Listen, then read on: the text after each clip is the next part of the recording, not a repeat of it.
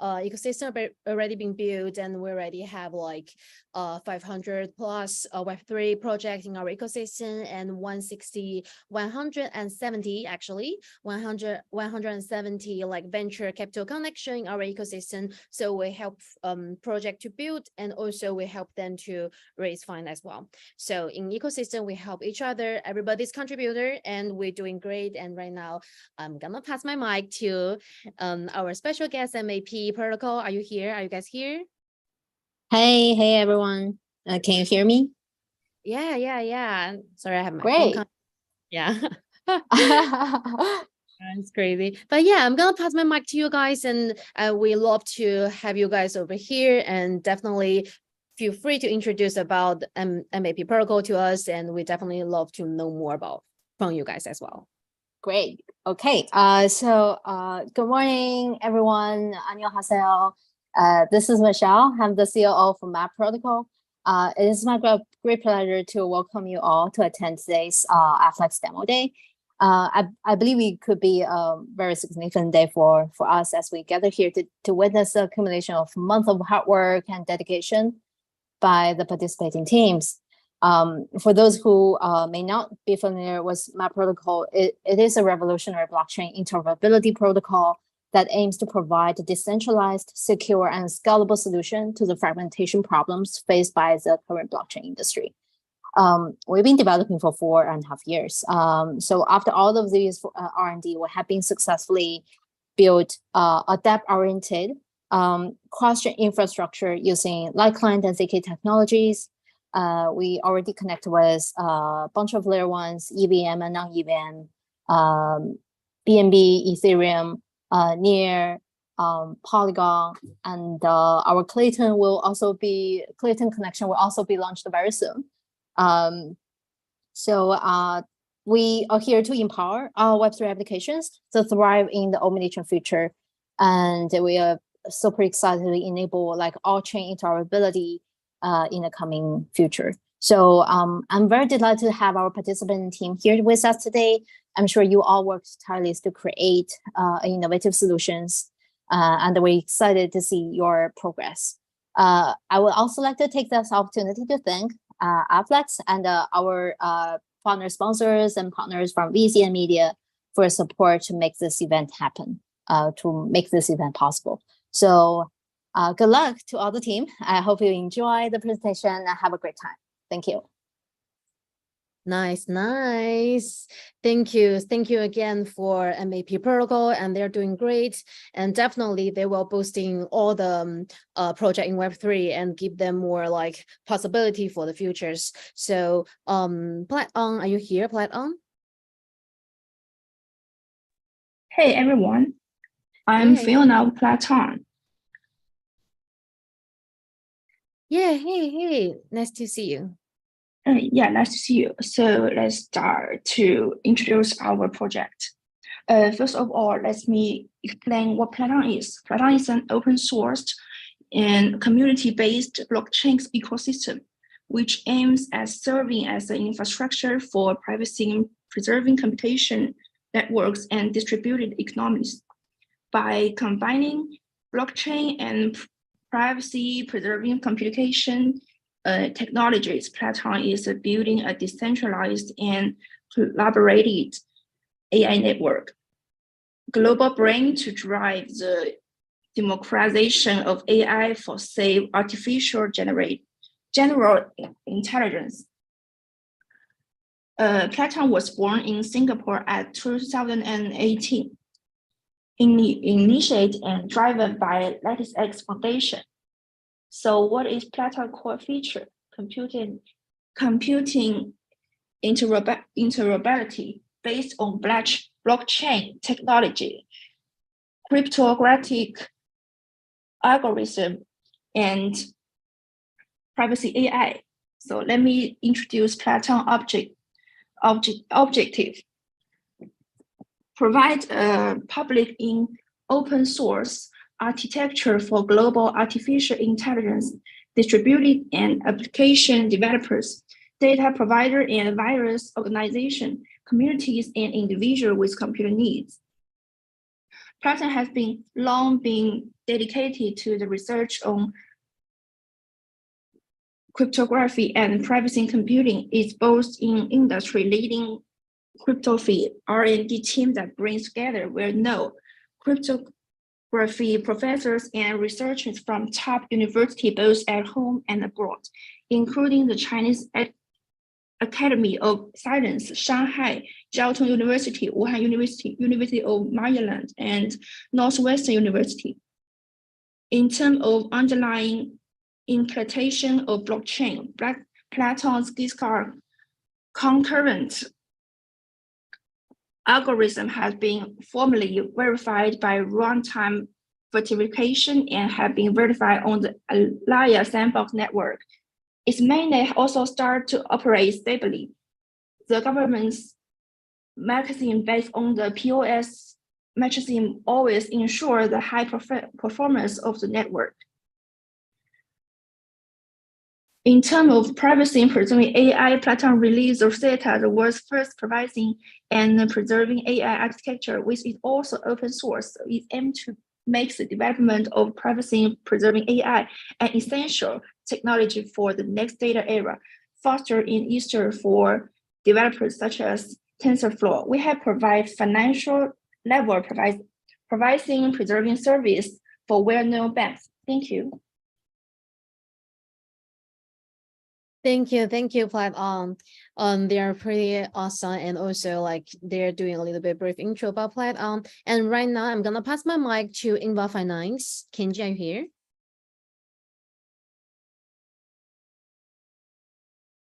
Hi, Kenji. Hi, Inva Finance, are you here?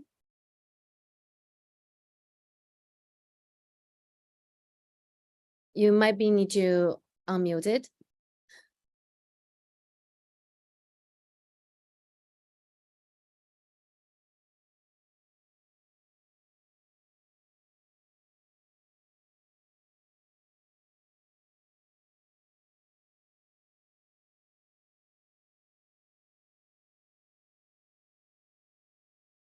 Yeah, let's wait for a bit. I think he got some tech issues, so he will be jumping to the stage very soon.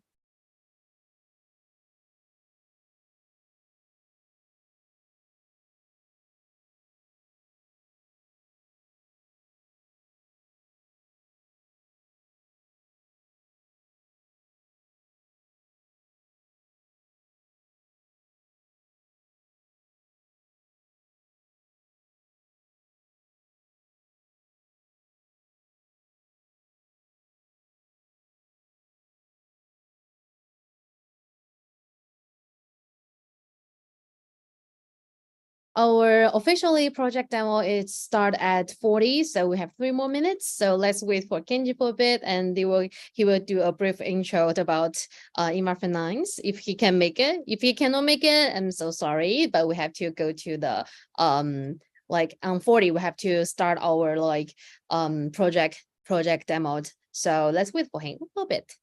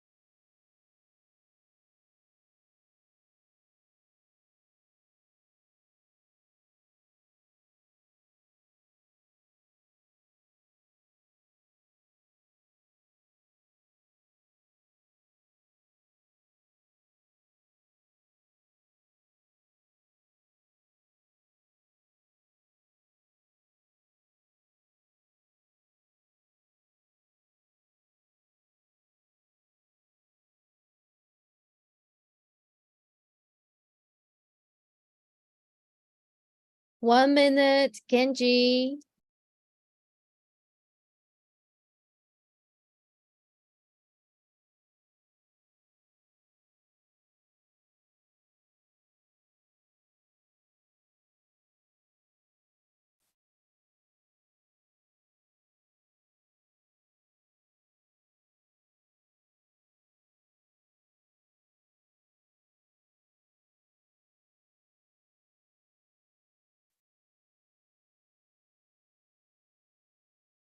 Okay, I see it. So now it's 11:40. So I'm so sorry for Ima Finance. Probably they are. Oh, he's here. He said he don't have sound. Wait a sec.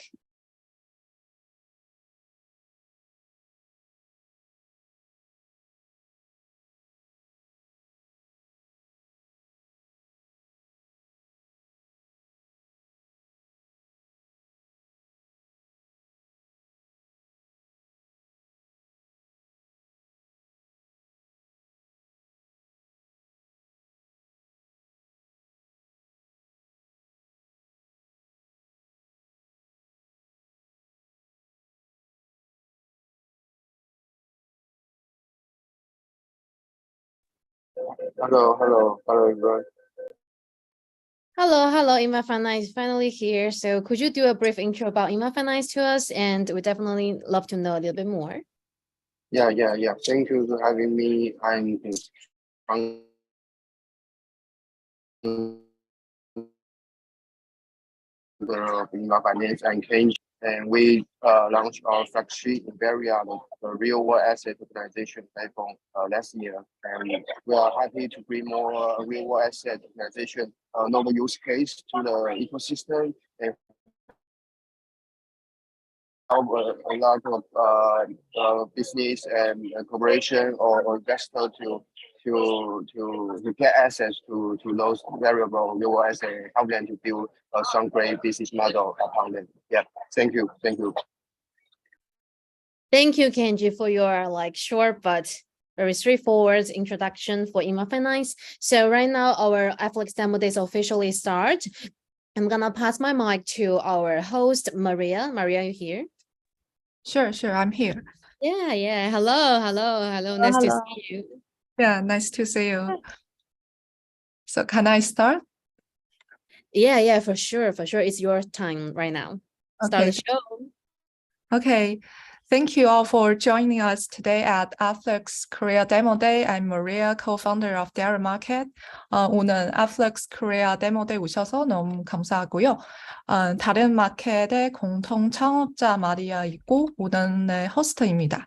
The presentation time for each project is 10 minutes with 2 or 3 minutes for the investors and judges to ask questions about the project. 각 프로젝트의 발표 시간이 10분이며 투자자와 심사위원들이 프로젝트에 대한 질문할 수 있는 시간이 2~3분입니다. So let's welcome to the first project, Dairy Market. And if you are prepared, you can just start. Hello. Yeah, let me share my screen. Thank you, Maria. Can you see my screen? Sure. Okay, let's start. Thanks for having me here today. My name is Hangi, the founder of Dairy Market.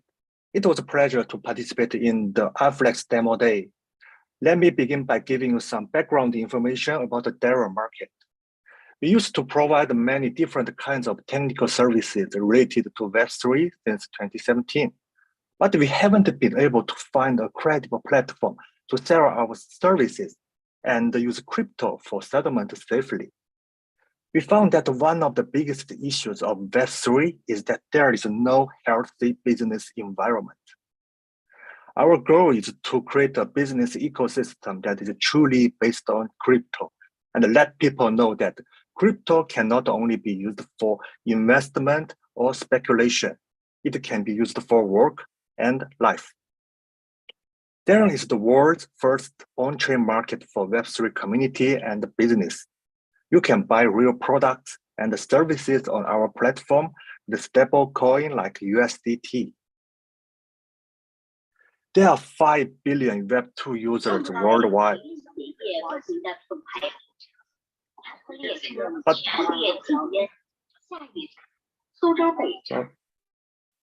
sorry, there's some noise and okay, but only 320 million crypto holders. It has a lot of room for growth.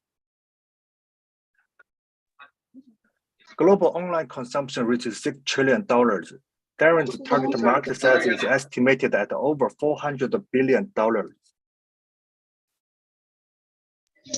I'm sure most of you who follow Afflux Demo Day have bought crypto. I guess the motivation for buying crypto is to gain income through investment, because I started out as well. But what do you do when we want to spend the crypto in our hands? Yes, exchange it for fiat currency and spend it on the Web2 platform. It is not only complex, but also risky. So we need a crypto consumption scenario. Is there any way we can earn crypto other than investing or speculating? The answer is yes. With over 3 million crypto holders worldwide, they are all potential customers for Web3 business. However, due to the lack of proven Web3 business solutions, you will need a website to show your business, attract customers, and handle crypto settlements, all of which will be a big overhead for you. Let's move to our opportunities. Firstly, according to A16Z, the use of stablecoin reaches $160 billion in January 2022. Secondly, the profit space within Web2 business environment is shrinking. The Web2 environment is bound to encounter traffic bottleneck and fall into a competitive pattern of killing. In this context, the development of Web3 business is actually an inevitable trend. Finally, we see that many brands are seeking Web3 transformation. For example, Starbucks released their brand NFT, Samsung moved into metaverse platform Decentraland, and recently we saw that Porsche released their 911 NFT. We have a very clear business model. We charge a 2.5% commission on each transaction. 50% of the commission will be used for DT mining, and 50% of commission will be platform revenue. We take 20% of the profit sharing amount as platform service fee. Our core team are all from Seoul National University or top IT companies. I'm a serial entrepreneur. I used to develop several mobile social apps and copyright trading platforms for photographers, which reaches IDZ Series A funding. Our chef artist is a very famous NFT creator who creates Mimic Shan. We have extensive experience in both Web2 and Web3, and our ability to respond quickly to client requests is unmatched by many teams. Let's move to our adoption strategy. We promote through events, partnerships, and social media. We couldn't be more excited by how well our platform is going. We have successfully held 4 3-6 events, each with more than 10,000 participants. The highest number of participants in a single event is more than 50,000. Our platform now have over 1,000 stores and partnerships with 100 Web3 projects, and it's just a beginning. To open a store on Dara Market is very easy. There are only 3 steps: connect wallet, enter my store, and edit store. I will show you a demo about how to open a store and create a service. Click the button, connect wallet on the upper right, and then sign in with MetaMask. Click the address and enter my store, and click add profile. Fill in the blanks of username,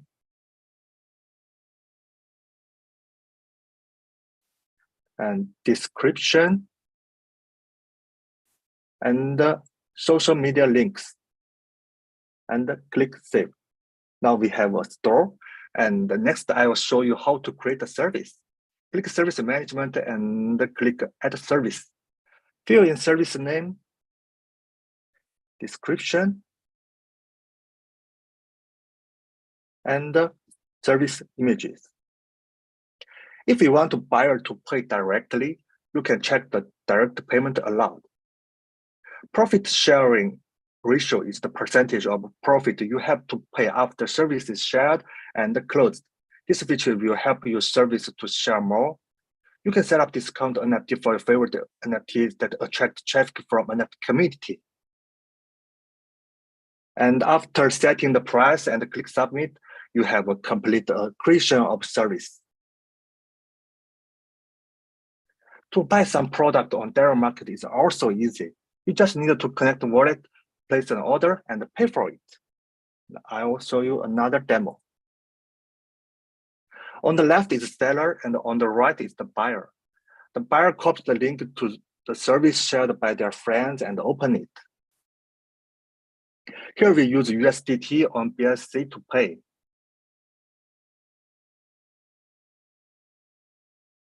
All the steps happens on the blockchain, and the seller can view the order on his personal page.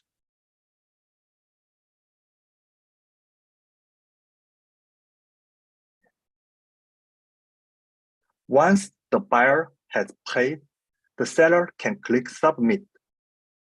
It means, for example, you are a freelancer, you finish your job, or you are selling something and you send deliver the product, and you can click submit. Once the seller has submitted, the buyer can click track. Track means you already received the service or product and you think it's okay, and you accept the withdrawal for the seller. And once the buyer had checked the order, the seller can withdraw the money directly. Let me skip a little. Yes, we can withdraw. And every step of transaction process is recorded on blockchain. You can check it on BSC scan.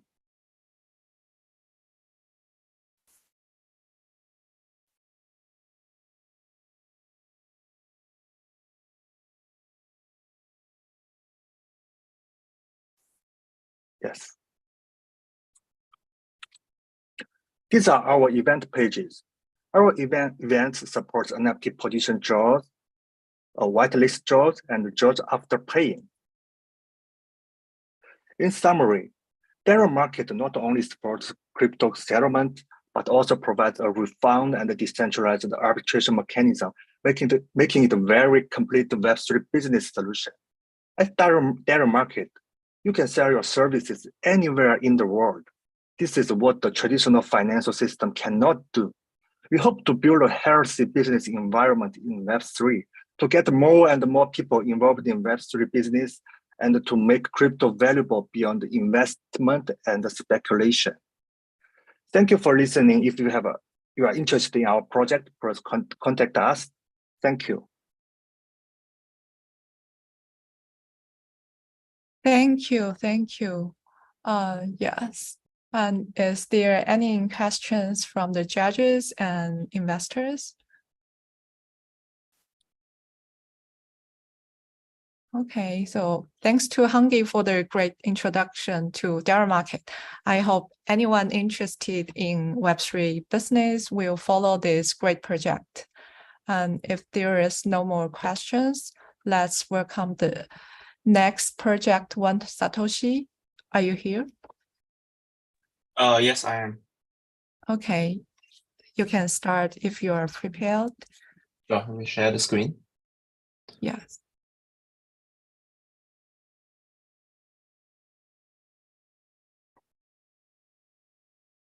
All right, sorry, can you see the screen? Yes, I can see the screen. Okay, great, sure. So we start now. So thank you all for joining. We are very happy and excited to share our plan here. So first of all, what we like to share is that the belief is what brings the team together. So our team is born in Hong Kong, and although we have one of the best and most efficient banking system already here, but we still think that this is very, very primitive. And that's why we wanted to bridge the gap between traditional finance and also cryptocurrency to help with the transformation. So basically for us, the team started as a trader to capture opportunity. And for what we started, we traded spot and also derivatives market back in the days of Bitfinex and also BitMEX. And we have found that it is very hard for us to cash our earning. So back then we were actually sitting in McDonald's and cafes to trade fiat for crypto. And very obviously, this is not efficient and safe. So therefore, we go ahead and launch a company to solve this pain point.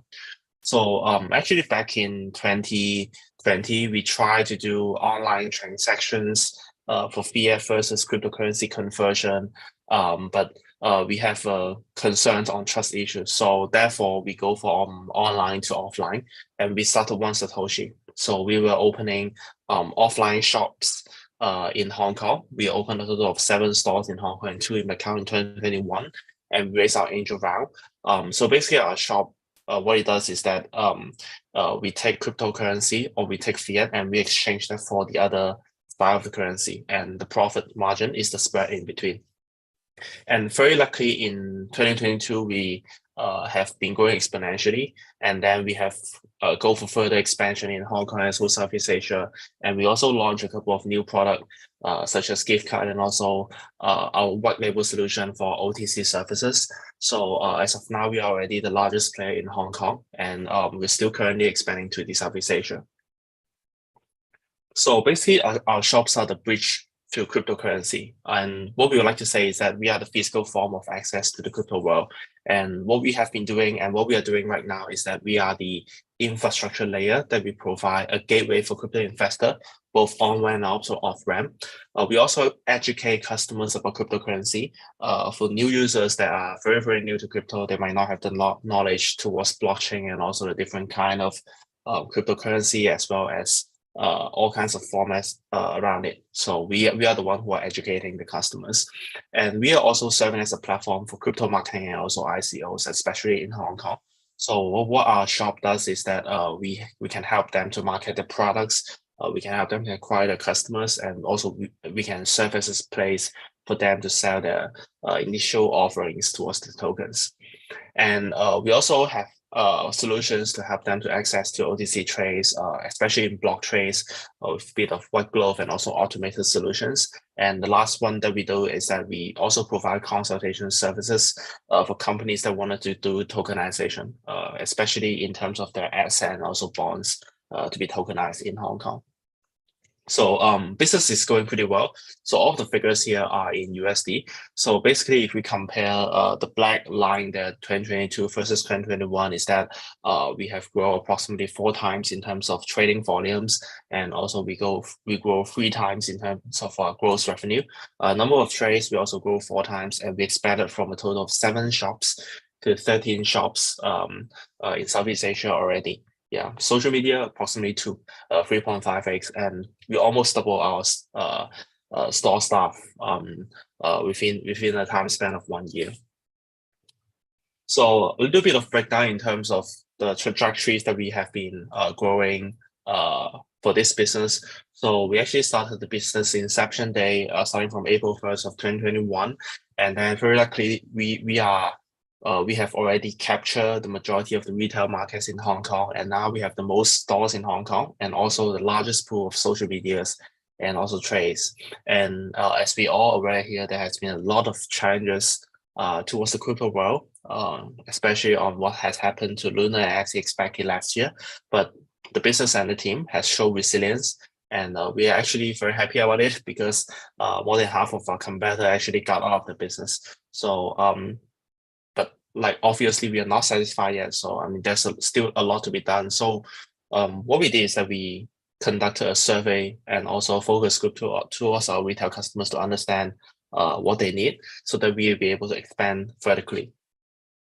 So we've identified a couple of different market pain points, especially in Hong Kong and also a bit of Southeast Asia market. And that's why we want to resolve it. So first one would be on investment. So currently there's no local legally protected custody and also investment options in Hong Kong. And also there are no easy and low barrier investment option. It might seem easy and low barrier for us, the group here, crypto native, to use different products, but it is not to the general public. And we also got a pain point in terms of spending. So people, whenever they are earning money or if they possess cryptocurrency, it's very hard for them to spend the cryptocurrency earning. So currently they might have to go for some sort of different platforms, OTC, to spend it. There's no direct way to spend it like what you have been doing with your bank accounts or credit cards, right? And then it's very hard for them to stay anonymous, especially when they go from the crypto world back to the fiat world. So all of this has to be properly KYCs, and there's no strict controls towards the information of the client. And the last one, and also one of the very big pain points that we have identified is that currently in the relationship of cryptocurrency and traditional finance is pretty single-sided. So there has been a lot of single-sided investment channel from traditional finance to cryptocurrency. There are all kinds of ETFs or tools for people to invest their fiat, their USD towards cryptocurrency, but there's not really no investment tools for them to spend their cryptocurrency to or invest their cryptocurrency towards traditional finance. For example, if I'm a person who are holding, say, like 25 Bitcoins, right? And I have been doing a lot of spot tradings or derivatives tradings in the crypto world. We are using platforms like Binance, Bitfinex, or all the other platforms, right? But like as of now, if the market opportunities comes from, say, like the US Treasury or say like commodities, right? Then there's no way for me to invest my cryptocurrency to traditional finance directly. And obviously, if ever there is, there's no proper invoicing system done between cryptocurrency and traditional finance settlements. So this is why we want to resolve it and to create a product for the future. So to put it short, there's 3 different functionalities that the product offers. So first of all is what we like to call is an earn, trade, and also investment option. So basically you invest with a minimum barrier of $1, and then you'll be able to get a daily interest payout. So say like I deposited 10,000 USDT into this account, then I'll be able to get a daily interest payout based on the rates that is offered by the platform. And we want to market it as the best place to store your unused crypto. So this kind of modeling has been proven very, very successful in the fiat world, especially in China. There are a couple of different products that are in China that are offering this, but not to the crypto world yet. So that's what we want to do it. And the second one is a crypto card, which this one is a World Mastercard. You'll be able to settle with all major cryptocurrency. You'll be able to spend it everywhere. So you can just use the cryptocurrency Mastercard to go on and spend in the cafe, in the restaurants, or in any kinds of retail shops. There's no limitation towards your spending. Essentially, you just have to deposit your crypto or use the account that you have inside. So you'll be able to spend it already. Yeah, so we are also able to allow a fully anonymous spending and also a cash withdrawal option. So you can actually spend your cryptocurrency without any hassle. So the last one is the integration with traditional finance, which we would like to open up the channel for people to leverage a cryptocurrency saving to invest in traditional finance. And we also like to work on the remittance market so that they can remit cryptocurrency, but the payout would actually be fiat. So all this creates countless opportunity. So we would like to package it together. So a lot of products there, but we want to do less mess. So what we want to do is that we create the next crypto banks. So I would like to show you some of the screenshots that we have on the crypto bank, but maybe it's better for me to show you directly the platform. So I'm not sure if my screen has updated. Yeah, it appears so. So this is basically the prototype platforms that we have been doing. So this is the main page of the platform. So very straightforward. You'll be able to see all the functionalities that you can do with the platform here. And then you'll be able to see your asset value in terms of your fiat asset, your credit card asset, and also, for example, your digital asset, right? So a bit of detail towards the different accounts. For example, I've been having a digital asset of $82 here, which I actually got 81 USDC. So a little bit of breakdown towards, and also a summary towards the asset that they hold. So we got because of the regulations, right? So we got a different accounts to hold their asset. For example, if they're holding fiat, then we will be using a Hong Kong custodian account to hold it. So basically, I don't have any kind of HKD balances here. So but anyway, this is the place to hold it. And we also do offshore. This is to sort of avoid the regulation before it settles down. So we got a US account to sort of settle their US dollar balance here. And we also got a Singapore account to settle their cryptocurrency balances. excuse me, there are two different Singapore accounts. One of them is a fiat account, and the other one is a digital custody account. So this is sort of a summary for them to understand what they have currently in the account right now. So if they wanted to deposit money inside, very straightforward, you can just click inject here. So you can inject all kinds of different currency here. So you're actually able to do a bank transfer in and also drop off in one Satoshi stores. And you can also deposit digital asset, which we support all kinds of major cryptocurrencies that we currently have. So select I wanted to deposit USDT, must be the most straightforward one. Select the network here, and it will just generate the address. If you deposit in, then we will be able to credit to your account within 1 to 2 minutes. Okay, and same goes for withdrawal as well. We would like to call it maintenance here because of the reason of the regulations. So say that if I wanted to withdraw Hong Kong dollars, right, then we can also do bank transfer. We can also do a pickup in our one Satoshi stores. And we also got a portal for China as well with integration with UnionPay, but that hasn't been fully ready yet. We're still testing it. In terms of withdrawing digital asset, that's even more straightforward. Say that I wanted to withdraw USDT, then just select the network and then enter your address and the amount. And then we'll be charging a little bit of withdrawal fee there, obviously for our profitability purposes. And then this is how we're able to do it. And then what we can also enable is that, first of all, is the exchange between the different cryptocurrency. So say like I have USDC here, so I should have 81 USDC here, right? And if I wanted to sell USDC for HKD, then what we can do is that we will have a real-time quote here on how much USDC equals to HKD. This will be the quoted price, and then you'll be able to click here to sell it right away. And at the same time, we also support all kinds of different asset class. So first of all kinds of major fiat currency, and we also support cryptocurrency as well. So say that I wanted to sell USDT for BTC, then obviously we can also do it as well, providing you with a real-time quote to do it. And once you click it, you'll be able to have it right away. So back to here, the last two components would be, first of all, on bill payment. This is how we do remittance as well. So say that I have an account here in our platform, and I wanted to wire my business counterparty some money, or I wanted to pay bill payments, say like to Chain Analysis, right? Then I can just enter their bank name here, account numbers here, and then we'll be able to just do the remittances right away out from the account. And if you wanted to use crypto to do it, then we'll just exchange your crypto back to fiat and then help you to proceed with the bill payments.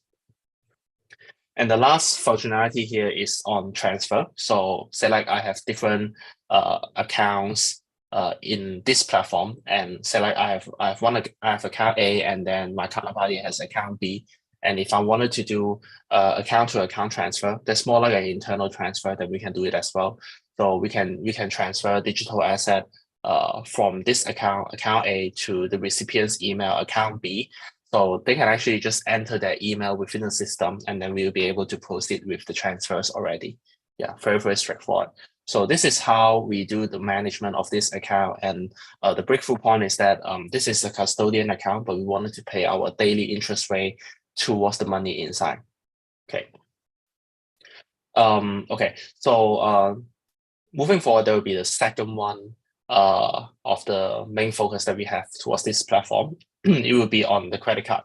So basically, this one is the cryptocurrency credit card. So as we all know that we have 81 US dollar of USDC deposit inside. So that's why we got a credit account limit of 500 HKD. So this is the account limits that we have for the credit card. So this is the World Mastercard. I'll be able to see the card details, and also I get the physical card as well. So those are the transaction summaries that we have. Basically, after we spend it with this credit card, then it will just automatically deduct the cryptocurrency inside. And for the customers, they are also able to modify the sequence on what are the balances that will be determined first. So like with my current setting here, it would just deduct all my HKD balances here first, and then it would just go ahead to deduct all the digital accounts, the USDT, the stablecoins, and then the last one would be on the mainstream BTC and also ETH. And we also got different functionalities here, but those are just general functionalities for the credit card. So I'm not going to mention it in much of a detail here. So we also added a new module here for you to contact your relationship manager, because I think this will be essential in terms of customer service purposes. So you'll be able to see the contact here, or you can go to here to see a little bit of FAQ over here as well. Yeah, so basically that sums up what the platform does in terms of this. And this is just a prototype. We are currently testing internally, and what we expected to roll out is that we'll probably roll out somewhere in mid to late April. All right, so back to the deck. Get a quick summary here. So basically, a place for them to do a daily or hourly interest rate payments towards their account balances, and then we would like to market it as the best place to store and use crypto. And at the same time, we will be able to allow integration with banks, so that currently we are dealing with a lot of cash, but we want to open up the opportunity for them to deposit and withdraw with their bank accounts. So trading, very straightforward. They can trade between fiat to crypto to crypto, and then they will be able to do a 24/7 and also real-time settlements. Investment purposes, this module hasn't been done yet, but what we want to do is that we wanted to find a way to bypass it. So basically, with the amount that they have in the account, we will be able to open a brokerage account for them. So what we do is that we just exchange the cryptocurrency back to fiat, or hold their cryptocurrency as collateral, so that we will be able to open a margin line to them for them to invest in the traditional finance going through the different brokers. So next functionality is on the credit card. So very straightforward. We got a physical card here to make their account tangible, and they can also spend it. They can also do a cash withdrawal, and repayment is done with crypto. This is the remittance page that I just showed before. So moving forward will be the most important part on the compliance framework. So basically what we want to do is that we wanted to use a trust company located in Hong Kong, so that we make sure that all transaction and custodian is done by the trust company. So with the different counterparties, we are just settling sort of separately. So bank and fiat remittances is just a deposit and withdrawal from a trust account. And then crypto investments, we will just have to do the trade offshore, or we need to get a VASP license in Hong Kong, which that is the reason that we asked for funding here. And then asset custody is a deposit and withdrawal from the Fireblocks, so very safe. And in terms of credit card, we just do a single-sided settlement towards credit card on their spending. And then traditional finance investment, what we want to do is that we want to use the trust company to open an account with interactive brokers. Say like our customers wanted to use their cryptocurrency to trade traditional finance, we will hold their cryptocurrency as custody and then open up a margin line for them in interactive brokers, so that we will be able to hold their position. So we just have to make sure that all of this is fully legal and regulated in Hong Kong. So if any investor or even project owners that are interested, then please reach out to me. Then we'll just give you all kinds of details, including the trust licenses that our partners hold, and also all the documentations in between. So a bit of profit model here in terms of the fees that we charge. So we charge remittances and also withdrawal fees, got trading fees for crypto investment, and also credit cards. We got a combination of annual fees, rebates from MasterCard, and also the exchange between cryptocurrency to fiat conversion. We just earn a bit of margin in between as well. So the last one is on the trading fees on traditional finance investment, but moving forward, we will be able to do our own products in terms of traditional finance investment. For example, like buying US Treasury bonds, right?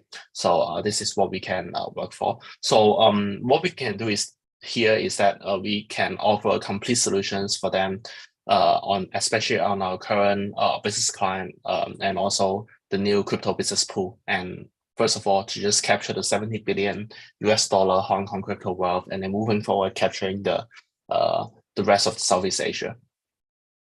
So a little bit of some of the team and what the team has been doing. So Oscar is the founder of the team. So he was a ex-Merrill Lynch IT engineer, very hardcore coding and also IT management experience. Basically, he handles all the technology development in our team. For me, I'm Roger. So I'm more focused on the commercial side. So I got extensive technical side experience, including Uber and also Relax. So a bit of tech, FMCG, and also a combination of commercial skills experience before. And then we also got our angel investor who is called Vincent Low. He is a venture advisor to us, and he's management director in Merrill Lynch. So also a couple of panelists in terms of fintech incubator. So what we do is that we combine the operation and also strategic and also technology experience in Asia, and especially in Hong Kong. So a little bit of plan for us in 2023. So what we want to do with our seed rounds here in Q1, and then we just go ahead and finish all of the hiring, legal setup, the design for retail margins, and we probably need to burn 2 quarters in terms of product development, especially in the front end. So Q2 we'll be able to do the beta launch and also go on to launch the credit card and also remittances channel. Q3 will be an integration with the investment product, which interactive brokers, like I just mentioned.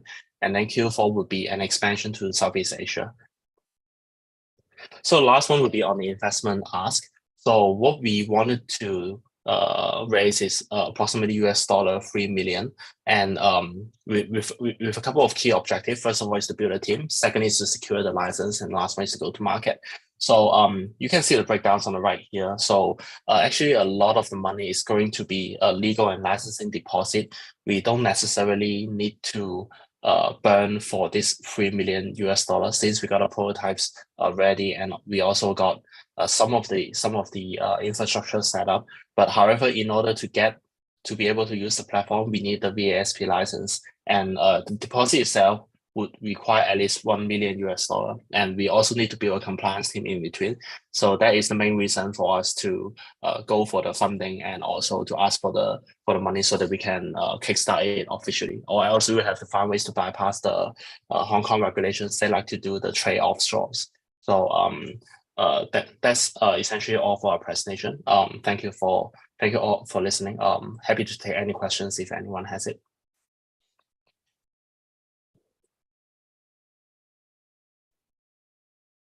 Okay, thanks, Roger, and thanks to Roger for the great introduction to One Satoshi. I really like the concept of crypto bank. Is there any questions from the judges or investors?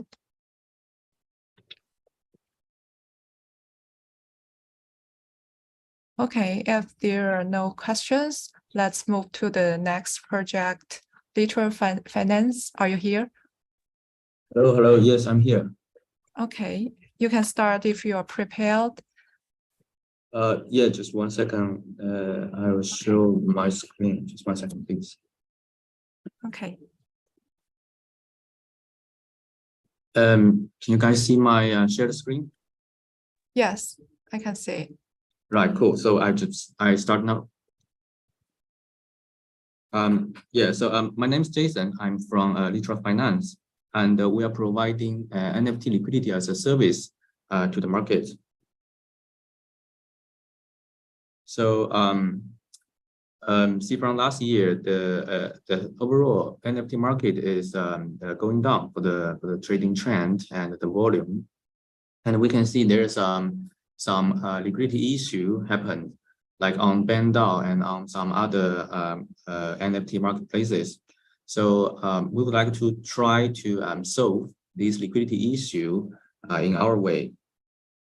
By comparing to many other projects, we can see they have some advantages and disadvantages in their design and in their ecosystem, in their models.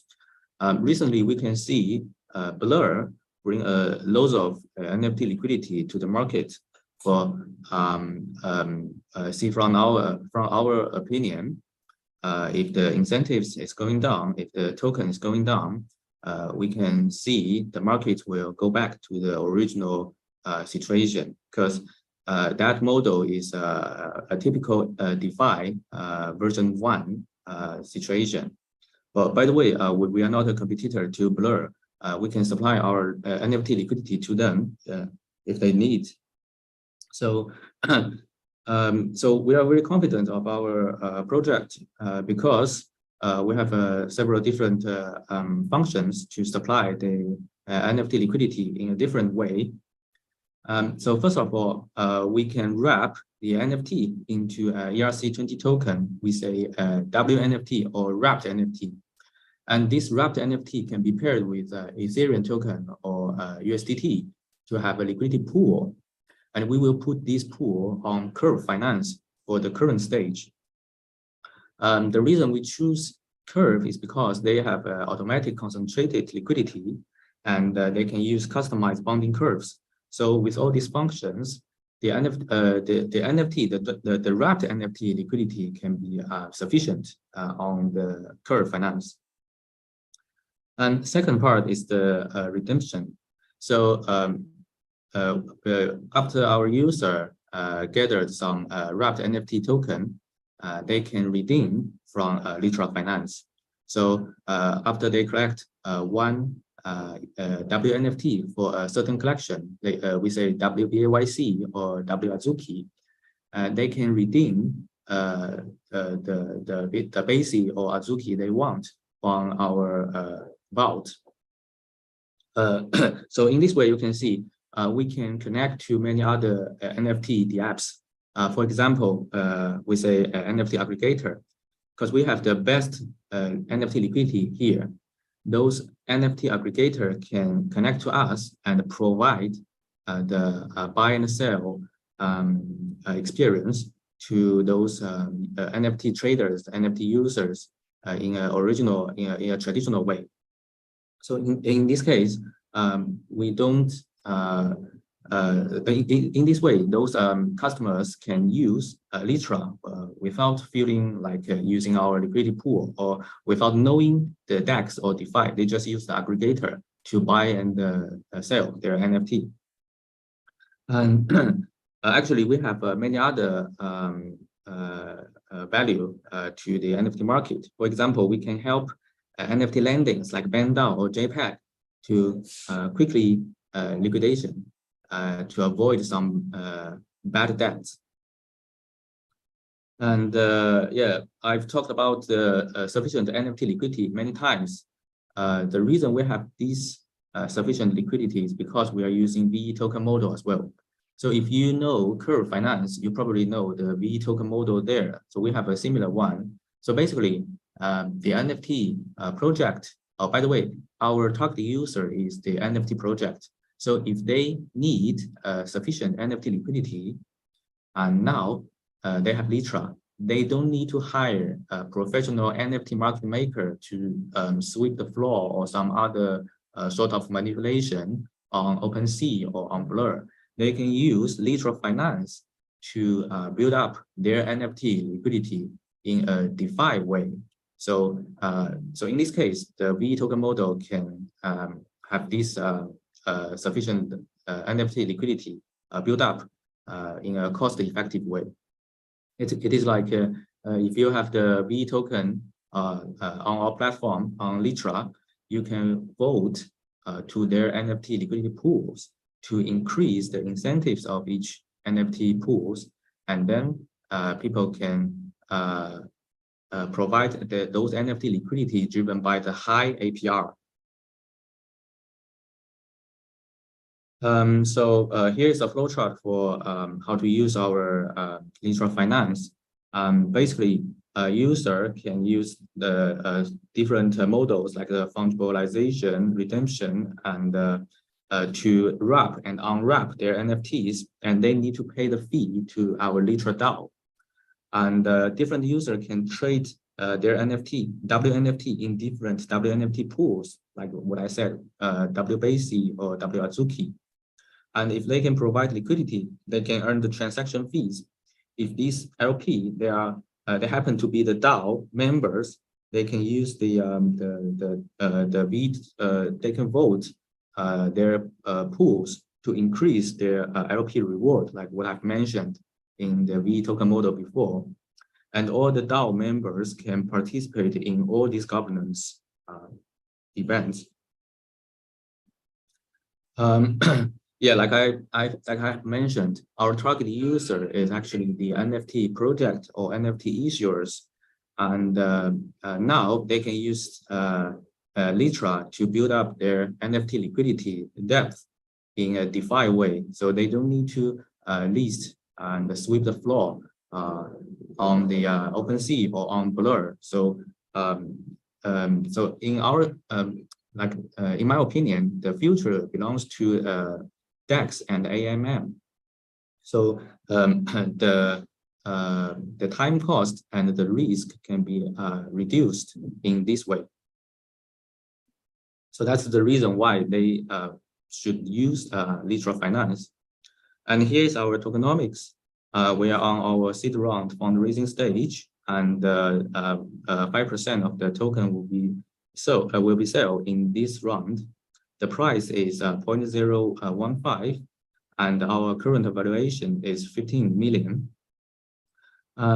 So our team will keep like 15%, and the ecosystem will keep like 50%, including the liquidity mining reward and some early adopters incentives. And here's our budget.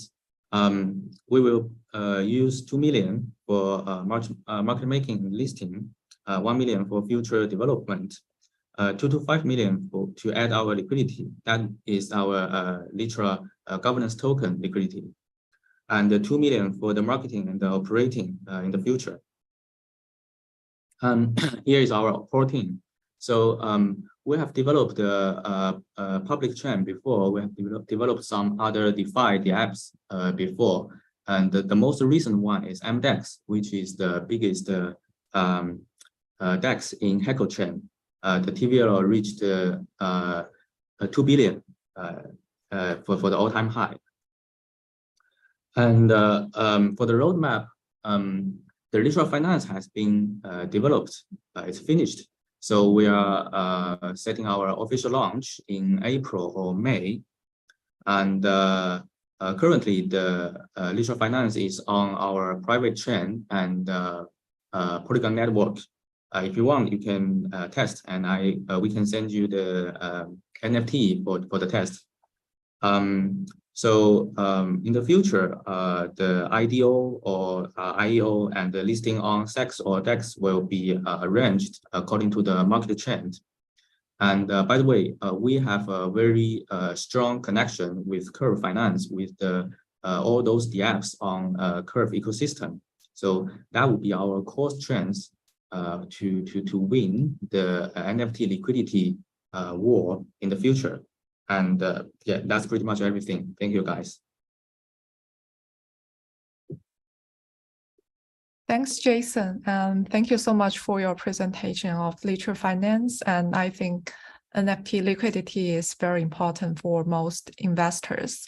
Is there any questions from the judges or investors?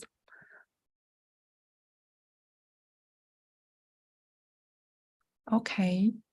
If there are no questions, let's move to next project. Muverse, are you here?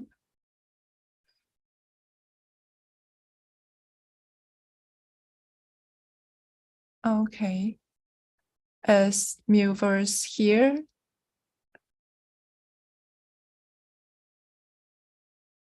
Okay, let's wait about 20 seconds. If Muverse is not available now, maybe we can jump to the next project, Gameland. Okay, let me share screen. Okay, you can start if you're prepared.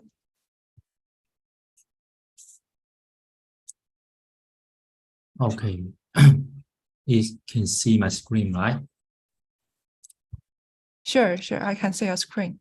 Hi, everyone. My name is Vincent. Let me introduce Gameland to you.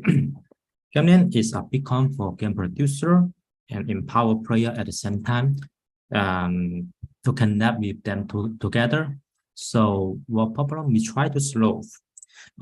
In summary, gaming may face the problem of discover or excellent games, player connection, data island, and high quality game feedback, which affect player game experience and social experience at the same time. So how do we try to solve this problem? The first part is social vibe. Social vibe is high latitude social graph and player engines provide opportunity for different players to connect with them. And the second part is enlightenment communities. This provide opportunity for game developer to connect with the excellent player, and the player had the opportunity to participate in the game testing at the early stage, while providing high quality game feedback. And the last one is creator ecosystem, increase the opportunity to connect with the developer and increase the exposure of articles. So I want to introduce the first part, gaming social vibe. Each player has unique game ID in GameLand.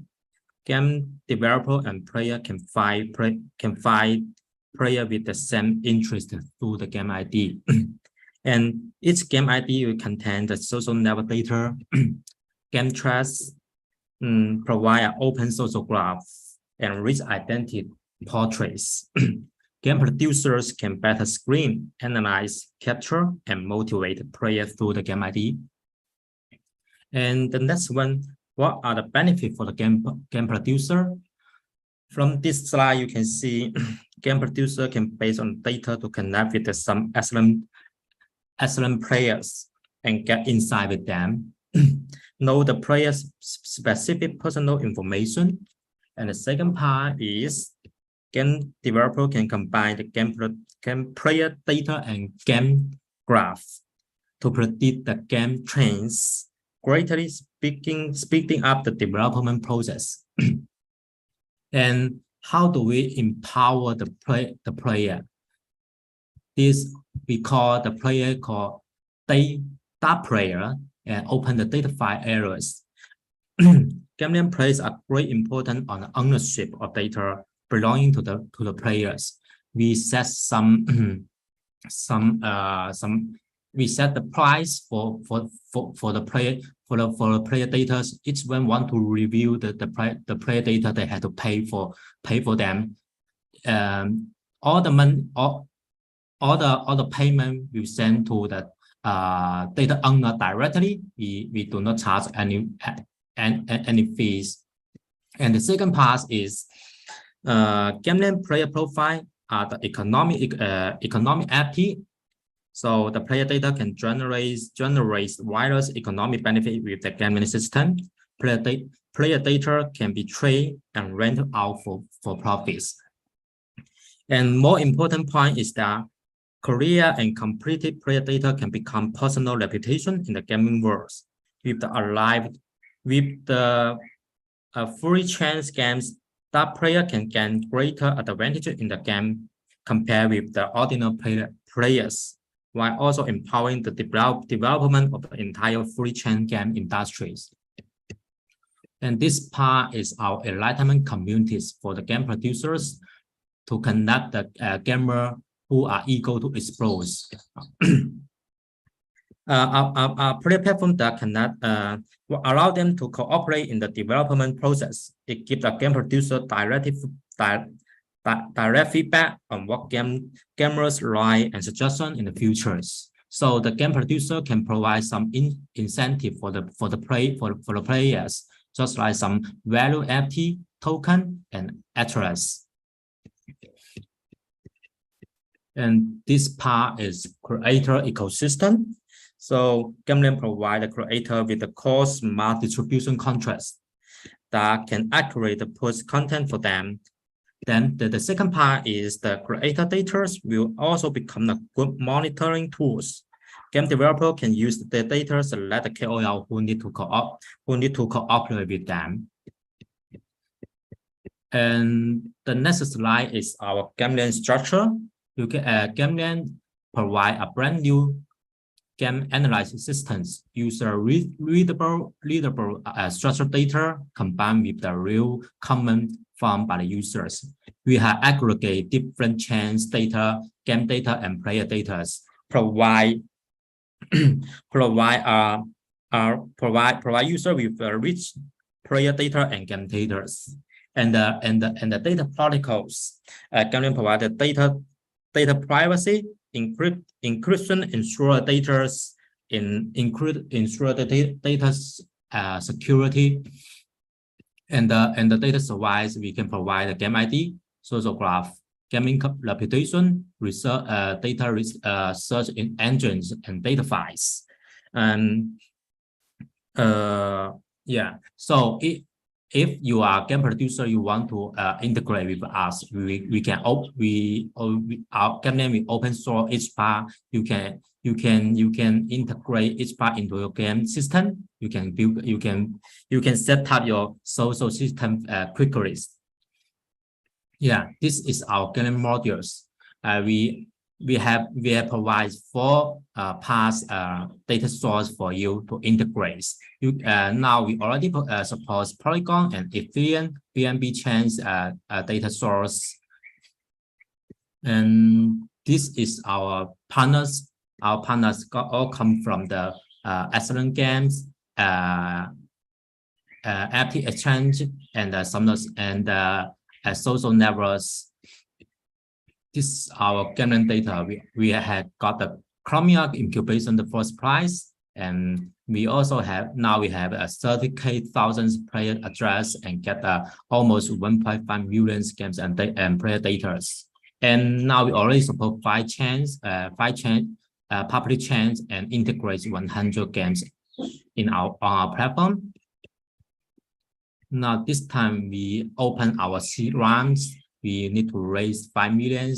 This fee used to buy the team buildings and marketing strategy, and we also will provide some bounties for the content creator and players to in the futures. So this time we will give 10% token share for this round. And this is our team member information. My name is Vincent. I just blockchain experience and DeFi project with 100 million values in 2020s. And Racing is our CTO, have 4 years full stack developer and DeFi project manager. And ours is have 8 years Web2 plus Web3 game community and growth hackers. Our team have 4 to 8 years blockchain project development experience and game community building capabilities. And Paul is our otherwise. He is come from my neighbor Alice Esper. Yeah, let me show you the use case. The one game producer need to create and analyze player data to understand how the games are performing among the different groups. So they adapt the player activity data, so tracking each player login frequency and in-games behavior to determine the player activity in the engagement. And the second and the next is analyze data, provide the game graph and social graph for the game producer. And the game producer also allow the data to share with each other to help them to find the same interest player or try to recommend some excellent player for them. And the last one, they want to see the player transaction data, to understand the most popular items, types, and virtual currency. So beyond these data, they can better understand the player and take corresponding measures that improve the quality of the game and user satisfaction. And this we can overall the game producer, there are some data provides that they have increased some improve their efficiency and provide some better gaming experience for the player by data analyzed. So the player engagement was increased 30%, and player retention was increased 25%. This is very important for the games, for the game producers Yeah, that's all. Thank you. Thank you, Vincent. Thank you so much for your presentation. Your introduction of the project was very impressive. Is there any questions from our judges or investors?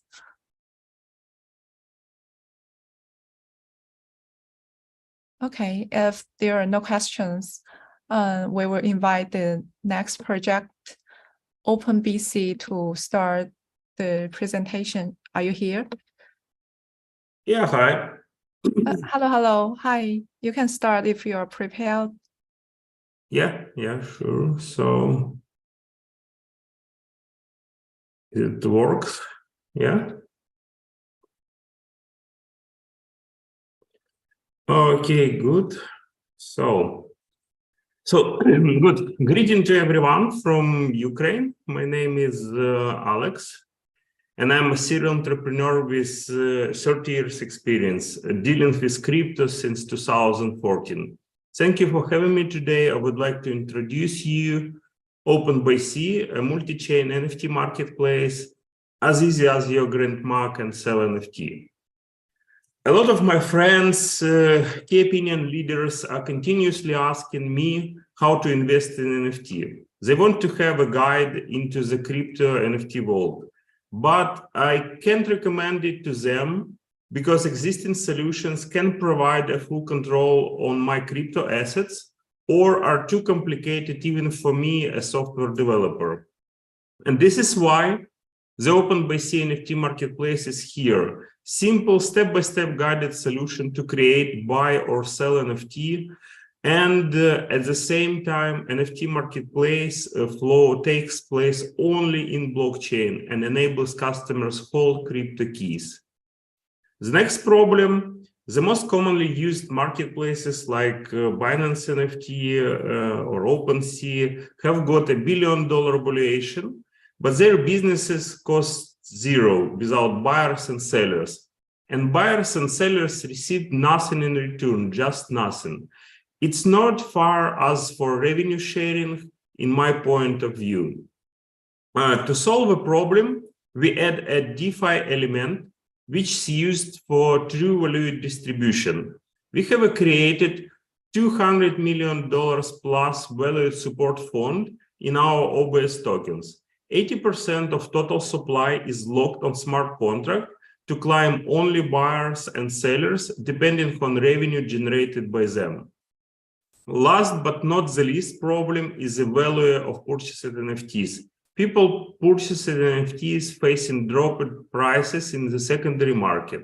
This is a subject of significant losses of investors and decreased all NFT market reliability in general. Our solution to this problem is one metaverse ecosystem where a play-to-earn game generates NFT assets and users can play and sell later, even lease NFTs. Our solution is not just about partnership with existing games, but creating our own one. OpenBC Studios will create at least 5 NFT game titles within the next 5 years. Our marketplace in production since October last year. Browser and Android app, Telegram bot are live and enabled to create NFT, sell, buy NFT in a few clicks. Our product includes wallet purchases with credit card option and play-to-earn area where a few games.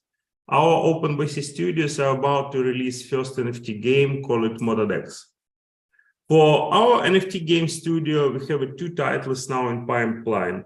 First is ModadX, hyper-casual racing simulator, where NFTs as modders do 24-hour competition on NFT as tracks. As a result, they are sharing deposited on a smart contract money. This game received 2 grants and close to release. Second is DexGo, earn to farm project, where locals create routes, follow attractive places, with augmented reality learn to earn games on stops. A game raised about $20,000 in NFT pre-sale and will release it in Q3 this year. As you know, now market overloaded by NFT marketplaces. Most of them are centralized, like Binance NFT, Rarible, with registrations and other difficulties inside user flow. Some of them are decentralized, but propose only marketplace services, and some with similar claim model, where we were pioneers. At the GameFi market, top players provide very complicated user flow, but we are a mix in simplicity, GameFi, and decentralization in one place. This is a competitor list to check our advantages in future. For overloaded market, we have to be competitive enough to grab organic traffic. Let's clarify our strength. As I mentioned before, in the problem solution cases, below 80% of our valuation to distribute our buyers and sellers, including play-to-earn NFT games, and using full decentralization for all NFT money flow. But that is not all. We have got unique offer to use any tokens for NFT selling.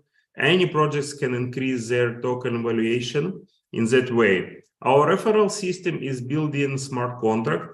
Any referral link includes referral wallet, will record it in first smart contract transaction.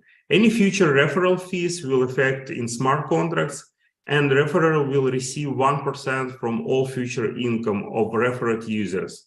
Also, we support multi-chain like Near, Aurora, Polygon, Ethereum, Binance Smart Chain, and above extended soon. I've been in crypto since 2014 and the full stack developer. Even after exits, I keep coding for fun.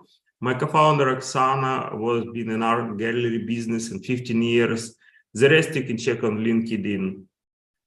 A bit about OpenBC track records. It was founded in 2020, a solution of our own problem. 2021 was deployed on BNB Chain and Polygon. 12,000 plus community members, and revenue from listings, token sales, and grants as solution to our own problem. We are on a top 60 around marketplaces on Diapradar, and in top 10 for games on some chains. Our next action steps are to complete the first release of our Motodex game and gain 10,000 plus active players. In Q4, in Q4 this year to reach 100,000 in revenue. In Q4 2014, we will release a second game, Dex Go. And Q1 next year reach top 10 position in NFT marketplaces, and Q4 2024 reach more than $3 billion valuation and top 10 position in play to earn market.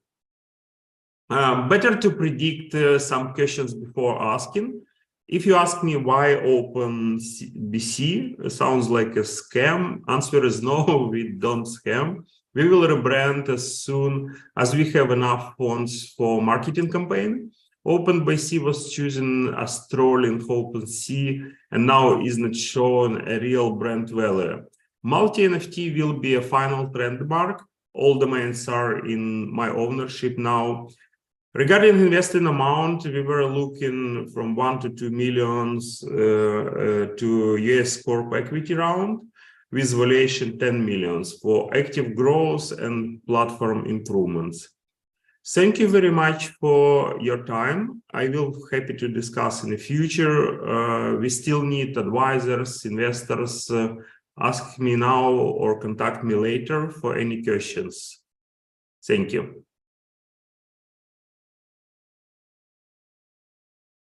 Thanks. Thanks to OpenBC for your great presentation. I really like the concept that multi-chain NFT auction part.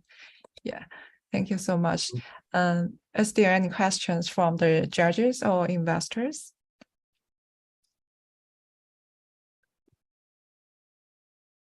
Okay, if there are no questions, let's move to the next project, Rainbox.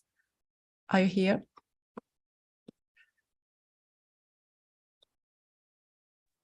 Yes, I'm here. Oh, okay. Hello. If you're prepared, you can just start. Okay, sure. Wait, let me share the screen.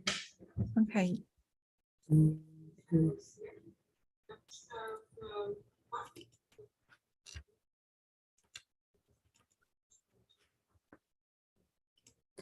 Okay, so because we don't have a lot of time, we'll just go straight to the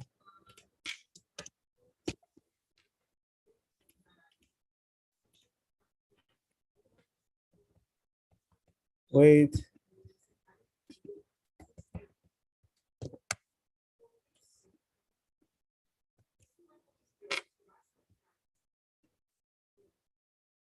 Oh, this one.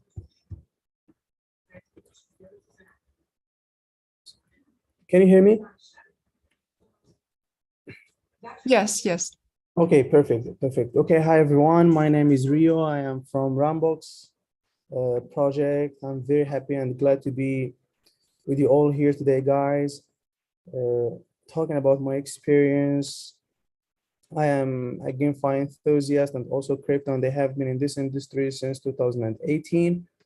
And now I'm willing to provide some efficient and effective solutions for the growth of our project, which is Rambox. So let's get started. When it comes to Rambox, as you can see here, it's positions to focus on NFT files, liquidity aggregation protocols, and also it's a kind of an automated NFT file like revenue vault operation system. Unlike what makes it very different than the traditional like NFT fights, I can say that Rambox is active in a variety of possible revenue generating NFT projects with NFT liquidity services. So I can say also that Rambox can monitor the excellent NFT projects in the market through an intelligent trading system and arbitrage and operate funds between these projects. And also users only need to complete the opposite and they can get a huge amount of income. Now moving on like to the project description, in which here we have like a kind of a three functionalities. The first one would be like an algorithm learning, in which we are trying to use like machine learnings algorithms to build a kind of models that use past transactions data as input and also to make a kind of valuation predictions. Then the second point will be the market collection, in which Rambox can perform price discovery of NFT in P2P lending activities with the option of arbitrage. And also in lending activities, it is necessary for the borrower and the lender to reach a consensus on pricing NFT in order to complete a transaction. The third point can be the price forecasting, in which it can determine, Rambox will determine the valuation of the NFT by maximizing the profits. And also it has a kind of a built-in valuation system backed by liquidity, and users here actually can run different NFT pools on Rambox and then put Ethereum liquidity into the pool. When it comes to the technical description, we have here some advantages when we are talking about Rambox, in which, as you can see here, we have like small intro in which since the NFT frenzy in the summer of 21, OpenSea and Ethereum's largest NFT platform has reached $1 billion like weekly transactions volume and also maintained a unique wallet count of over 300,000. And when we are talking about some of the value of like NFT, of course, it will be kind of limitless. That's why we have like some advantages that make us stand out when it comes to other projects, in which we are aiming to lower the threshold for the average collector or consumer. And also I can say that the current barrier to enter the NFT marketplace is too high for existing players. And there is also a problem of fragmented liquidity due to different NFT platforms, and therefore liquidity aggregation protocols are important practical applications. Then the second one is improving the transaction quality, in which the tokens or like the tangible tokens are usually tradable with higher precisions, but NFTs in ERC 721 format can only be circulated as a whole, and there is a liquidity threshold. So through our project, automatic market making protocol, it is possible to achieve improved liquidity while promoting the quality of NFT transactions. The third advantage I can say is increasing the capital utilization. So as I have mentioned at the beginning of the presentation, that there are some things that make us stand out when it comes to the traditional NFT-Fi, in which one of them here I can say is the pricing, in which the price of the NFTs varies like in the eyes of different collectors or investors due to its unique nature. And the ambiguity in pricing makes it more difficult for buyers and sellers to reach an agreement over the transaction. Now, I will talk about the tokenomics of Rambox. I try like to make it briefly like to the point. So RAM is the only governance token of Rambox, which is able to perform necessary functions such as purchasing NFTs, pledging income, and also NFTs interaction, and participating in community governance, etc. And the total number of RAM is 6 billion, and its distribution is as follows. The first point will be like the RAM is mainly used by the NFT holders to participate in ecological production, and the rest can also be for staking, of course, on our platform. Then the second point is the initial RAM circulation is distributed by IDO, where like the IDO distributes 1% of the total quantity of 60,000 pieces of RAM. Then I can say that the pre-sold is 150,000 like for one USDT and so on. Then the third point, the initial overvaluation of the project is 15 million USDT. And here also like users only need to purchase RAM tokens and pledge them into the AI income vault, which is considered as participating in the investment. Here, like more details when it comes to the Rambox tokenomics, when it comes to the percentage for each category, when it comes to the public offerings, NFT stake, single currency stake, ecological incentives, and also like for our team and consultants and airdrop. So this one like to just give you a kind of a source in which you can take screenshots or whatever, then you can check everything later on. So here, then we have the development plan, in which I can say that Rambox program like includes promotion in and sign in for a kind of, how can I say it, like to level up everything. So when it comes to development plan here, like we have a kind of the first in which we have the first one in which the users can increase the eco contribution value through promotion and accumulate eco contribution value. Then also users can receive daily platform revenue dividends through distribution of ecological contribution value. Then we have more details when it comes to the maintained revenue privilege and the contribution values that require an amount of RAM pledged in the vault with an initial value of 20,000 RAM. Here also we have two other points. I can say that the RAM can get a dynamic income of 1% or 3% per day, and the value is based on the vault's revenue of the day. The last one can be each user's RAM position is less than 20,000. So the contribution value of the user's account will be zeroed, and the other contribution values resulting from the user's participation will also be zeroed.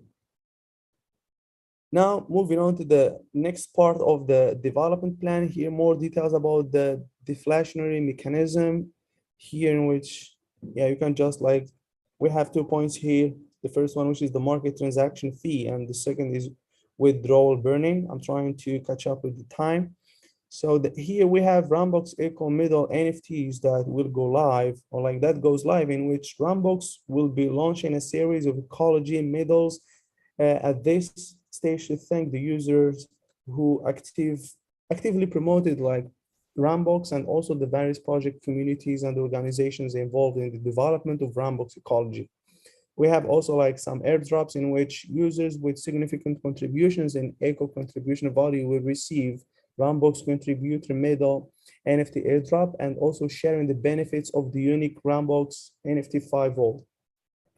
When it comes to the middles, like, or the ecology middle NFT, each user with NFT airdrop will open a unique pledges. Here, like, actually more details about like the benefits, or like what are the features of having like the middle NFTs of Rambox.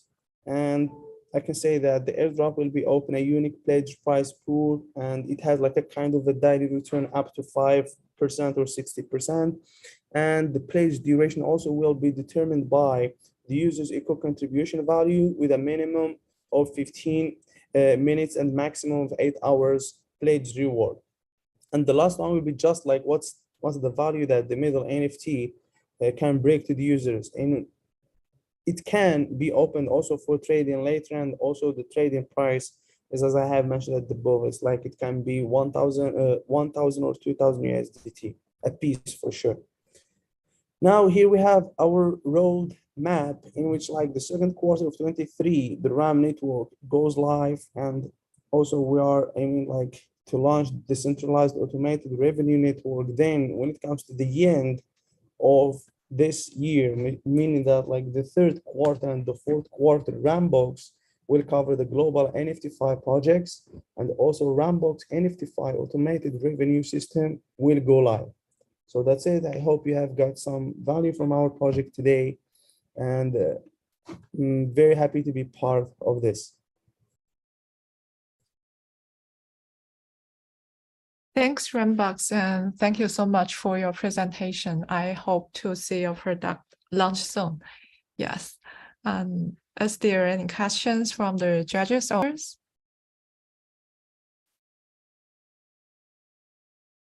Okay, if there are no questions, let's welcome the next project, Getaverse. Are you Hello. here? Hello, hello. Yes, I am here. Can you guys hear me? Yeah. Very good. So my name is Ryan Chris, and I'm CEO and co-founder of Getaverse. It's a pleasure to take part in today's AMA. So please allow me a few seconds to share my screen in order to give you a brief overview and introduction of our project. Sure. You can start sharing your screen. Yes, sure. So can you guys see my screen? Yes, very clear. Good. So this is Getaverse, the world's first sustainable credit protocol based on Web3 ecology. When we're talking about Getaverse, we have some current issues in the industry.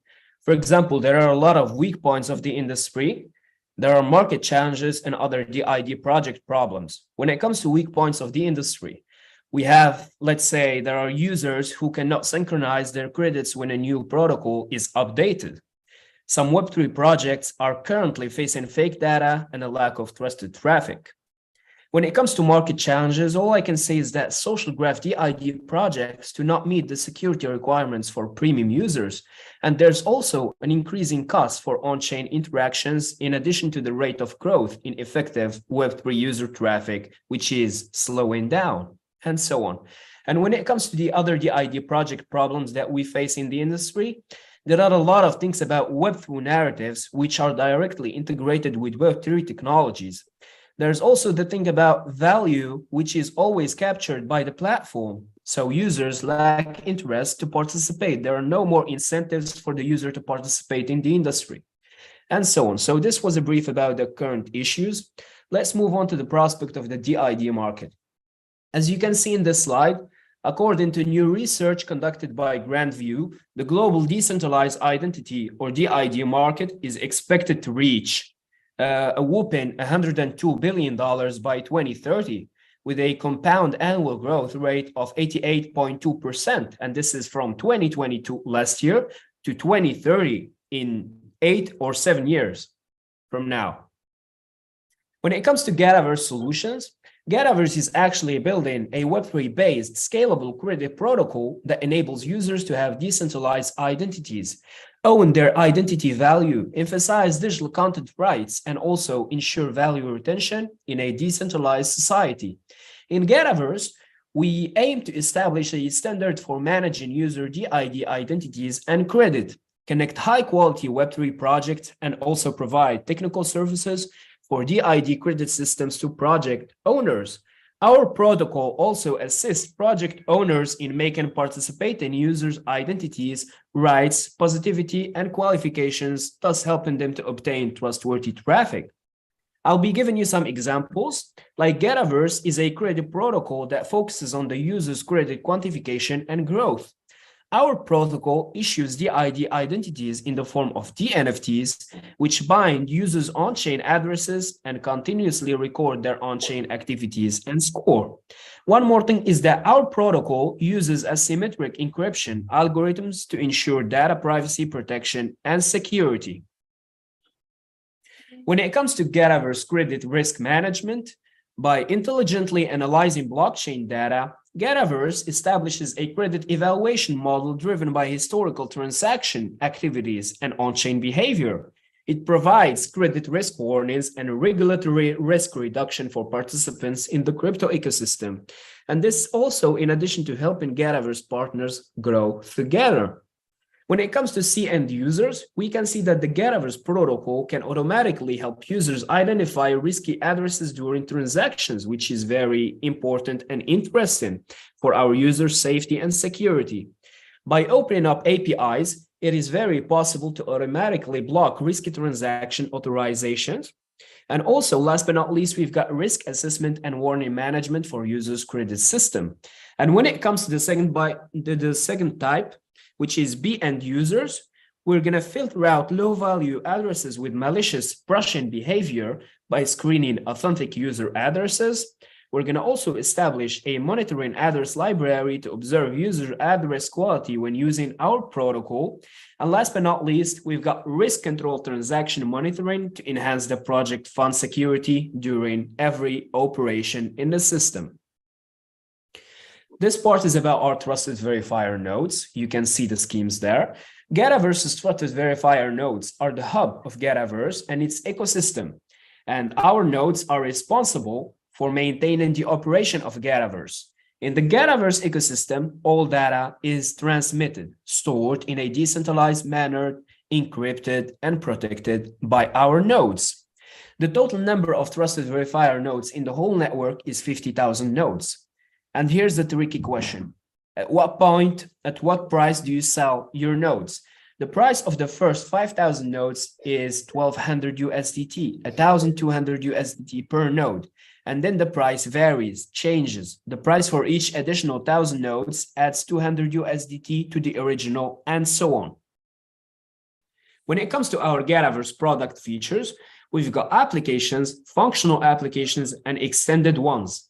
When it comes to our normal standard applications, we've got Getaverse DID, SBT is short form for Soulbound tokens, code, and D-social group. When it comes to functional ones, we've got user privacy data protection, DID identity credit system, DID identity multi-chain sharing. And when it comes to the last one, which is extended applications, we've got traffic sharing and hotspot tracking, ABI, API, and interoperability between Web2 and Web3 application accounts. And this sums it all, which makes it the Getaverse product features. This is our product. You can have a look for a few seconds. So these are the 4 slides, our interface, the platform, Getaverse in general. And this is the core team. Ryan Chris is the CEO, and that's me. I have over 5 years of investment experience and research experience in blockchain, and I'm also an expert in digital marketing and building crypto startups. I have invested in more than 50 projects so far and provided financial advisement and risk assessment and control for more than 10 projects. Our CTO, Achil, he is a passionate engineer with master's degree in computer engineering from University of British Columbia. He is interested in emerging technologies, especially in blockchain and smart contract development. He is very good at his job, and he is the head of our cybersecurity team. And now he is intrigued to delve deeper in developing DID and soulbound token systems. The head of our marketing department, our CMO, Brucey, he has over 4 years or 5 years of crypto experience in the blockchain industry. He is very dynamic and he likes to experience new stuff when it comes to marketing, new methods, new experiences, and so on. And now he dedicated his time and he mainly participated in the marketing management of a lot of GameFi and DeFi projects and also cryptocurrency exchanges. Last but not least, we've got our advisor, Dr. Wang, who is a professor of blockchain at UBC, a core faculty member of the blockchain at UBC. He developed and has been teaching the foundation of blockchain and blockchain software engineering courses since 2019. So just imagine how many students he had. Hundreds of graduate students have been trained under the blockchain program at UBC. And it happens that he is also the co-founder of Evo DeFi, which is about security, and Verilog, all about the security and safety inside of a platform. And this is it about the core team. Now we're going to talk about our partners. This is the Getaverse strategic partners. Currently, Getaverse has over 60 strategic partnerships. As you can see, we're in many fields. You're going to find many strategic partnerships like in DeFi, NFT, GameFi, SocialFi, you name it, we have it. I'm going to also give you example like Link3, Element, Nawara, Chills, T-Tools, and so on. So the Getaverse ecology is expected to expand as more Web3 project joins, leading to increased interconnectivity among users and their data. And as a result of this one, Getaverse will become a trusted Web3 traffic protocol that will enable the healthy development and application of all Getaverse's projects. So all I can say is stay tuned for more. When it comes to our partners' IP, Getaverse has signed exclusive agreements with more than 30 IP members so far. Getaverse projects will have the exclusive right to create collaborative IP series of NFTs and their NFTs derivatives.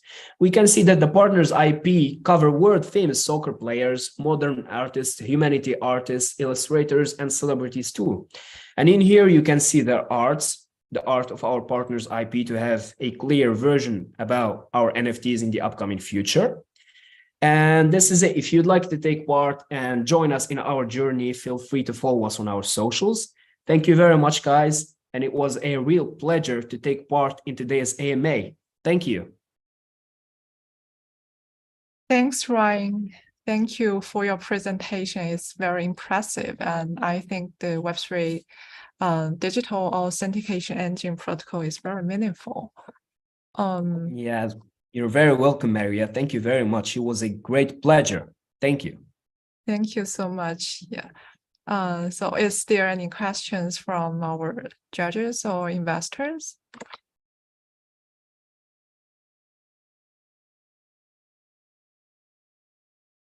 Okay, if there are no questions, we move to the next project, JPix. Are you here?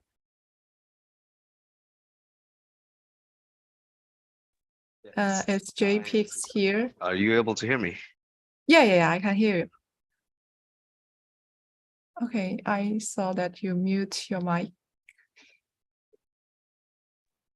Yeah, is it good now? Yeah. Cool. You can start if you are prepared. Yes. Yeah.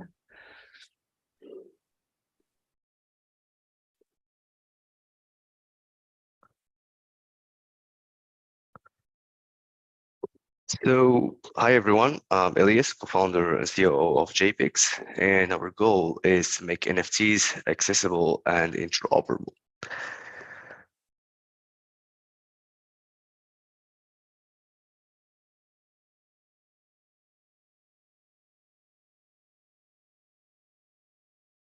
If you're an investor today in the NFT space and you have like an expensive NFT in your wallet, it's very hard.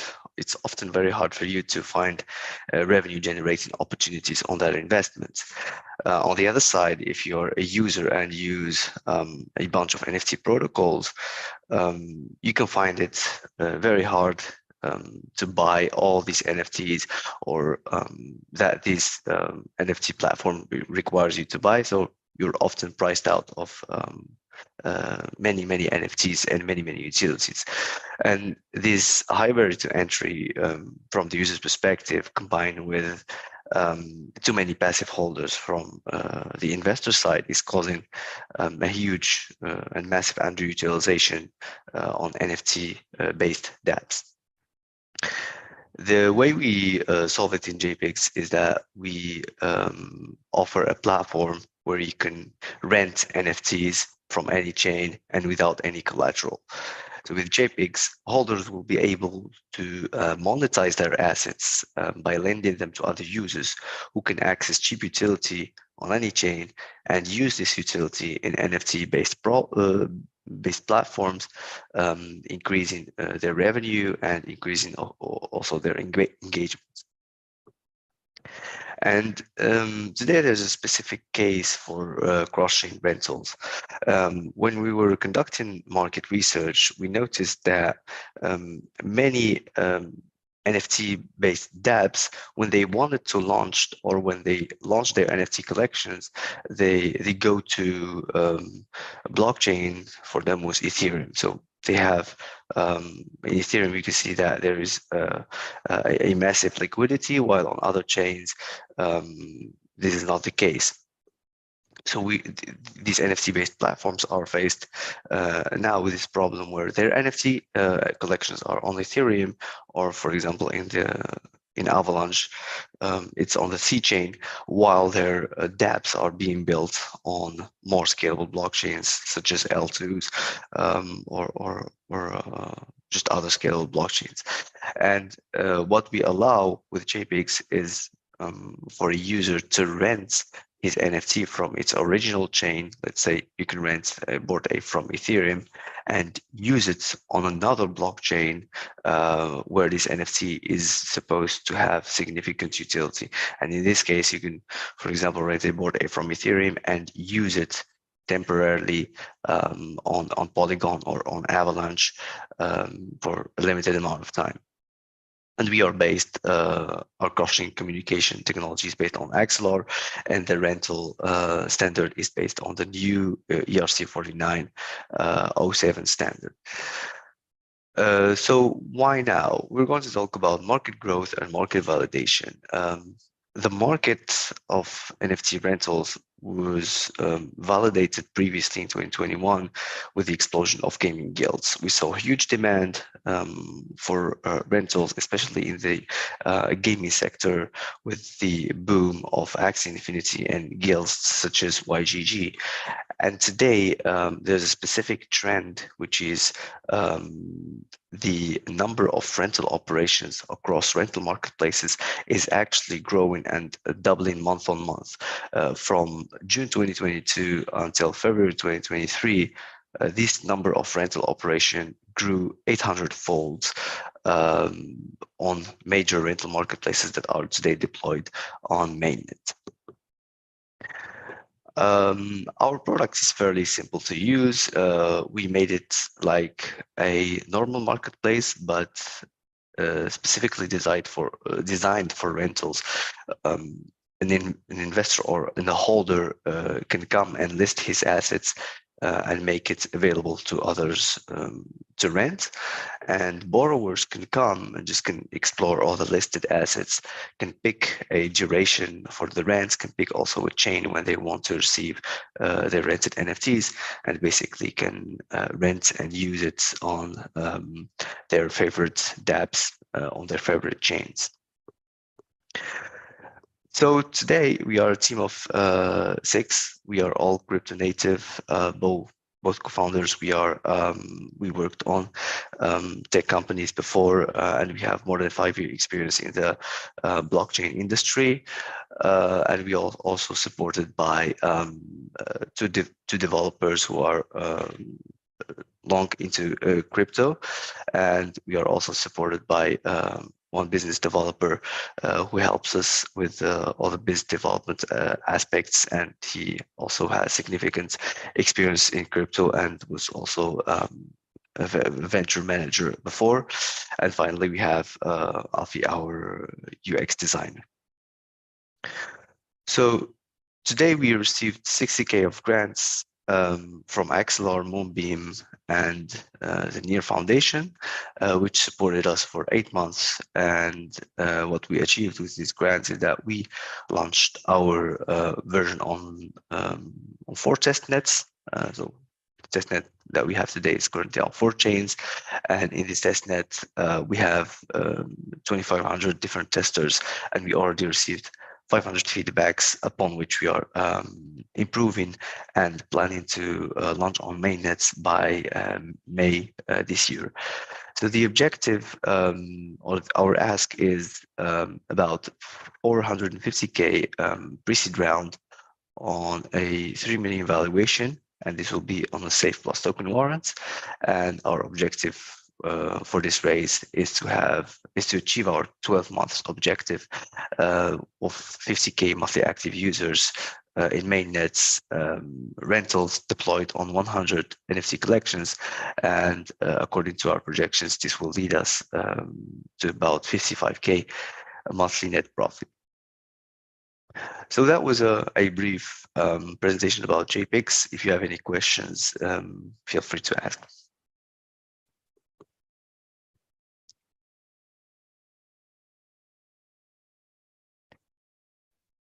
Thanks, JPX, and thank you for your introduction about this project, and it's very impressive.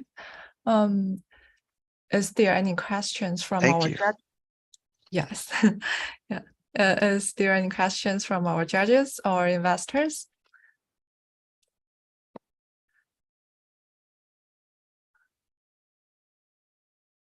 Okay, if there are no questions, let's move to the next project, Lithium. Are you here? Yes, we're here, yeah. Okay, you can start if you're prepared. Sure, perfect.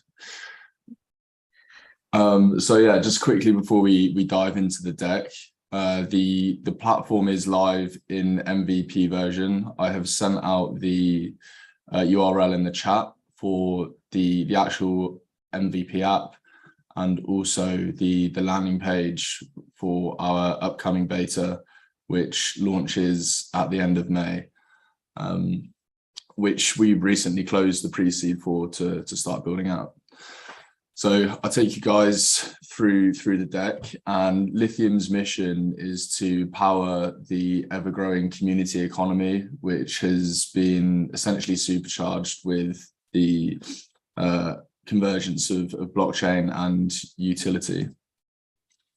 Companies essentially are increasingly recognizing the power of communities for organic growth.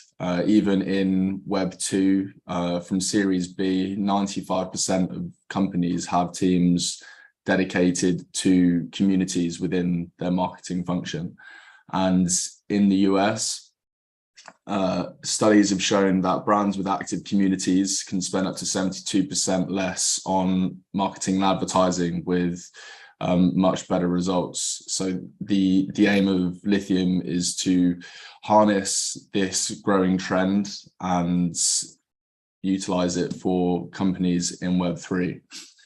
The problem that companies have typically had is being able to quantify the value of their community, to really understand the audience cross-channel, and getting people to join in and participate with their products and on their platforms.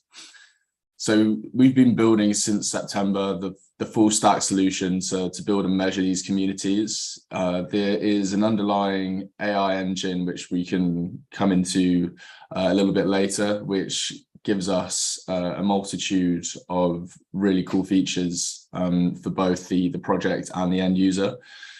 We have a dashboard which has built-in gamification, store rewards, NFTs fully integrated, and it's got native bots that sit on Discord, Telegram, and Twitter, which make the end-to-end interactions for projects appealing to their community cross-channel incredibly easy. And we've also got a really powerful built-in analytics dashboard, which gives our projects visibility on community cost, value, monetization forecasts, member growth, anything you can think of, we can show it. And this gives the clients actionable insights on what they should be leveraging our platform for. So as I said, we've already deployed the MVP. We've been going since around September on that. We've got over 15,000 unique users. We've been growing the monthly revenue about 30% month on month since September. And we've had over 30 clients that have used or still use Lithium's MVP. At the minute, we are preparing our beta launch. We've got over 100 projects signed up on the wait list currently. We're making exclusive partnerships for distribution, and all of this development has been achieved with just one more hire in the product team. In terms of like partnership developments, we are targeting funds, incubators, accelerators for this distribution. And if you go to the landing page I sent along with the MVP link, you can see the waitlist, the referral dashboard, and how all of this works. So we're making the bet that AI will be the, or if not the biggest core driver of the community economy.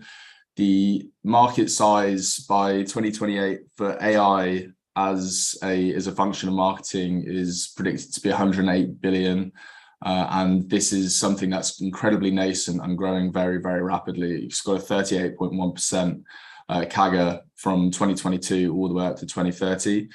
And communities that are leveraging this AI function are seeing at least a 50% upside in engagement throughout the communities. So we're building these deep data sets and AI tech to help quantify community value. There's three real areas that the AI provides upside for our projects. Firstly, it is the matchmaking and custom user onboarding. So every time a user comes and connects to our platform, the engine will look at the most relevant projects that their Twitter history or their wallet history would suggest that they're interested in, assign them a variable social score, and start matching them with these projects. And this also makes the onboarding unique for every user, making the platform 10 times more sticky. Custom missions, again, in the same premise, will be delivered to users based on their engagement history and their social profiles. So if they are only really on Discord and not on Twitter, they will have a lot more missions related to chatter on Discord and things like that, rather than Twitter or YouTube or beta testing or whatever it may be. And then the other quite cool one, and this is, takes from a similar principle in programmatic advertising, is that we can deliver variable incentives. So in the same way that advertisers will bid differently for different online users, projects can reward differently for community members based on how relevant they are to the project and how engaged they are in the mission type. That way you're increasing your lifetime value, reducing your cost of acquisition, and so on. Our business model relies on three revenue streams. The two main ones are the SaaS, which is the recurring subscription, giving access to the software. The marketplace, which are the transaction things for things like issuing community rewards or raising IDO or OTC on the platform. And then we have our own loyalty plan as well, which gives additional revenue streams. And we also do in-app purchases such as featured projects, email features, things such as that. So the competition in this area is becoming increasingly saturated. We're well aware of that. There are some leading platforms in the quote unquote questing space, such as Crew 3, Layer 3, Quest 3, Galaxy. Why some of them are quite prominent now, they're very good at pushing through volume with short-term upsides, and this is primarily around social amplification.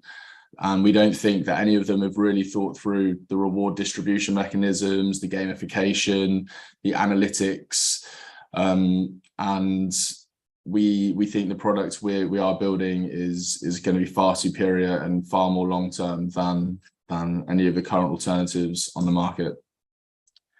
So the team that are building this is Tom, who heads up the products and is the very bullish bloke, and there is myself, who heads up sort of the go-to-market, the ops, etc. And I'm more winding it in. So the two personality types work quite well together when we're building this out. Tom's background comes from finding product market fit. He's been building in sort of high growth tech startups since leaving uni, including his own exit with a sort of prop tech startup called Simple Rent. And myself, I've been helping scale startups since leaving uni. I've been in search intelligence, cybersecurity, and we both brought those previous experiences into solving the problem that we are doing with lithium.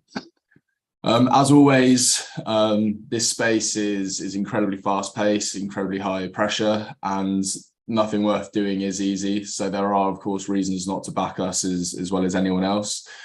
Firstly is distribution, obviously a crucial metric. If you don't nail the distribution channels, then your product's never going to get adopted. So that is key. Speed, we've been previously bootstrapped. The team has only been sort of 3 typically, and we've iterated and shipped product every week. We are carrying this process forward even with the new hire and into the launch of the beta. Sorry. Thirdly is execution.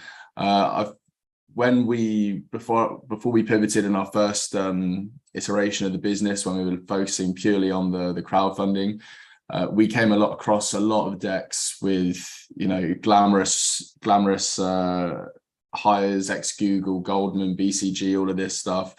And whilst it looks great on paper, the experience doesn't always translate into the space. So a lot of these teams don't iterate quickly enough. They spend too much on marketing, not enough on products, and they're more vanity metrics. Can they really execute?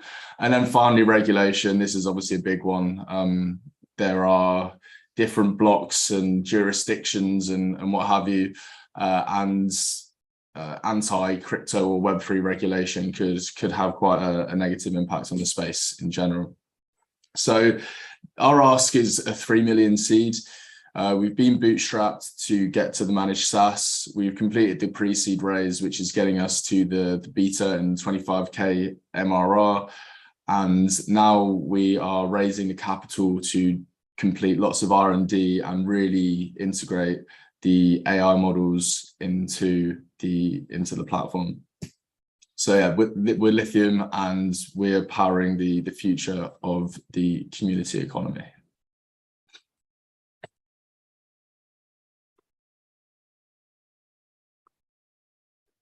Thanks, Ben. And I think Web3 community platform is very important for every Web3 project. And I like the user experience of your MVP. Yeah. Yeah, I will use it after this demo day. Yeah. Is there any questions from our judges or investors?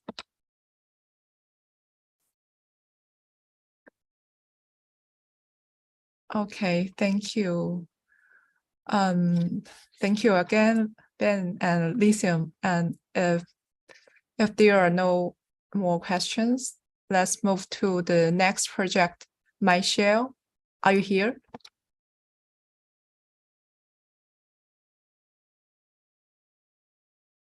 Is Michelle here?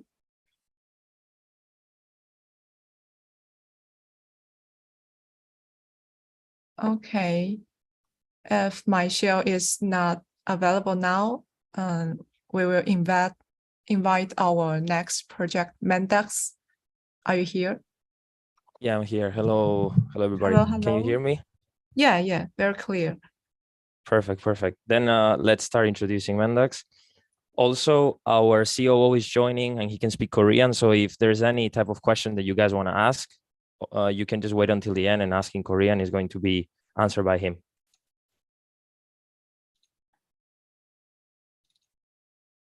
Now let's directly start. Can you see my screen? I can see a screen. Okay, perfect. Then I will do a little introduction on what is Mendux. I can speak Korean, but I hope that for everybody that they can see our presentation, it will make it easy for them to understand. So Mendux is a platform that right now we have around 300 monthly users that everybody's creating games inside of Mendux. And our main goal is to have by the end of next month around 10,000 users. How do we make money and how does everything work in Mendux? I'm going to show it to you right now. So at the beginning, I want to talk about what is a problem that we are seeing in GameFi industry right now, which is the lack of reputation and the lack of everybody that they know what is going on and they don't want to really join any type of Web3. So we're seeing Mendux from a Web2 perspective as well, so that all these Web2 people that they come into Mendux and they start creating games, later they will be able to get involved into Web3 in an easier way. We can see that the global video games industry, talking to the ones that we are focusing right now, which is the social gaming, is going to grow exponentially by 2026. And as we have seen, everybody knows about AI right now. But we have been already working in our own software during 7 months. And we have something that I will share with you that nobody has so far in the market. We know that by 2030, AI is going to take $15 trillion of the global revenue. So what is actually something that Mendux is trying to build? We're trying to build a platform in which you can create your own game just by texting into our prompt, and later you can mint it and create it. Mendux is giving you the solution. So we're also a SaaS. We're doing B2B and B2C. And right now we have around 30 companies that they have been talking to us in order to join, but we haven't released the software yet. So inside of Mendux, what you can see is how we are doing everything, which is we're allowing people to enter inside of Mendux, and we're allowing also other Web2 companies to join our community and to join what we call the avatar marketplace, to also be able to create assets, and people will be able to buy them inside. One of the main parts of Mendux is that I come from a marketing perspective. I'm from Barcelona, I'm from Spain, and I know a lot of Twitch streamers and Twitch influencers. So we have been partnering up with them to be able to share the games that they're created in Mendux, so that everybody can see how games are created. In terms of competition, I would say that in terms of Web3, we might have some competitors like Createra or NFTs and DeFi integration, Axie Infinity, as we have seen, but right now there's not any direct competitor into Mendux. What we're building, as I mentioned, is something that we haven't really seen, a project that allows you to create your own game just from scratch without any type of user experience in coding. That's something very heavy, and it's a promise that it's pretty ambitious. If we talk about the SWOT, what are our strengths and weaknesses and opportunities and threats, everything is related to the Web3 ecosystem and the AI ecosystem. Also, we have to bear in mind that in order to play Mendux, you have to use an NFT, and that NFT is going to be given out by Mendux in different open editions that you guys, if you follow our Twitter, you will see it later on. We already have an MVP of the app, because Mendux is going to have not only the website, but also the app. And inside on the app, what you can see is a nice part where if you text us or you connect with us, we're going to give you the beta access, and you can try it out, how you can create your own game on the app. Now, as I mentioned, the studio focuses only on the user experience. So let me go ahead and show it to you guys here. Okay, so this is what we have right now, is our platform. Right now we have a new feature that when you connect your MetaMask, you connect your MetaMask here, you connect your wallet, and Mendux is going to detect your NFT. And after that, you just submit your NFT, and our AI is going to give you an avatar for your games. So basically, when you have your avatar, you can play any games that we have right now on Mendux. We have created one game so far, and Mendux is still creating different games for the people to play, to give everybody the access for the beta, but also we have around 150 people that they're building their own game. So I would say in a 3-month period, we might have more than 200 games created here in Mendax. Here we also have the marketplace when, as I mentioned, you can just come here and you can buy any type of assets for your game.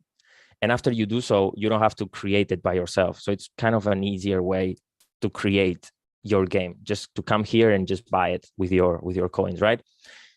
In terms of the games, we have the imposter game, that is the one that we have around 30 people entering every day and playing. We have the pet game that is being created and the space racing, but we just want to focus our priority here. And now let's go ahead with the studio. Here are all the games that are being created right now by us, by Mendax. Now let's go ahead and create a new game with you guys. Here you can just put your own title of the game that you want to create, or you can just go ahead and put something that the AI is creating. In this case, I will go and press, just for the sake of it, AI generate. The AI generate is creating a coding right now as we speak about the game that we want to build. So the one that the AI generated is something called Cryptic Escape. And we see that the number of players, it's just 1, 2 something. So sometimes when it has these type of mistakes, we're going to press AI enhance. So it's going to correct any mistakes that we might see on the screen. In this case, a Cryptic Escape, let's read it. It's a 3D adventure game set in a mysterious and fantasy world. The game's story follows a group of adventurers who must battle in their way through dungeons, solve puzzles, and unravel a twisted plot of false conspiracies, etc. Now, let's go ahead and let's create the game. And now we go to the second part, which is the asset generator. How does it work? Well, here we can just literally just go ahead and put any type of character that we want to. For example, we're talking about dungeons, right? If I don't know, or I'm not really focused on what I should create, right now we have created a part, which is the AI generate, that is going to give you ideas on specifically on the game that you wanted to create. This is the second part of the game, which is the asset part. And the rest ones, we're only giving it to people for the beta testing, because we believe this is very powerful feature that nobody else has so far, not even OpenAI, not even NVIDIA, nobody has this type of thing that we have created. So what we're doing here is we're allowing the AI to generate an asset. And after we have it, you will see that we have characters, weapons, items, vehicles, and environments directly just with a click. You can create everything at the same time. Now, we can also create something by ourselves in the character. Let's say I want to create anything related with the game. If we're talking about dungeons, I'm going to create, let's say, an elf. I'm going to create an elf here, and I will just go ahead and create it directly. Now, something very interesting is that all these things that you create, they're going to be saved here in your account. And after, you can just literally sell them to anybody in the marketplace. So if somebody likes my elf, or somebody likes any type of the things that I'm creating, you can just go ahead and buy it literally from the marketplace, from somebody else, or you can just sell it straight away. Give me a second. I think it's the VPN. Well, you guys can try this as well at home if I give you access. Let me check. Maybe it's the VPN. Give me a second. Because I'm based in Shanghai, so sometimes you have these problems with the VPN.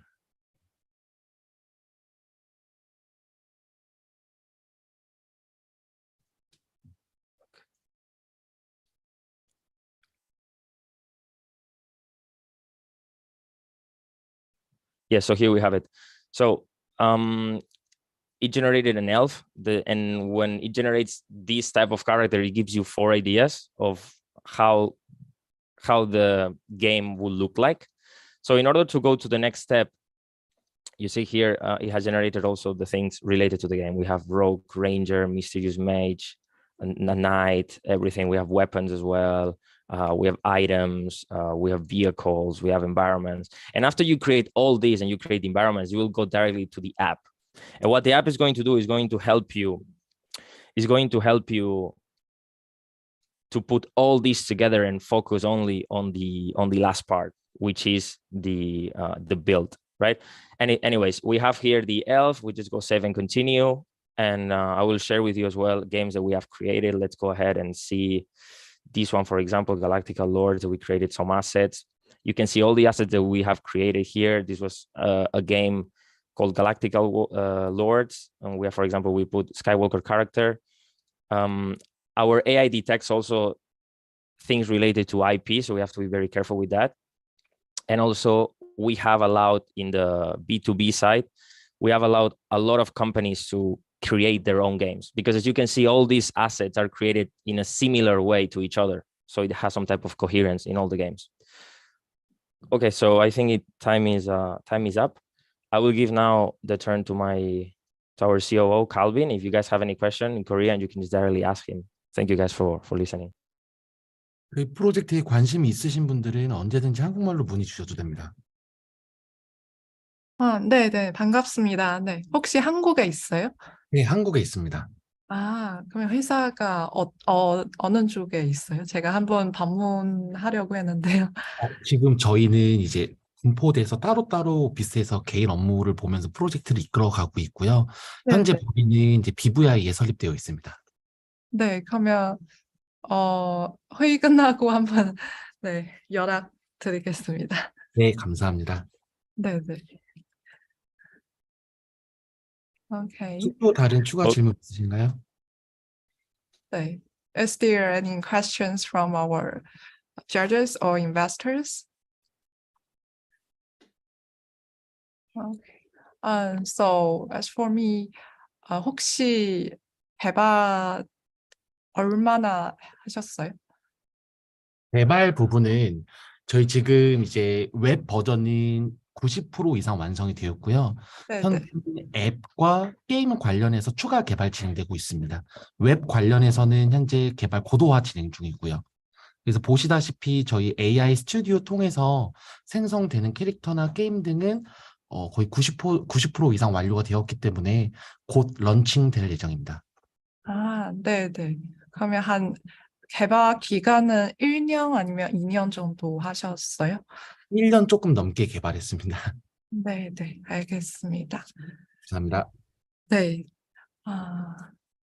Okay.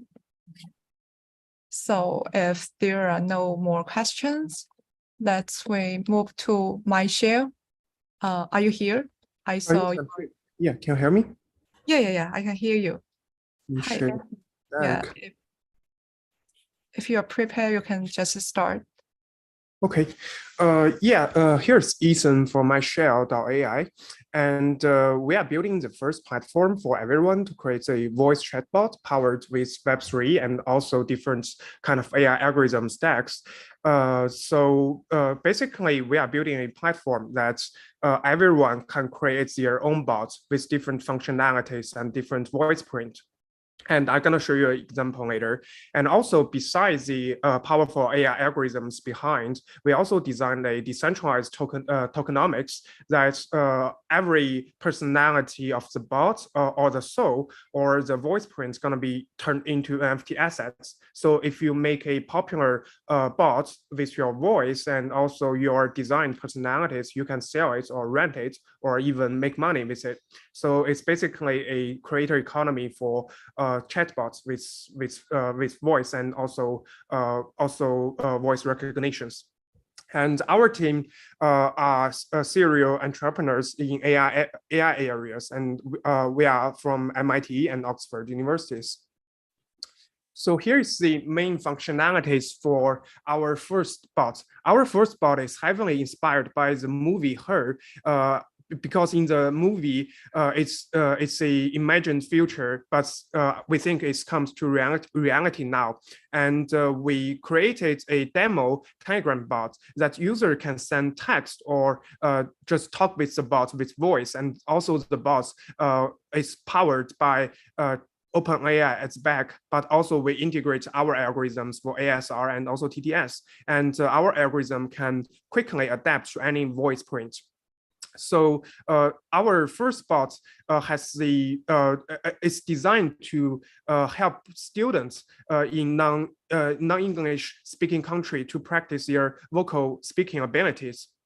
So we noticed that many students who just learned English, they are pretty good at writing and reading, but they are too shy to practice their English speaking skills. So with this robot, it's in a private environment, so people feels very chill to talk with the bot, and their English talking ability gonna improve a lot. So I'm gonna show you an example.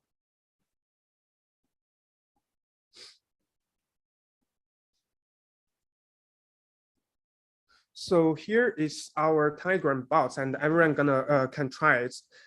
So I can talk to the bots. How are you doing today?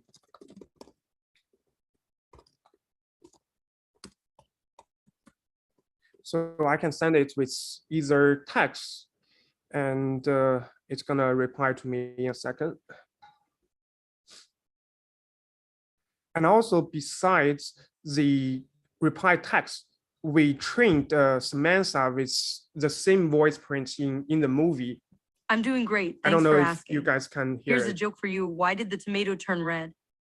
Because it saw the salad dressing. Do you have a favorite joke to share? And also, I can talk with the bot with voice. Could you help me explain what is the energy mechanism in human?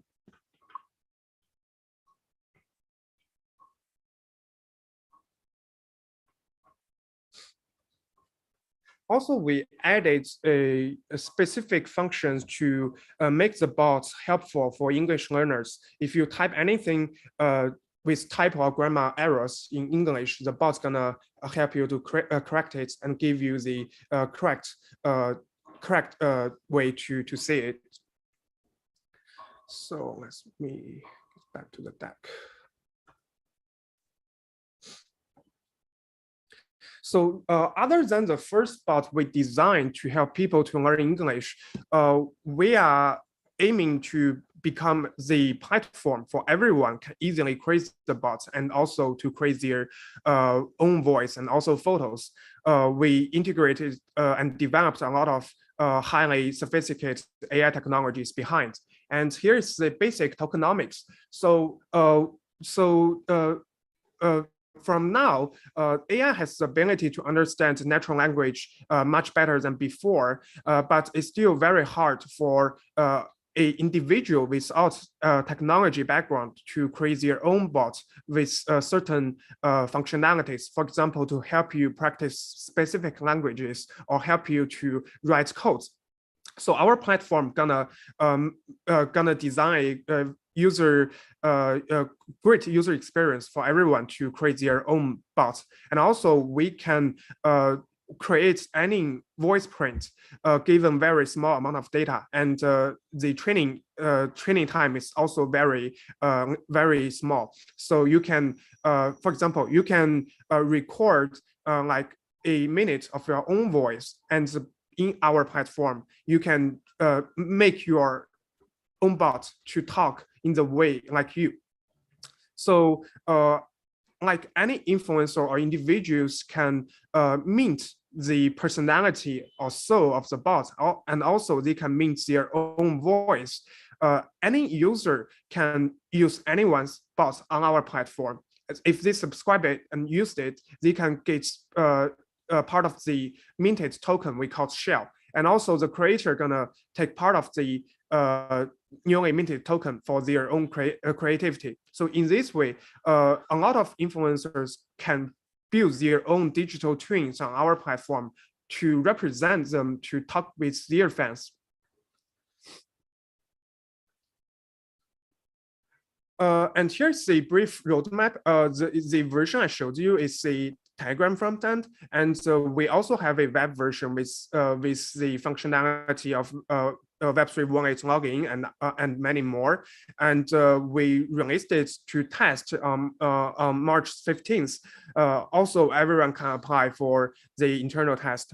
And also, after the web version launch, we're gonna optimize our English bot for more tutoring mode. So it can create courses for any non-English speakers to practice either language ability or speaking ability.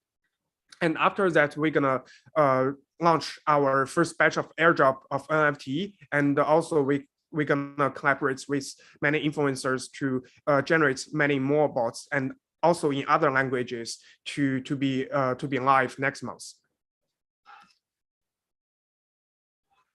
And here's the Telegram bot that everyone can just add it and talk to it. And there's also our social media. We're gonna release more information about the project soon on the social media.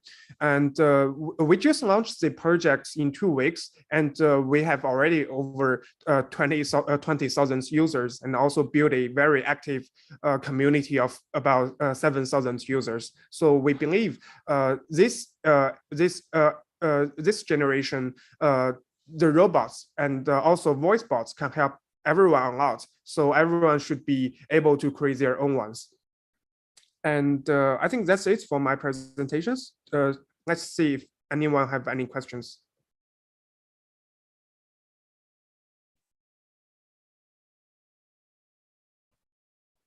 Thanks to Ethan. And I think the demo is very clear and simple. Yeah, it's very impressive presentation. Thanks. Yes. Is there any questions from our investors or judges?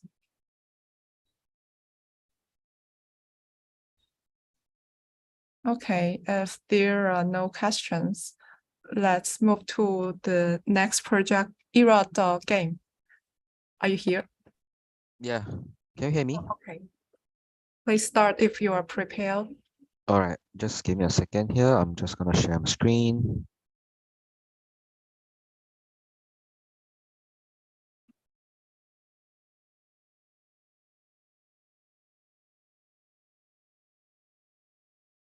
All right, can you see my screen? Sure, it's very clear. All right, cool. So I'm Nick. I'm from Singapore and I'm part of the project called Era Game. So we're a GameFi project that is built on the Polygon chain.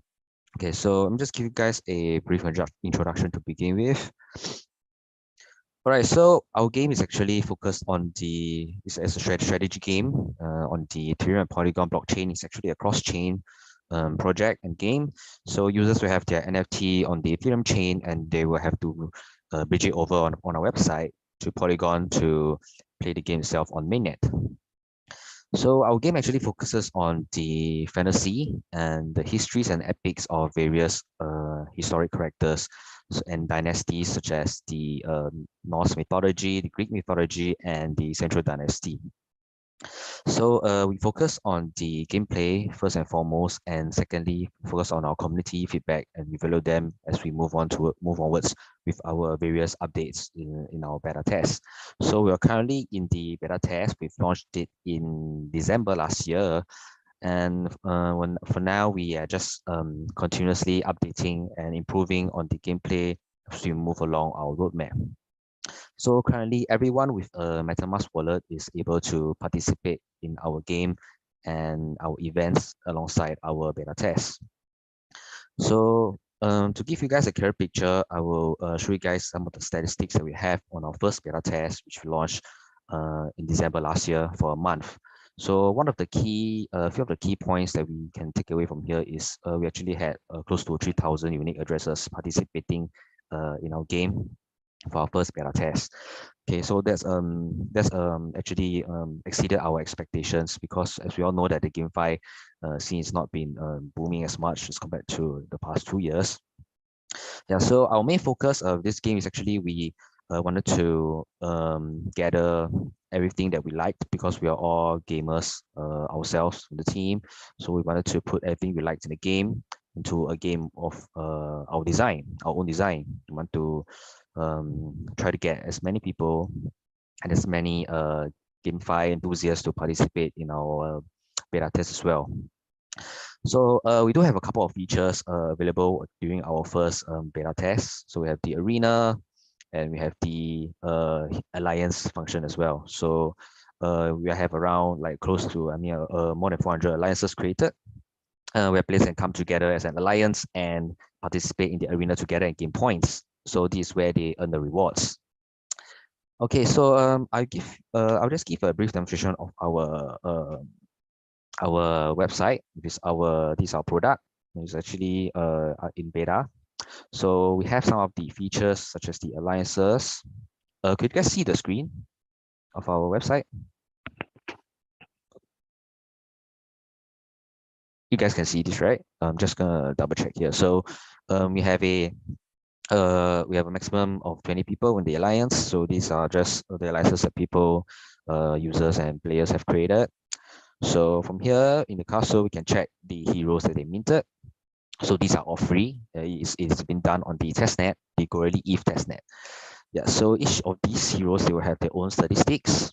So the game revolves around the stats of the heroes as well as the various strategies implemented as well. So some of the heroes do have a certain magic path. So for example, my scientist has a 1 level in the Earth magic path. So these will actually play a part in some of the features of the game. Okay. So moving forward, we also have the arena. So this is arena, some of the gameplay. This is just one of the finals of the previous arena. So this is actually in a auto chess, auto battler format. Yeah, so they will just battle it out. So in the future, in the next update also, the players will be able to issue commands separately to each hero.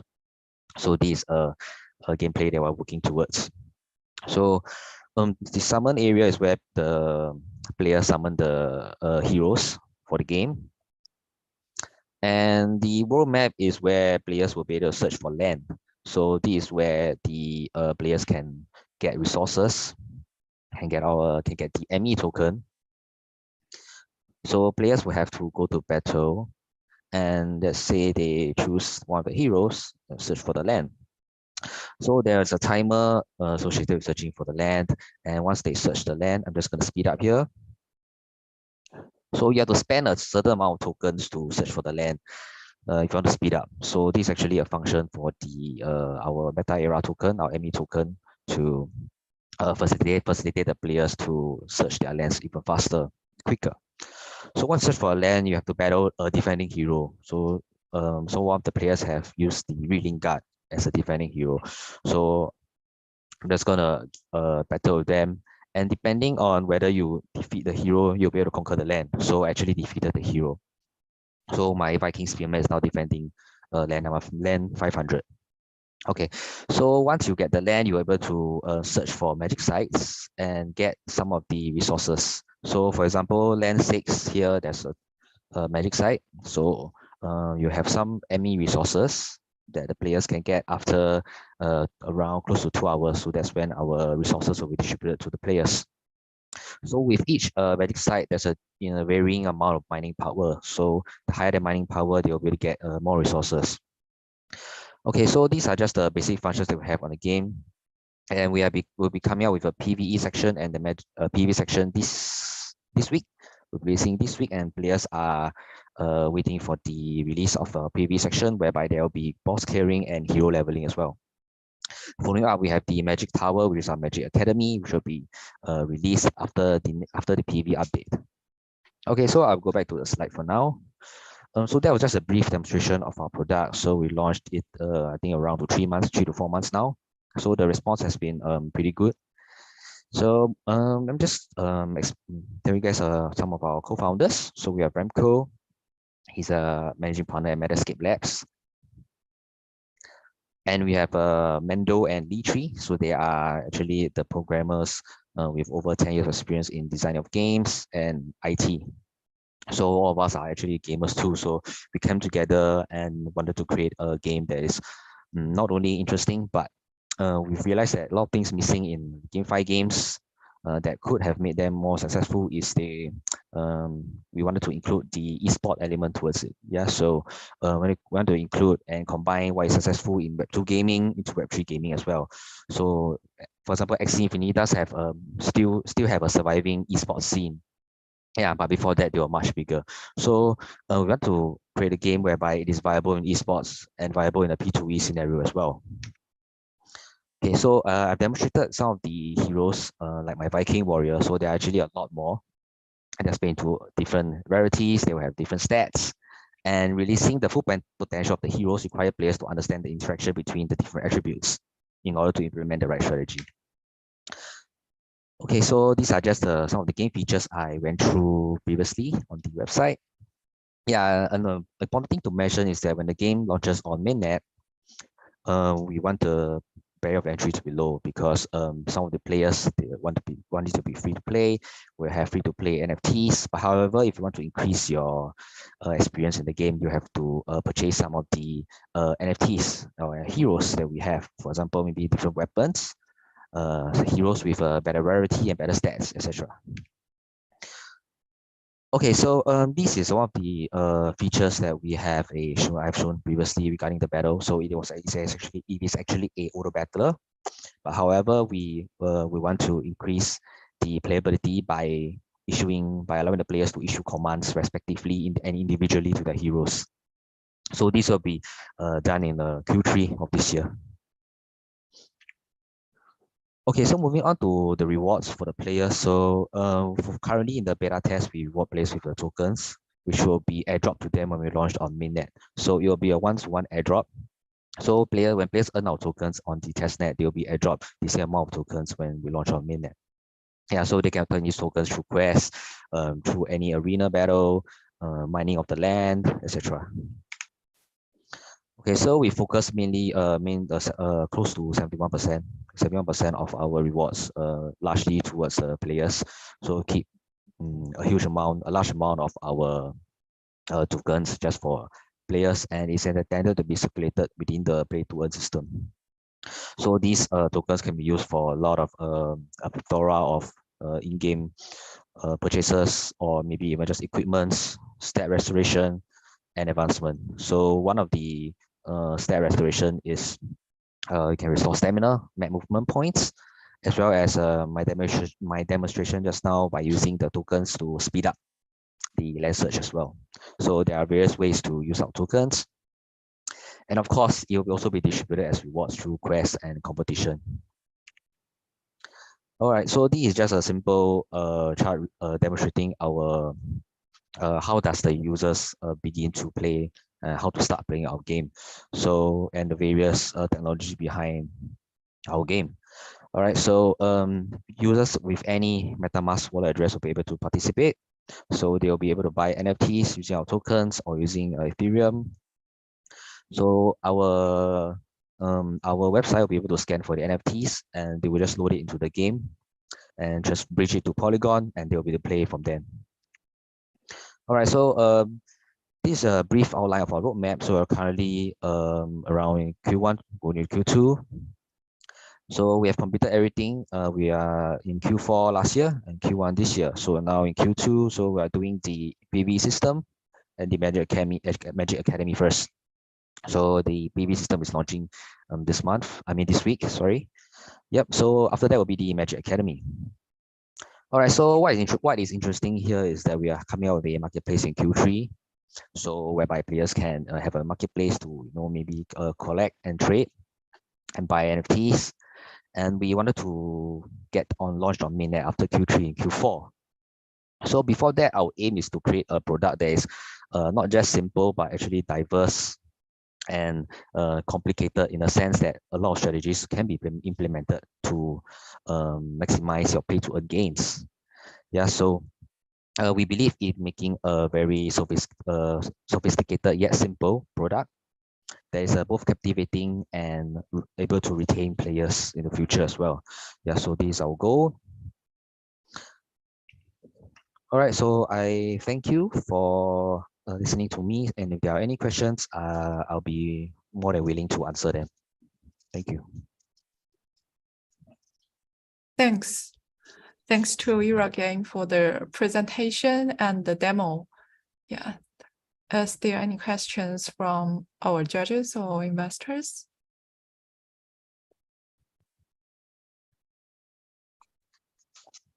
Okay, if there are no questions, let's welcome the next project, Meet, MEET. Are you here? Yes, can you hear me? Yeah. They're clear. Okay, let me share the screen first. Okay.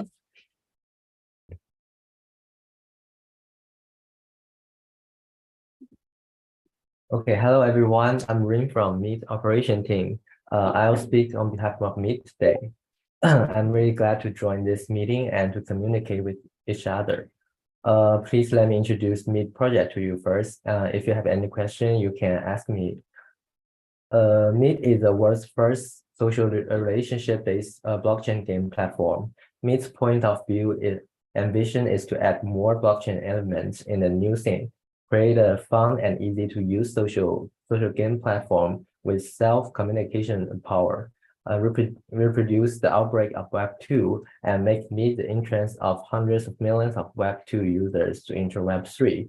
Meet will provide a variety of game products and services under the shared social network, encourage developers to participate in games, create volume and share revenue, jointly build the open game ecosystem. As a global team, we hope that more than 500 million users can obtain the funds, happiness, and experience they want in the game, so that users can habitually open Meet every day, like they open Twitter and Telegram. We want to do the unlimited games. Guided by Meet's initial intention and vision, we'll divide the game platform into two parts. One part is Meet's self-developed games, which focus on light game, social game. Currently, Meet Land Pro has been launched on the Google Play and App Store. The other part is external connected games. And the way of external games is to supplement the game contents and create more entertainment and consumption scenarios, which will gradually expand in the future. The diversity of game categories will be better build social network and infinitely increase game scenarios, which can continuously attract new users to enter Meet. The Meet game platform's plan to act as external system will introduce and help traditional game developers enter and help to transform an entire service process. In the Meet game platform, there will be a Meet protocol, which is an open social network graph that is decentralized in the blockchain. And here the supply and imbalance. After the analysis of the industry, the understanding for users, and the positioning of products, Meet has indeed added its own characteristics so that it can still be so popular in Japanese market and other regions under the bear market environment. For the problem of lowering the barrier to entry, if we want to meet more than 100 million users' needs, it is imperative to let Web2 users to enter Web3. So the Web2 is very important for people to convey consensus and lower the user's operation threshold. The theme of the farm, our built-in market, and wallet in the game, and the newcomers guide in the game have all lowered the threshold for users to enter. The economic model is sustainable because the team has done play to earn game with tens of millions of users before. So it is actually very experienced in the economic model.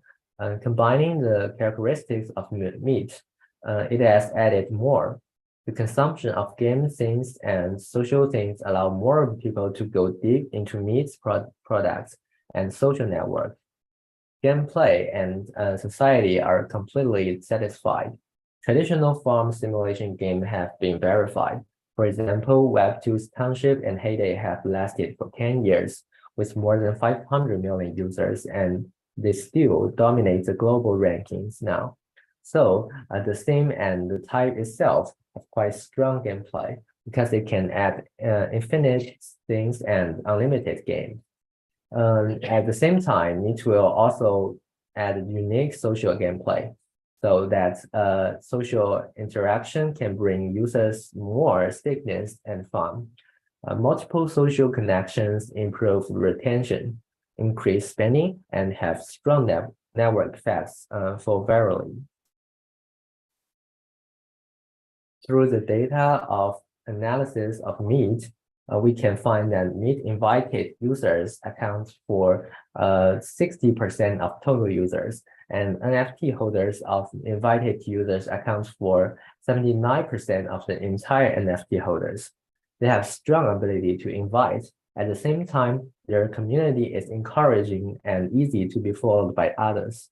Under the situation of the bear market, the investment is more cautious and paid more attention to interests. As mentioned just now, the Meet team has experience in play-to-earn projects. Before that, the team has worked on Rich Farm projects with over 10 million registered users and over 450,000 daily active users.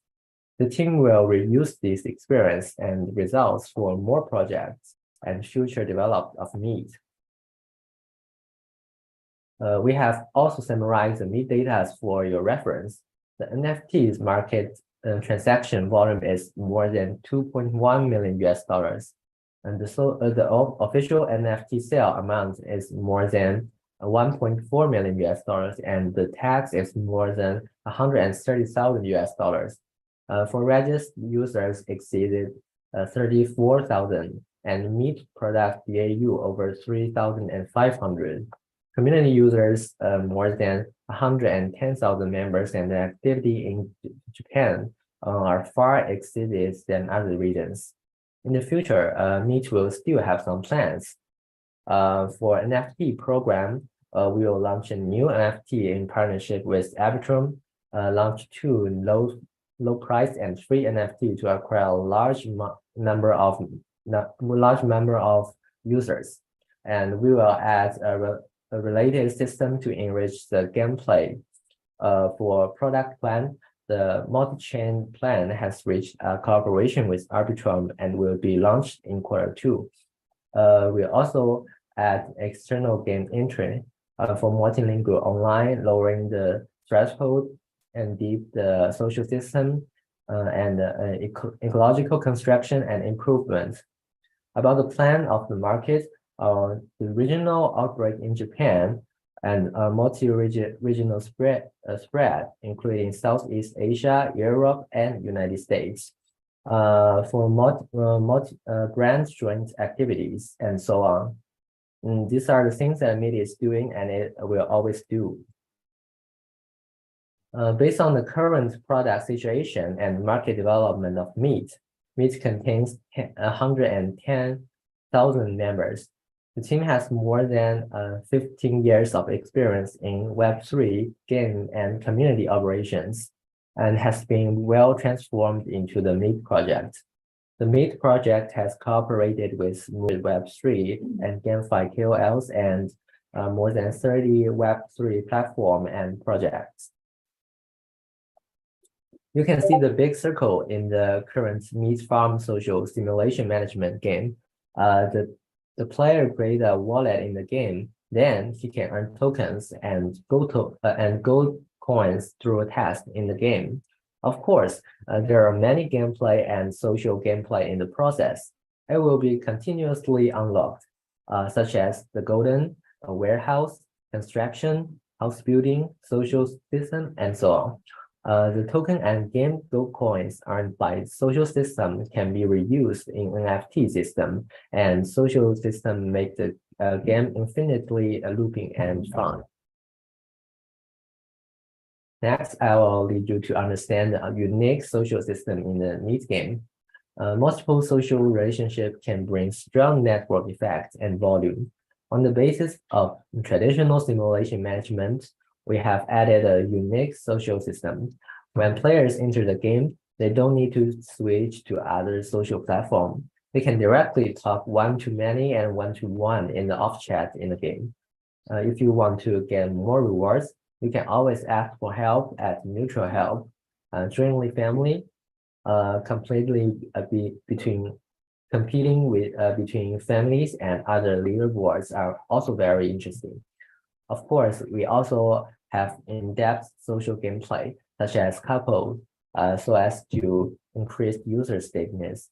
In the future, we also plan to go deeper and do more social games. Multiple social relationships can bring a strong network effect, which is very important core for us to join and develop social system. Next, come to the important part of an economics model. The farm simulation operation is a 3-token system, double token and game gold coin. Of course, we have a variety of ways to consume the tokens, which will make the economic model and the entire game ecological very healthy. In this meet roadmap, you can see the past, present, and future in the meets. For more details, in the next plan about products, we will expand user scale and DAU, UAW, and other indicators through free token earning. Meet will continue to add more gameplay, access more game products and projects, and create a complete blockchain game ecosystem. Through self-development and external introduction, a variety of games are released to provide more contents and scenarios. Add multilingual version and plan to launch web version. Build the infrastructure from Web 2 to Web 3. Access payment, advertising functions, and easier wallet channel for earning tokens. And for social aspects, we'll continue to deepen. In terms of the market, we will continue to focus on Japan in the future. We also hope to attract more users from Southeast Asia, Europe, and the United States to join Meet, because we believe that the product and projects that can be recognized by more people are good projects. And start the airdrop in Q2, the operation with the ecological cooperation to grow together with BNB and Arbitrum Ecology. We will continue to cooperate with some other project parties, and at the same time, we will look at more KOLs who love Meet to promote it with users. Everyone is very welcome to cooperate with us. In addition to this, we also plan to have in-depth interaction with more brands to enhance everyone's awareness of Meet's knowledge. For example, in the future, we can cooperate with McDonald's to provide a limited joint burger. And if you get this burger, you can go to offline McDonald's store to receive more benefits and so on. Acquire customers from Web2 users in a planned and large scale, coexist and transfer for a long time. We still have more unrealized ideas and surprise that are constantly being brought to Meet users and partners. You can look forward to it. We are very welcome to come to the official website of Meet to directly download and experience. We're also welcome to give Meet more suggestions to make Meet better. This is the end of the introduction. Thank you all, thank you for your listening. If you are anxious, you can join Meet communities or directly go to Twitter to search for Meet. There will be many wonderful users videos and real user reviews. If you have any questions, you can ask. Thanks, Meet. Thank you for your presentation. It's very impressive. Is there any questions from our judges or investors? Okay. So if there are no questions, let's move to our next project, Swagger. Are you here, Swagger? Yes, I'm here. Okay. You can just start if you are prepared. Okay, sure. Let me share my screen.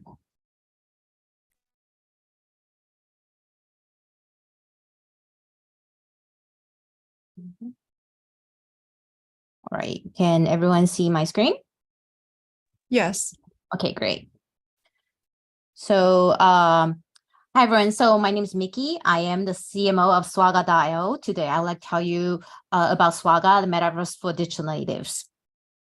And in the end, we'll show you a short video of what we have developed so far.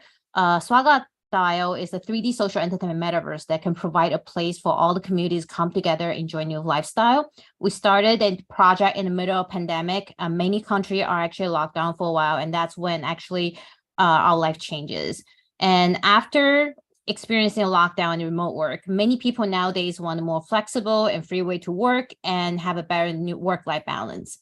Web3 is a perfect place to start and it's experience this new lifestyle. With the 3D metaverse, you can actually have an immersive experience with working, shopping, playing games, attending events, concert. It is a perfect place for everyone.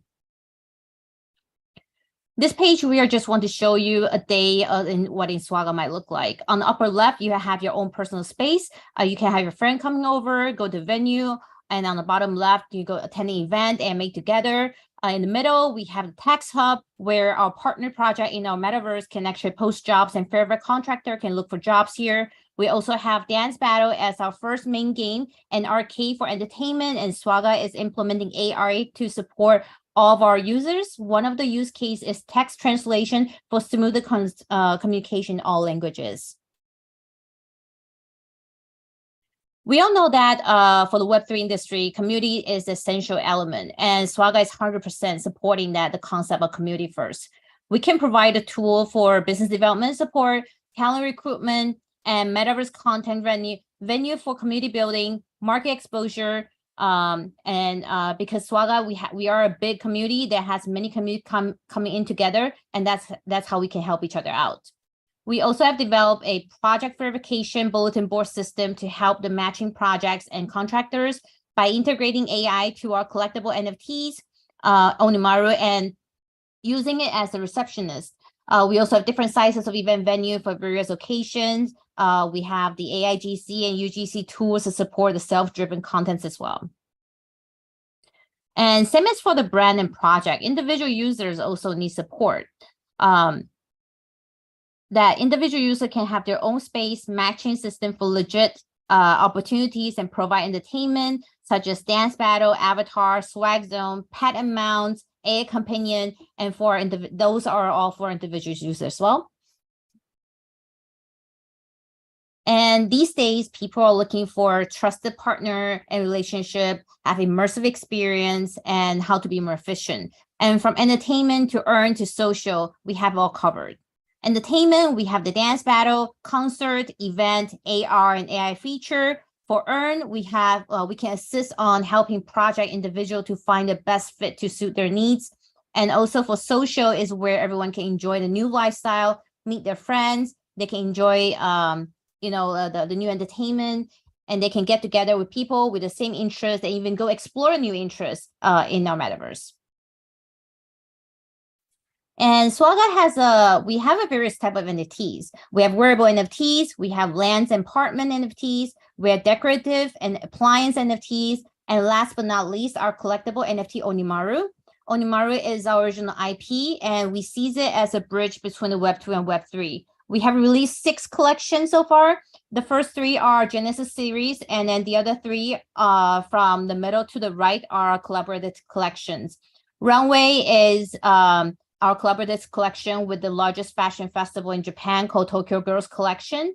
Trendsetter is a collaborative collection with fashion magazine Nylon Japan, which is also, it was originated from US fashion magazine Nylon. Japan Dream Collection is our latest collaborative collection that was out. We collaborated this with the top 12 Japanese NFT IPs, including Very Long Animal, Neo Stacky, Flower Lolita, Neo Tokyo Punks, and many others. Also, we are hosting a Swaga Metaverse event called Japan Dream Carnival on the 26th this month, and we are opening part of our metaverse for JDC holders and our partners NFT on that day. Onimaru is a multi-function NFTs. Some of the utilities are stake. You can stake Onimaru to receive rewards. It has the dynamic evolution, and then the AI companion for individual, AI receptionist for projects. It has AR functions. Physical figures, we have the digital function done already, and there are people applying for them right now. We have utility in the metaverse and DAO governance. Also, we believe that in the face-to-face interaction is very important. but it's not possible to make it to all the in real life events. In Swaga, it's not an actual in person, but it's more of a video. It's more than a video call. It's more than a voice call. You're actually interacting with others with your avatar, and it gives you more immersive experience. You can hang out with your friend. You can hold business meeting. You can play game, shop, and meet more people and explore communities. And this is our main game, the dance battle. We are releasing more. This is going to be our first one. And dance battle is not only about how well you dance. It's also about depends on your fashion points and also social status. All of those will be counted into the points, and they'll be included in your dance battles. And in Q2, we plan to host one of the biggest Metaverse festival. It is a 3-day event with over 50 investors, 200 projects, and 13,000 attendees. The creative and art director will be supported by our global ambassador, Nicola Formichetti, who is actually a creative director for Vogue Japan and also a fashion and art director for Lady Gaga. Sometimes, the number actually speaks louder than words, and these number are the number we collected in February. We have put it into 4 categories. On the left, we have the total of the Onimarus, that we have total of 14,000 Onimaru out there in the world right now. And our latest collection was trending top 3 at the OpenSea. Our chain data-wise was total revenue from Onimaru initial sale was 1.1 million. Secondary market was 2.2 million. Total on-chain transaction was over 71,000 and about 11,000 Onimaru in the staking pool, staking for rewards right now. We hosted a offline event in Shibuya, Tokyo last April. It was a collaborative exhibition with 30 top Japanese artists in different fields. Each one of them actually designed one Onimaru, and there are 30 one-of-the-kind physical Onimaru in the world right now. We are very grateful that we had over 1,000 visitors visited event during the pandemic and lockdown, and we have total of 5.3 social media outreach for that event. And our current community sizes is 22.5 thousand registered users, 70,000 Twitter followers, 74.2 thousand Discord member, and over 5,000 holder wallets. And this page we're talking about, we want to show you our roadmap. We put Swaga and Onimaru in separately, as Onimaru actually can also act as an independent project. Some of the bigger milestones we have planned out to launch our Metaverse Q2 this year is that we're going to host a large-scale Metaverse festival. Swaga is on BSC, but we already have our multi-chain infrastructure done already. So by the time the Metaverse is launched, we can actually be able to work well on different chain, and that's in the same time. And Onimaru has a collaboration collection plan lined up already. And just introducing our team. Our core member are all Japanese. Leo is from the upper left. Leo is our founding director, who is a senior consultant of multiple blockchain company in Japan. On the upper right, our co-founder Anjo is the expert of developing and implementing blockchain solutions. Our chief strategy officer Hiro has more than 5 years in the space, very strong business development skill, and is very experienced in fundraising.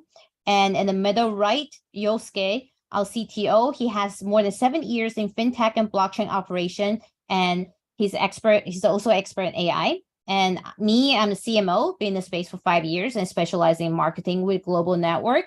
And on the lower right, Takumi is our senior XR producer specializing in XR metaverse. He has more than 8 years in experience of a game ecosystem design.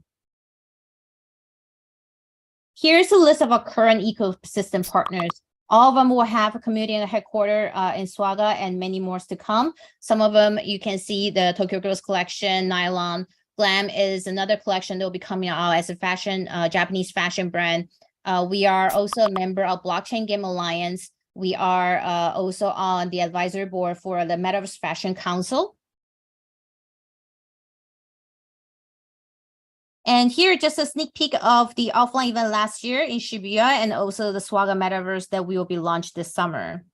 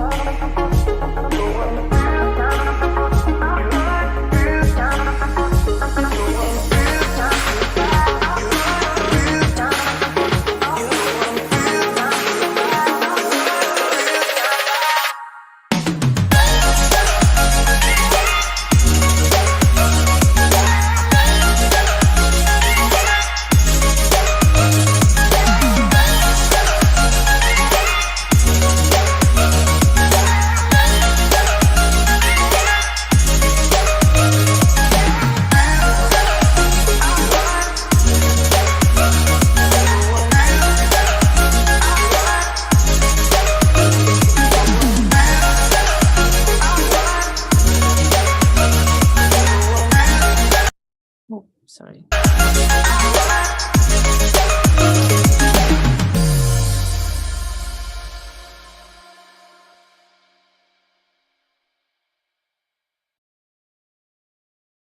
And that will be it for today. Thank you all for your time today. There's a lot more about Swaga that I like to talk about, but due to time limit, please come and join our Swaga Discord, Twitter, Instagram, and we have shared all latest update there.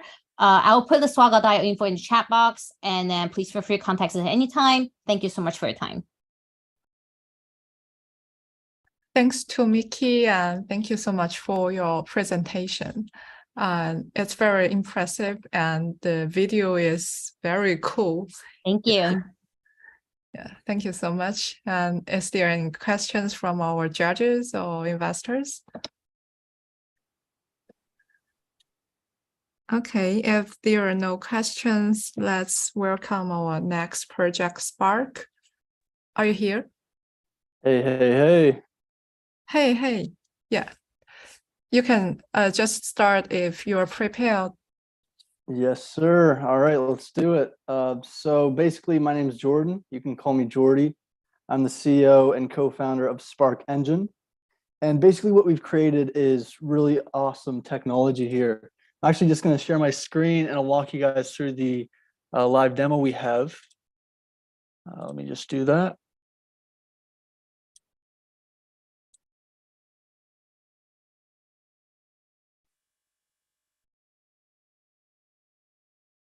All right, can everybody see my screen?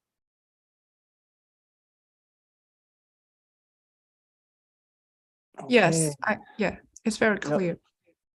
For sure, that's great, very clear, nice. All right, so basically what we've created is an AI that can really do everything for developers. I'm talking about fixing code in seconds, I'm talking about auditing a smart contract in seconds, and I'm talking about securing a smart contract in seconds. Now, what does this do?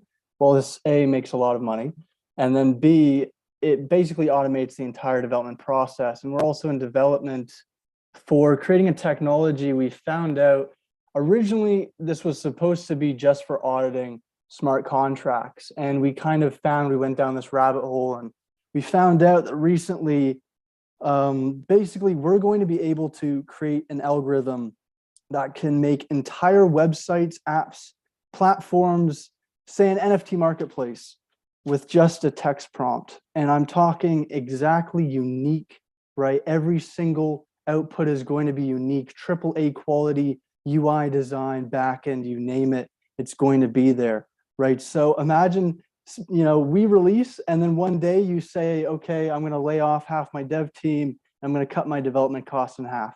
That is our goal here, right? We're creating a technology that can forever change the entire future of tech as an industry as we know it. And I'm going to give you guys a little demo here. This is the hotfix mode. Fun fact, we kind of spent 20 days and we built up the first part of our platform, and then we used our own AI to build the other AIs. So basically, the hotfix mode is only for errors, and we don't really have any errors in our platform, but we'll use the audit mode for the sake of the demonstration here. And I'll just put in this little smart contract, and then we'll give it a little audit here. And I made the UI here, as you can see, very, very nice and immersive, scanning the smart contract. And if we give it a second here,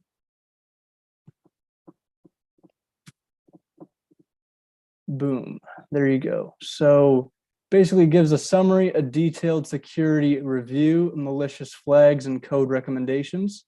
And I'm talking, so this is a reentrancy attack, the very basic one, right? If you want to really go farther, I actually have a longer one here that I'll show as well. And of course, this can be scaled on so much. We can do so much with this. And we're already partnered with auditing agencies, right? In the past week, even solidity.com, we've partnered with, and we're also connected to the business development teams at 8 blockchains, including Binance, Engine, Immutable X, Avalanche, Polygon, Boba Network, Phantom, and I think I'm forgetting one again. But you know, a lot, and we have a ecosystem of about 60 plus projects, including DAOs, games, infrastructure, NFTs. Fun fact, JPEGs is one of those. We gave them an intro to Afflux here, which is really cool that they're in the same demo day as us this session. So yeah, really cool stuff. We do have letter of intent signed as well to use the technology. I'm just looking at my notes here. We're also incubated at TDFi, which is the largest crypto incubator accelerator in the world. And I think I've covered everything. But I mean, yeah, imagine being able to build your entire like project with just a text prompt, right? Like entering in, build an NFT marketplace with these colors and these features, and then boom, give it a couple minutes. It'll take a little longer than what you just saw here, but then it spits out, like I'm talking how many documents, a code, it makes the folder, it zips it up, it ships it out. I mean, it's revolutionary stuff, and anybody can do this, right? So this is our second mode here that I'll show, and this is really cool as well. Basically, it alienates one security vulnerability, and then it completely fixes the entire code. So here's the security vulnerability and the solution to it, and then you click the other button, and there you go. It'll rewrite the entire code and fix that vulnerability in seconds. And aside from just being B2B, like, you know, we do have competitors. Of course we do. Every project 99% of the time does, right? But the thing is A, they're not doing it automatically like we are. B, they either have clients and they're using this AI just for their clients, or they don't fix the code like we do, right? And if you want to check this out, there is 639 characters left of this. And then this is the updated code here. I'll take that, I'll copy it, and I'll put in this one here. And now there's 455 characters left. So it's obviously done some changes to it, right? So this is revolutionary stuff, right? This is really cool things. And, you know, we're not just B2B, we're B2C as well. We're helping out developers, right? That's the whole goal of this. And, you know, we're going to market either way with this technology. The UI is subject to change, but if we are able to secure some capital, right? We have gotten a grant by Internet Computer. That was one of the blockchains we were missing. It was $25,000, right? We're probably going to be integrating the code directly into their development platform for their Monaco smart contract language. And thing is, this also audits Monaco smart contracts as well, including Rust, right? So Solana. So it's really cool stuff, what we're building. And, you know, we're not just building AI when it comes to this, right? With development purposes, is we also have this mode here, and this is Spark Safeguard. So we also own our own AI art generator as well. We were licensed the technology by a buddy of mine in Toronto. And we also have this technology we built ourselves. So this is definitely subject to change. It took us like a couple of days to make this, but basically it's a content moderation thing, right? So you say something bad, you know,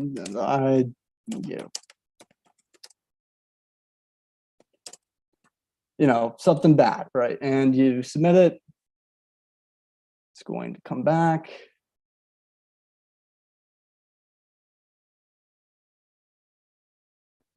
If the AI was loaded, which it probably isn't, and I removed it, well, that sucks, but okay. Well, anyway, you get the gist. Oh, how embarrassing. Yeah, okay, so that wasn't, all right, anyway. Thing is with that, I turned off the AI before just so we weren't running in the background, but anyway, yeah, you get the gist. We're working on some neat stuff, and let me tell you, the ability to build entire projects and entire platforms with just a text prompt, billion-dollar opportunity.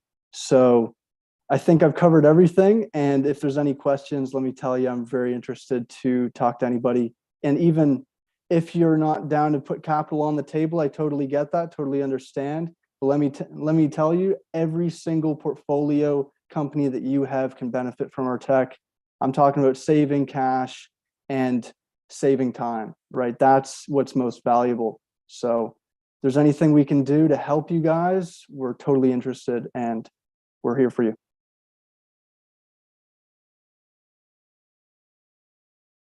Thanks, Jordan. Yeah, the presentation is very impressive. The demo is very simple and clear. And I hope to see your product launch soon. Yeah. For sure. I really appreciate it. Yeah. And I think the audit part is very useful for most of the Web3 project because an ordinary audit always charge so many, yeah. $7.5 to $15,000 on average, and you can sign up for $470 per month on our platform. I mean, it's night and day. I mean, what would you rather choose, right?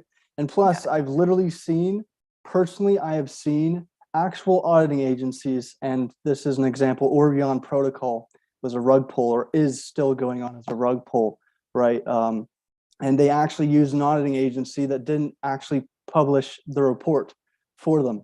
So thing is, there's auditing agencies out there, right? And they're run by humans, of course, right? All agencies are.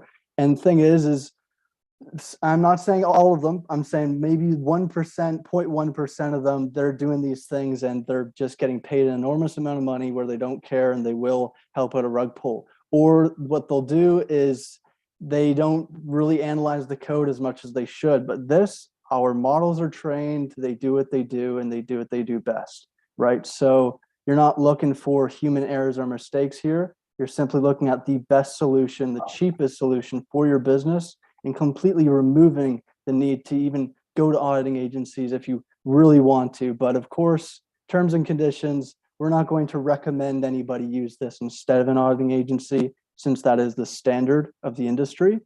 But it's definitely something that you should try at least during the development phases. That's what we'd recommend. Okay, thank you so much. Yeah.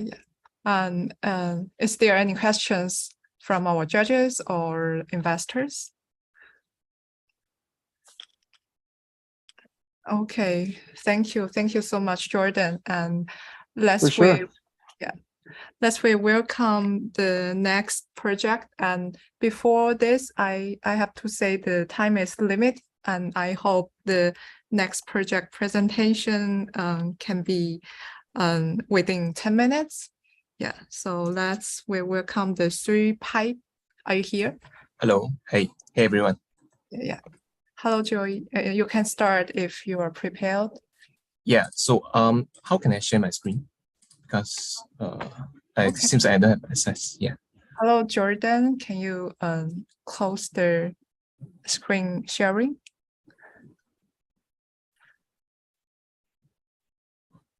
Hello, yeah, my Jordan. bad. Let me do that.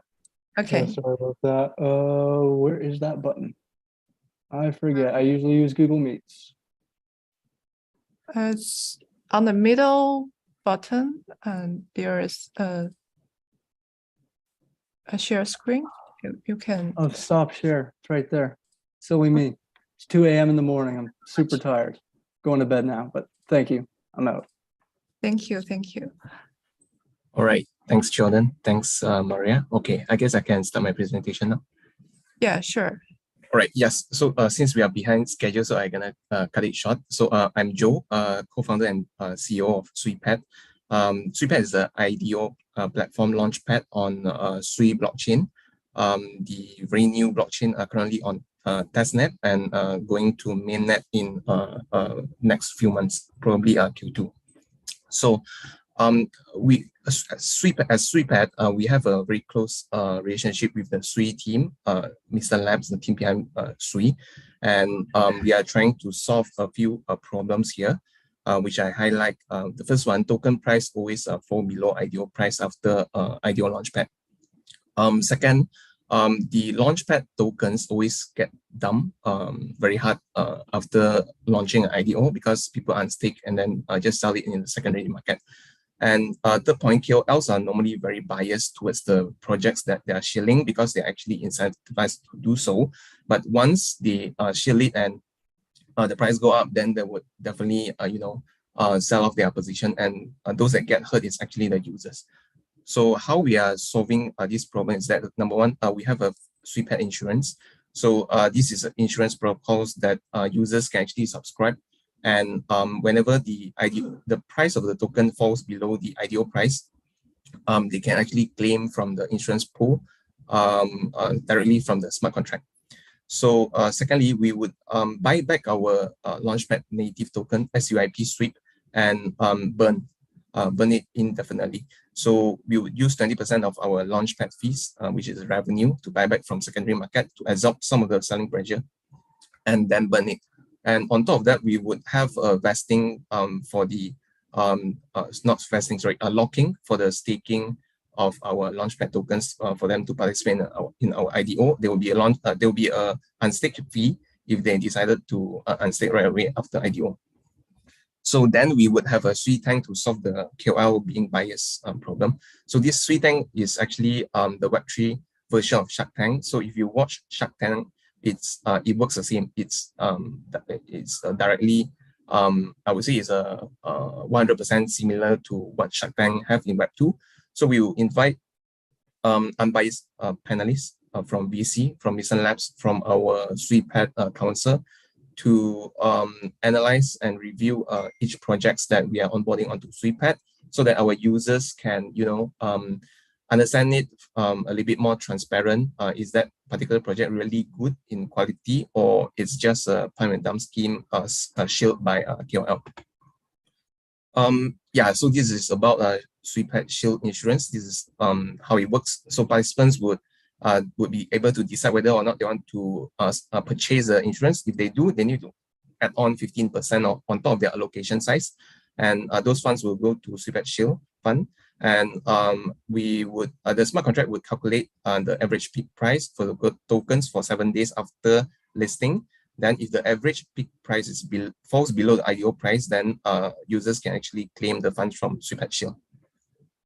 So we have an ISO, initial sweep offering. So this is supercharged booster version of our regular IDO. So we offer zero fee launchpad for good projects that migrated from other chain onto Sui. Say for example, if you are a gaming project on Polygon, we welcome you to launch your IDO on Sui. We provide you with tech stack architecture and move code reviews from our partners, and legal and audit support from our partner as well.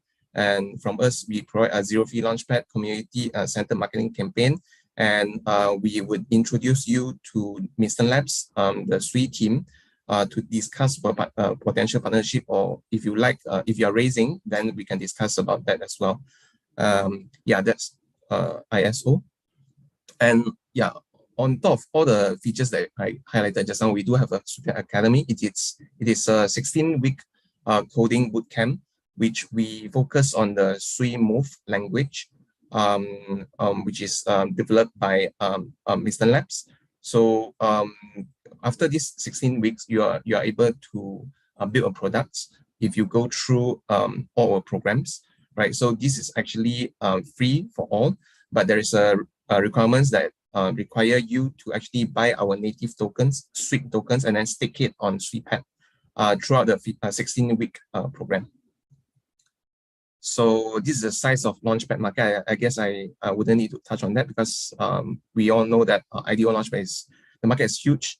And participants' journey, I think whether I show the UI of our Launchpad, this will be better. So we are still in development stage. I would say we can go testnet next month, right? So this is only a UI, and this is our staking tier, right? So it was the same like other launchpad like Podcast Starter, DAO Maker, and stuff like that. But we have additional features, and we only launch good projects, which is tier 1 projects. And like I said, if you are from other chain and you want to build on Sui, then we can provide you a lot of different support.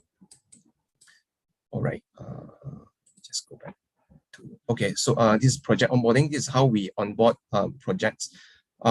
We do have a standard operating procedure for us to filter out those pump and dump scheme, and we only want to launch projects. So it's a very stringent due diligence process, which we would release more info in our documentation probably in next week. So this is a bit of our statistics. This is, I would say, a few months back. We have then grown much bigger now.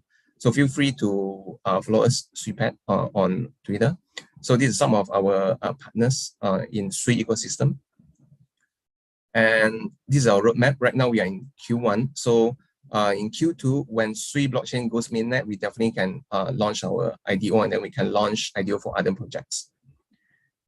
And this is the revenue projection. So okay, so I probably missed that. So in Q3, we would launch our NFT launchpad, right? So to launch NFT projects, so for INO, and based on our projection and the numbers of projects that we have talked to, which confirm that they are keen on launching on SuiPad, we foresee that we can get revenue of 740K this year alone from launching IDO and also NFT INO launchpad. So this is the utilities of our native tokens. First, governance and voting. So because we allocate 20% of our native tokens as a treasury DAO, so our token holders can actually make a decision. I would say create a proposal and vote. Then to decide how we actually use the 20% treasury fund and how our project want to grow. So this is governance and voting, and then tiering system, like I showed you just now. Users would have to buy our native tokens and stake on SuiPad, then to be able to participate in IDO. Staking, it works pretty standard across other. So meet the team. I'm Joe. I've worked in several centralized exchange doing launchpad and listing. So I have the know-how how to actually do deal sourcing, how to get projects from multiple chain, how to launch them, how to deal with market makers, how to sustain the price, how to, everything from pre-launch, during launch, and post-launch. Our team, we have quite extensive experience in doing that. Same for Daffy. Daffy is my co-founder and CMO. He is the director of marketing in one of the central exchange prior to building SuiPad with me. He has been growing SuiPad from 0 to 50K followers. And for David, he is the head of blockchain in Clivio. Clivio is a dev shop based in Prague, and he has built multiple great projects, including Gamey, the one that backed by Animoca, and Binance Labs. So that's all. Yeah. So feel free to ask any question, and or reach out to us, follow us on Twitter, or I will leave my the Telegram ID on Zoom. Then you can reach out to me. Yeah. So and before I end, I welcome every projects from other chain to explore Sui chain, and I would say it's a pretty amazing chain with very low latency and super high TPS. So it's very suitable for gaming projects especially, and also NFT. Yeah, thank you. Thanks to Joe, and thank you so much for your presentation. It's very clear. And yeah, if anyone interested in SuiPad, please contact. Yeah. Okay. So because the time is limited, let's welcome to the next project, Bot Technology. Are you here? Yeah, hi everyone, I am here. Just let me put up the... Please start it if you're prepared. Yeah.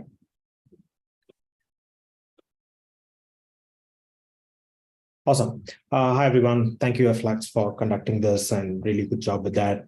What we're building is a tokenized hotel room booking platform, which means every time you make a hotel room booking, we issue a NFT against that specific hotel room booking.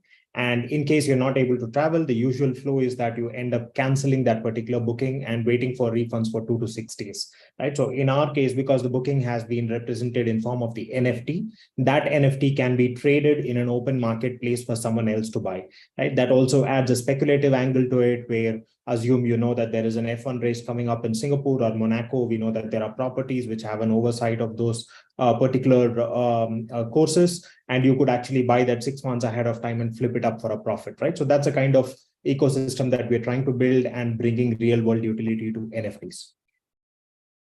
From a founder perspective, I'm the founder CEO, and I have past experience with companies like Accenture and the Tata Group, and extensive experience in the blockchain space as well, working with large enterprises and smaller startups, focus around enterprise technology, product development, and blockchain solution. While Nikhil, who is my co-founder, whom I've known for the last 20 years, is an ex-KPMG consultant. And the last 7 years, he has been working in the travel tech space. So he really understands the hotel integration space and the travel integration space. Sandeep has joined us as an advisor recently, and he's helping us connect in the ecosystem. Whom we are building this application for, this protocol rather for, is someone like Josh, who's aged between 25 to 35, very young, digitally savvy, understands crypto, is a digital nomad. And if you see from a historical perspective, the wallet share spend that this particular age segment does, which is 25 to 35, as a percentage of the overall wallet spend towards travel, is the highest compared to any previous generation that ever existed, right? And that's a segment that we're specifically targeting. And the nuances of what this particular segment looks for is very different compared to previous generations, wherein they would prefer flexibility. They would love to keep their plans open, right? So assume that they travel to a particular place in Bali and they like the place. They want to stay there for 2 more days and try to move their subsequent bookings on a later date. Whereas the travel industry, which is very archaic, its technology has not changed for the last 20 years or so, is not geared up to tackle the requirements of this particular segment. And that's what we are trying to change, specifically by tokenizing hotel room bookings, making them buyable, sellable, resellable, and tradable. So now from a user perspective, cancellation is not the only option. They can actually resell that hotel room booking. So think of it as Expedia and OpenSea merged onto the other, where the Expedia side of the application provides a booking experience where you put check-in date, check-out date, which city you're traveling to, whereas the OpenSea side of the application provides you tradability, Dutch auction, reverse auctions, putting up bids, limit sells, limit buys, etc. Right? All those options come up the moment you tokenize a hotel room booking, which we are currently enabling. And also one of the unique differences compared to any platform that currently exists is that we provide on-chain refunds, which means that when a user actually clicks on cancel, the funds immediately go back to his wallet, rather than the conventional mechanism where there are 3 people who have to approve, which is the hotel, the bank, and the OTA through which they actually made the booking. OTA in this case is Traveloka or Ctrip or any kind of hotel booking site. And in addition to promote our platform, we are also incentivizing the hotels to become a part of us by providing them royalty, secondary market royalty. Every time their hotel room trades, we would give a percentage back to the hotel as well. That helps them come on board onto our platform. Now, what we see something as, reselling of a cancelable booking as a very simple user hack. Our vision is much larger. It is not that small, right? Overall, hospitality industry is about $1 trillion globally, out of which $450 billion, that's about 45%, is only online booking, right? And 15% of that, which would be around $60 billion, is the cancellation market alone. Now, we are trying to target something much bigger than just reselling. We expect that when the platform is launched, when the tradability kicks in, the crypto users who really understand how speculation works, how you can buy and flip NFTs, etc., would start buying up inventory closer to consensus events, right? Or Bitcoin Miami events or Milan Fashion Week and so on, right? Where they understand that they could buy at a lower price now and flip it up for a higher price, because we will be able to provide a marketplace where someone else can buy that and consume that booking as well. Right? So that's how the flywheel will actually start to rotate. And immediately we intend to onboard a lot of travel agents and tour operators who understand this market, who know when is on season, when is off season, where is peak season, is there an event coming up, is there a political rally coming up, is there a conference coming up, and they start to buy global inventory, right? So today, when you look at a travel agent, he usually operates in his geographic region. Assume there is a travel agent based out of New Zealand. He probably has an access to the ASEAN region at best, right? He doesn't have access to the European markets in terms of inventory. Now, by providing a simple access to this in terms of just one hoop, he doesn't have to jump to 3 or 4 hoops until he reaches the hotel inventory. With just one jump, he will be able to get direct access to that hotel inventory, thereby increasing the amount of inventory that he has at his disposal and start trading it. And over time, we also expect that hotels whose inventory is actually being sold and resold start to become players in this market, right? Wherein they start to sell their own inventory 6 months ahead of time, higher amount of inventory at a lower price. And as they see that their occupancy ratio is going to 80% or 90%, they buy back their own inventory from the marketplace and resell it at a higher price, thereby improving margin and revenue opportunities from a hotel perspective. Now, what we are building here is specifically the black box that you see here, which is the book protocol, which is like an underlying layer, which is going to capture all the availability, reservation, and inventory information pertaining to the hotel. Think of it like the Bitcoin protocol. None of us access Bitcoin protocol directly. We access it via a Coinbase wallet or a trust wallet, right? So there are intermediary apps through which you access the Bitcoin protocol. It's the same way we expect multiple applications to be built on top of the book protocol, which will access the tokenized inventory model. So the first one that we are building ourselves is called booktrips.com, buktrips.com, which is already live, which is basically a booking engine on top of the tokenized inventory model, wherein you can pay using USDC, get your hotel booking in form of an NFT, and we also provide on-chain refunds. Similarly, we expect that the developer ecosystem will come on board and start creating newer applications. We are in fact in discussion with one of the properties in Phuket, which is a $150 million property where they want to do fundraising using the NFTs pre-selling, right? So they want to sell hotel room bookings of December while their property is not yet ready. That way they're increasing the working cash flow that comes in as an investment into the property itself and pre-selling their own hotel room booking. So similarly, there are different models that can come in, completely open to developer ecosystem. All of them can come and build on top of us. Now, how this works as a system is that hotels have their own ERP systems called channel manager solutions or central reservation systems, through which, through an API that they feed today the inventory visibility to booking.com or Expedia or any OTA. We tap into the same inventory visibility. It goes into book protocol. Book protocol will display that inventory availability on booktrips.com or any of our partner OTA engines. Once the user clicks on book now or pay now, that's when the NFT actually gets minted. I will show you the process as well. And after that, all the tracking happens on the blockchain. It can be transferred, resold, etc. After the booking, the NFT doesn't hold any monetary value because it was an NFT that was created for one specific night for one specific room type in that particular hotel, right? So we just use it for data analysis and demography analysis perspective from a consumer, for a consumer. The money can easily be transferred to the hotel immediately via smart contracts on chain itself, or we convert it into fiat through our banking partners and we transfer it to their banking wallet, which is something that most hotels are currently choosing. Now, how this also looks from a user perspective is that assume that you are a user who bought this room at $155. You can decide what price you want to sell it at, and you can just list it up for sale. Now, when another user comes and looks for the same property on the same night, he will have two options. They can either buy directly from the hotel or they can actually buy it from the marketplace. Whether the price will be less or more than what the hotel is selling is completely market dependent because it's completely free, right? Anyone can sell at any price. The only thing that we do enforce is that we ensure that hotel sets a certain floor price below which hotel don't want their room to sell. That is something that we enable. Our revenue model is very simple. We have two revenue sources out of booking fee and transfer fee. Every time the first booking happens, we charge 5% and 3% every time a transfer happens. Similarly, every time a transfer happens, hotel also gets a 1% commission out of that. And in addition, any channel partner who comes on board, say, let's suppose there is an OTA who comes on board and says that I want to use your system, every transfer that happens, they also get an additional 1% revenue out of it. Or it could also be the first buyer, right? The first buyer is the person who actually clicks the direct buy. He will continue to get a 1% commission in perpetuity for the sale of that NFT until the checkout date. We have already partnered with multiple players in the market, Expedia being the largest one. So we are already live with Expedia on booktrips.com, and close to 700,000 properties are currently available, and that will continue to keep increasing.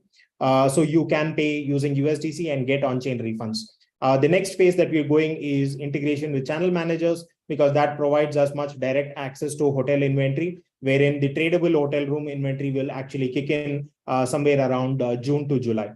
We are partnering with multiple NFT projects who currently have a great community. They have a PFP community of say 2,000, 3,000, but they do not have much utility. So we are trying to provide utility to them by providing a discount whenever they access our platform, right? That's completely identified on chain itself. Similarly, we just ran a campaign which got us about 3,000 community members who currently hold about $25 worth of hotel room booking that can be done on our platform. We're also partnering with crypto events and conferences so that there is a higher visibility. And we specifically target the segment of crypto users, international travelers in this specific case. What I will do is I'll just jump to the app itself so that you see how it works. I hope you're able to see the screen right now. So this is our current booking portal, booktrips.com, which has been designed with focus on crypto event participants, which is why you'll see that all the crypto events are basically getting more prominence on this. We can search for any particular property on our website. Globally, whatever Expedia is available at the same price that you can buy on Expedia, you can buy on our website as well, right? You will see that all these properties are currently listed. The filter and sort sequence, all of those have been enabled so that the booking experience is very, very similar to what you would undergo on booking.com, right? I could choose to book a room, right? The experience is very similar. You can see all the photographs, you can see all the room types. And when I click here, I will be able to also initiate a buy transaction. Because it's a blockchain-based transaction, it could take about one minute or so for multiple approvals to go through. So I'm just going to show you an approval that the booking that I did just about 20-30 minutes back, I suppose, right? So this was booked just some time back. So this shows that the hotel booking was made. The token ID is already available. You can see that this is an on-chain transaction where the token ID 15 was minted. You can also see that this particular NFT on OpenSea itself. So this is the NFT that gets generated, which has all the information pertaining to the booking, check-in date, check-out date, etc. In future, when we enable tradability as well, people will obviously be able to make offer and buy it on OpenSea or on Rarible as the request might be, right? In addition, you can also go on chain and you will be able to see all the transactions that have happened on Polygon scan. So this is the transaction that happened for it, which is, you can see that, the 18.97 went to the hotel, $0.84 actually was the book commission, the 5% commission that I talked to you about, which is what we are currently getting. Similarly, you will see that this is the transaction where the NFT actually got minted. So token ID 15, which is the same as this one, token ID 15. So this is currently a live system. You can see it is not a test net. This also is not Mumbai testnet. This is actually Polygon scan. And you can actually go and make a hotel room booking on our platform right away. That's a short demo, but we do intend to add tradability as well very soon on our platform, which should come in June or July or so. From a fundraising perspective, we earlier raised about $100,000 from Polygon Ventures. It was more of an angel round. Right now, we're looking to raise 1.5 million at a $9 million valuation. We just started this round about last week or so. The raise is with a safe note with a token warrant. And we should be launching again, doing another larger fundraise very soon as well once the tradability kicks in. We have a healthy roadmap forward, at least for the next 4 to 5 years, considering it is hospitality industry, very mature. We already know what needs to be built. As you see, we will also be creating a marketplace where other users can come, other developers can come and start building different applications on our platform. Happy to take any specific questions. My email address is included here. I've also left a message on the chat window. Happy to respond to any questions that you might have. Thank you. Thank you, Arul. Thank you so much for your presentation. Yeah, the hotel resale and transaction system is very impressive because the time issue. So we have to pass the QA session, and let's welcome the next project to start. Are you here? Yes. Sia, right? Yeah. Sia, yeah. Yes, I'm here. Okay, you can just start if you are prepared. Okay, I can share my screen. Thank you.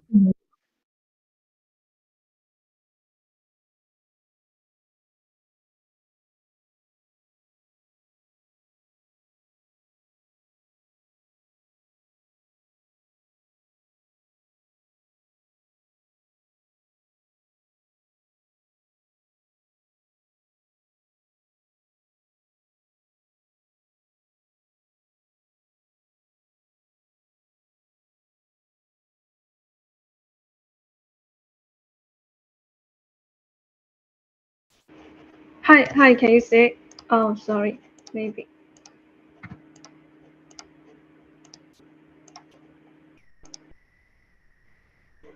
Hi, Maria, can you see my screen? Sure, it's very clear. Okay, can you see right now the PowerPoint? Yeah. Okay. Hi, everyone. My name is Mark, and I'm from SEER. So glad to have this opportunity to join the Web3 Demo Day and meet all of you here. And hopefully, everyone can learn better about SEER.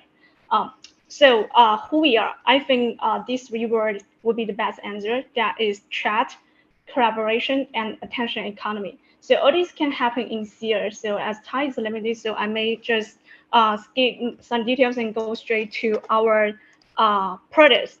Yeah. Okay, can you see my, I just changed my screen, can you see? Yes. Okay. Currently, here we got PC and iOS and Android versions, and what you're seeing right now is our PC version, and we have launched it for like 3 months. So far, we already have 5,000 users on board. So to log in here is very simple. All you have to do is just connect your MetaMask wallet, and here we go. We have to sign in. Yeah, and here we go. Maybe, yeah.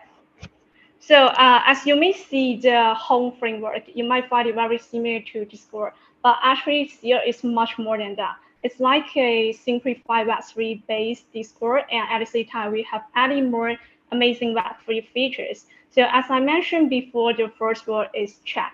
So you can create, as you may see at the left current, this will be order space.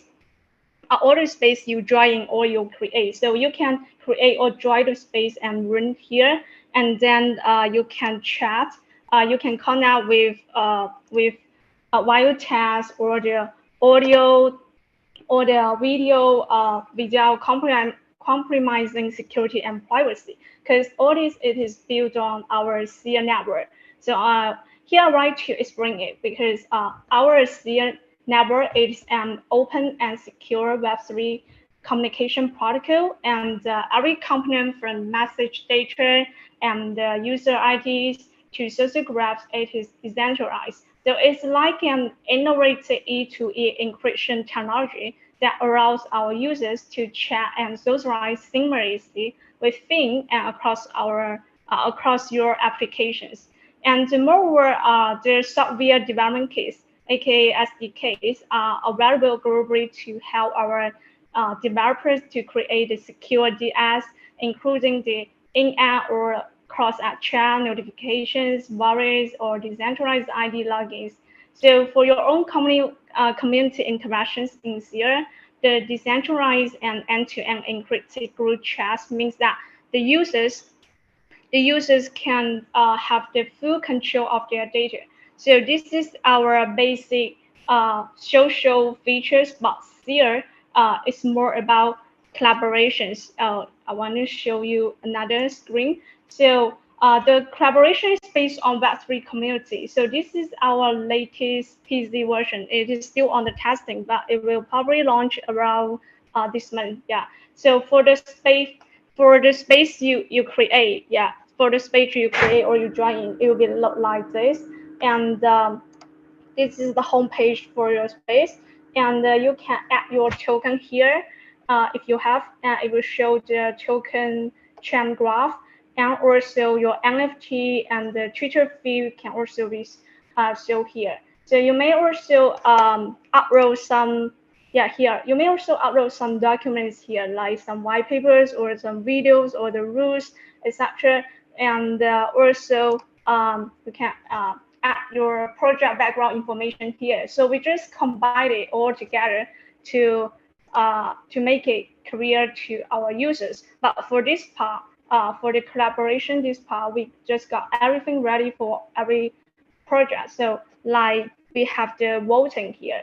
So you can, for the voting here, you can vote on the proposals, and you may also see some details of the proposal, or you may also can create a new proposal. So this is best especially for our DAO members. Yes, and also and we have the treasury. So you may see the change. You may see the change in your online assets here.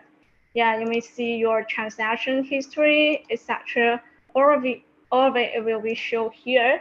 And also we have the gating functions, but since the time is very limited, so I will skip the gating function part. Basically, for this collaboration part, here just provides an all-in-one platform to start, manage, and grow a decentralized autonomous organizations. But Seal actually goes well beyond that.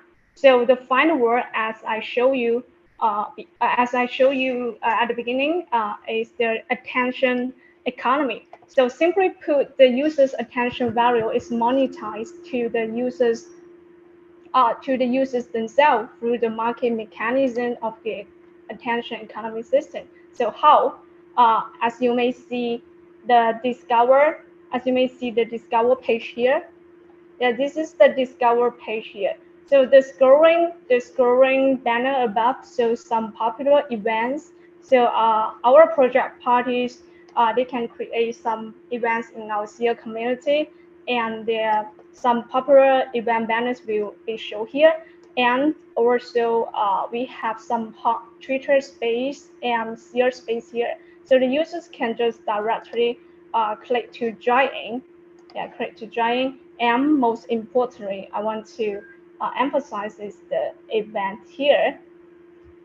So the event here, if the projects want to, if the project create the event in our SEO community, right? But he wants to gain more exposures, or he wants to gain more traffic. So in this case, SEO is perfect to help the project party to achieve this purpose, as SEO is based on the open data collection and the unique algorithms on the user chain. So each user VID contains their data and behavior. So and we set up the market-based bidding to confirm the value of the user's attention with different on-chain labels.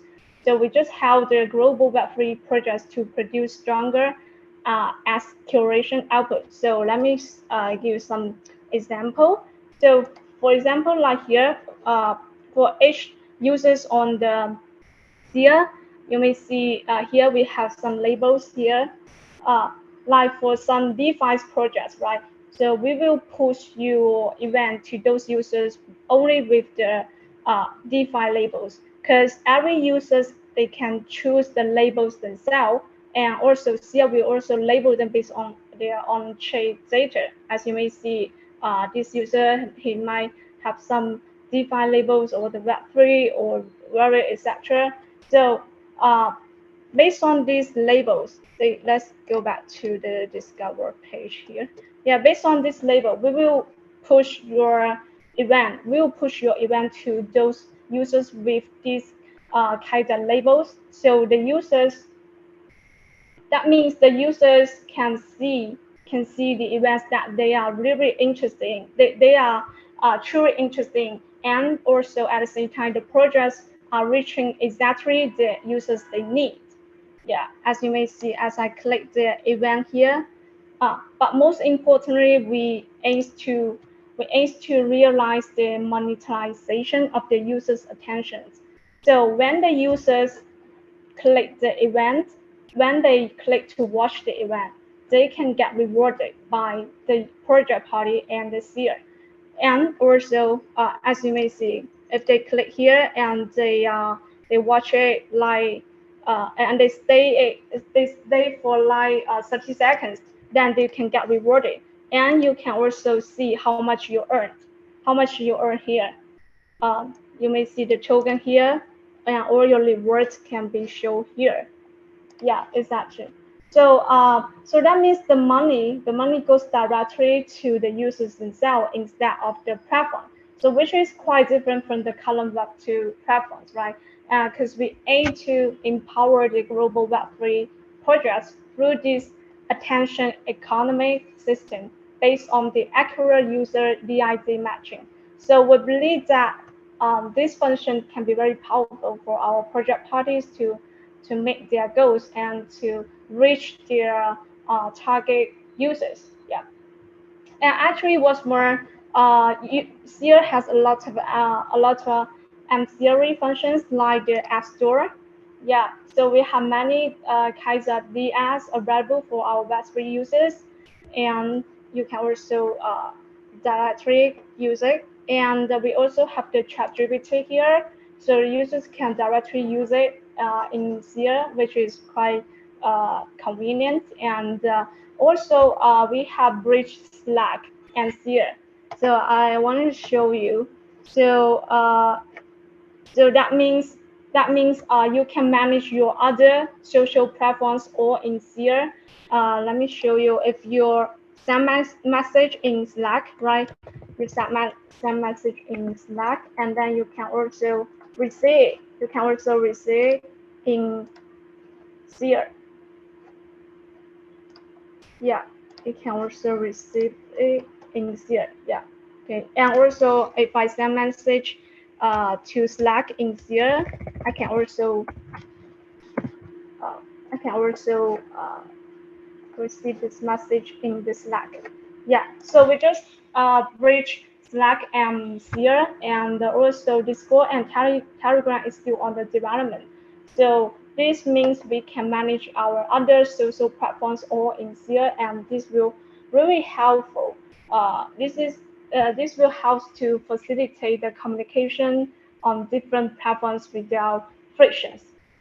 Yeah, and actually there are still many details we're exploring in Seer, like our token economies, but due to the time constraint, we can only show you our three main features today. So if you guys are interested in our project, you can also follow our social accounts.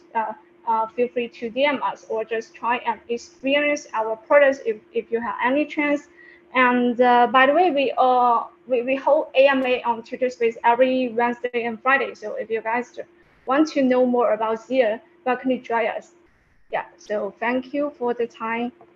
That's pretty much about Seer.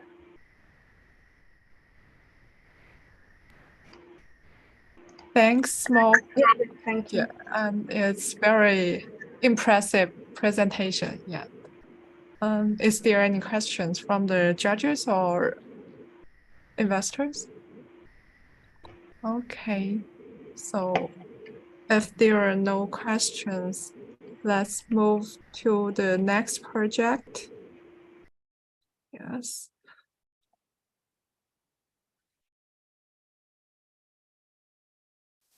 Is Invar Finance here?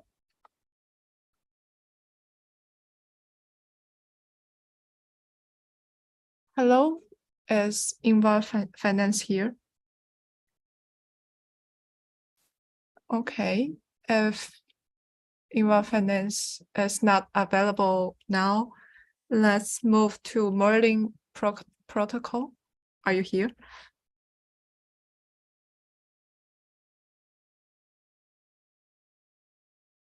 Is Merlin protocol here?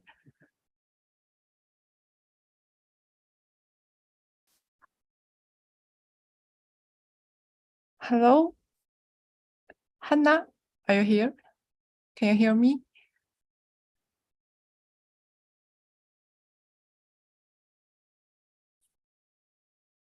Okay, if Merlin protocol is not available now, we can move to next ESA score. Are you here?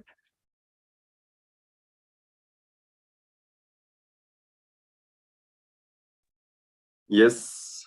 Hi. Okay, you can just start if you are prepared. Yeah.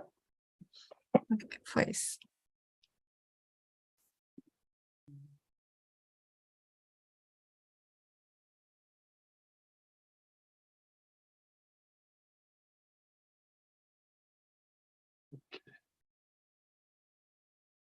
So are you seeing my screen? Sure, it's very clear. Okay, thanks. So hi, I'm Sami, CEO at Etherscore, and I will present you our decentralized reputation system. So the problem we identified is that blockchain are lacking some native user profiles, and a lot of limitations are coming from this. For example, we can cite all the DeFi loans which are over-collateralized. We can see all the DAO governance models which are based on traditional finance paradigms. And we can also mention all the airdrops which are cheated by bots, leading to capital inefficiencies as projects are spending a lot on these airdrops. So all these limitations are coming from the fact that we do not know who are the Web3 users. So here are examples of reputation in Web2. So we can see that it is very contextual. It is present in social networks, video games, marketplaces. But in Web3, the only reputation available looks like this. You have to dig into the list of the transaction of the user. You have to make sense of each interaction. It is very not practical and not doable by a basic human. So to fix this, at Etherscore, we propose some reputation as NFT badges. What we are doing is that we are analyzing the on-chain data, the blockchain data, and we are allowing the blockchain users to claim badges based on their Web3 achievements. So a concrete example would be that a user being eligible to claim a badge if he has done more than 3 swaps on Uniswap, for example. So how WebApp will build a badge on Etherscore? So first, they will define the badge eligibility condition, for example, having done 3 swaps on Uniswap and having participated in 5 DAO proposals. Then they publish the badge as an NFT, and the users come to claim it, or we can also airdrop it directly to the users. And once the users are identified, the DApp simply have to reward the badge holder. So it can be with any type of incentives. It can be discounts, it can be voting power, a lot of different aspects, airdrops access, NFT minting access, etc. So the on-chain reputation is bringing some virtuous cycle in which users are incentivized to contribute more to the DApp, and the DApp then becomes more solid and more users are coming, etc., etc. So here is the alpha version we have deployed on last September. So we have deployed a few badges every 2-3 weeks, and we now have more than 20 badges, about more than 20 labs. And the fact is, all these badges are representing proof of actions, and we are doing a small experiment. We are doing a thing where Etherscore DAO is based on 1 badge, 1 vote, instead of 1 token, 1 vote model of all the existing DAOs. Today in Etherscore, 1 badge equal 1 vote. So the voting power of a user is equal to the number of badge holders. So if a user has a lot of capitals, but not any badges, he will not have any voting power in our DAO today. So a few numbers, we have more than 80,000 badges claimed by more than 30,000 holders. And we have done the DAO proposal on Snapshot, and we have a bit less than 5,000 voters. So this was the alpha version. The beta version is coming for the next quarter, and we will have a full rebranding with a new interface, a new DApp, and new features, etc. The main features which will also be deployed will be the badge factory, which is a no-code interface enabling the dApps and the community to deploy badges directly without using any code. And we will also give usage to utility to our badges by building a shareable user profile in which users will be able to highlight specific achievements, customize a small aesthetic of the user profile, etc. So our business model is still to be defined, but we can put some fees on the badge creation. So the dApps and the community which want to create badge will have to pay. And we can also define some specific badge collection, which will be paid. So we can also define badge royalties based on performance of the number of the badges, etc., etc. Our idea is that we want to build a model in which Etherscore is just taking a small part of the protocol fees, and the rest of the protocol fees is redistributed among the DAO and the token stakers, as we will also issue our ERC20 token. So the team is composed of the two co-founders are me and Geoffrey. We are both French blockchain researchers interested in decentralization for public goods. So I have a master's degree in computer science, and I'm really in blockchain since more than 5 years. So I'm more the domain market expert. And Geoffrey has a PhD in computer science and more than 15 years of experience as a project manager, etc. So he's more the technical person who knows how to build a project. We also have 3 developers and 1 biz dev coming next month. So we really started as a hackathon. We iterated during a few hackathons. Now we just raised our press inroad in last September. We released the beta version during the next quarter with the next fundraising, and we plan to do an ICO at the end of the year or beginning of the next year. So thanks, and if you have any question.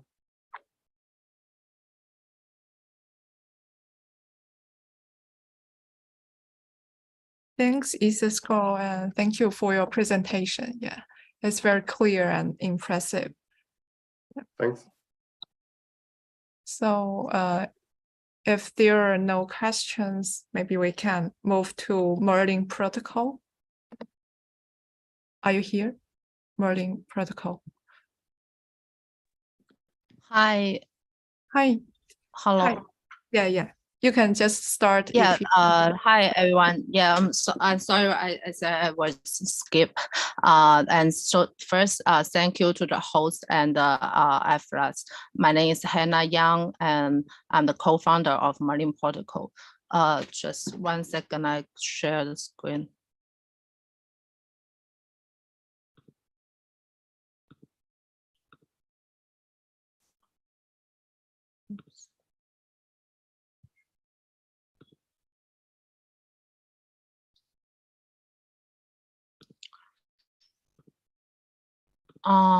Maybe I go to start right now. I think my my laptop is a little bit stuck. But I will go ahead to do the demo day, and then I will post it as soon share the screen as soon as this okay. Yeah. So Merlin Protocol is a leading liquidity protocol that brings the real world asset into the Web3.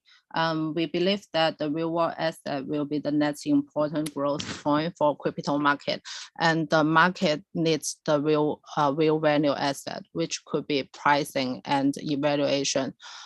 So Merlin Protocol will provide a new DeFi solution for the real world asset. We are focused on the issuance of the asset-backed FT and their matching transaction. And we expand the ERC 721 that the asset-backed FT can be convenient to integrate with other FT5 protocol.